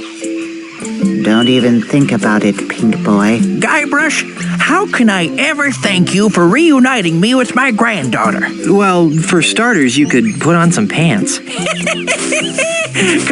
it done. Also, yes? Would you please be the governor of Mêlée Island again? No way, no how. I hated being governor. Why do you think I went all the way to Australia in the first place? For the cuisine? Grandfather, please. I can't stand being the governor. It's no way for a pirate to live. Guybrush and I need to be on the open seas, waving our swords, swashing our buckles. We're too young to become career bureaucrats. Well, all right. But you better come by to visit. Every month. And I want to start seeing some pirate great-grandchildren. We'll see what we can do. And so the circle of life continues. Hey, you're a talking monkey. Oh, Elaine, I'd like you to meet Jojo Jr., the Monkey Prince of Monkey Island. Well, thank you, noble Jojo, for helping to make the seas once again safe for pirates everywhere. It was my pleasure, Mrs. Threepwood. But now I must be going. Somewhere out there, my monkey brothers and I have a destiny to fulfill. Where will you go? I don't really know. I hear that Martha's Vineyard is nice this time of year, but first we have a crew member who wants to disembark. Timmy! Farewell, everyone. Goodbye, Jojo. We'll never forget you. Of course I'll never forget him. I mean, he's a talking monkey. How creepy is that? Well, that's it. We've saved the mansion, found your grandfather, and once again made the Caribbean safe for bloodthirsty, grog-swilling reprobates. Phew, who knew married life would be so much fun? Guybrush, now that Grandpa's governor again, we're free. We can go wherever and do whatever we want.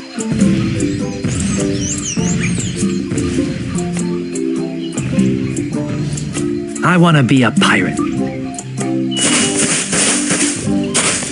Elaine? Whoa!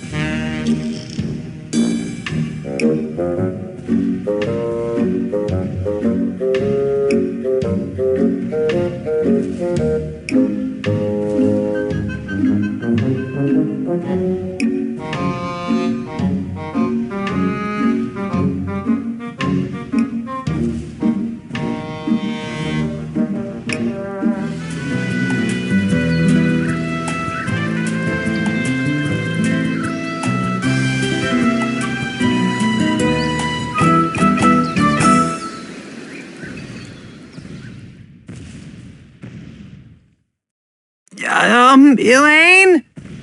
Timmy? Herman? Mommy? George? Hey guys! I'm stuck down here! Wally? Lindy? Oh, it's a long way down! Murray? Sean? Mike? Oh, Jar Jar?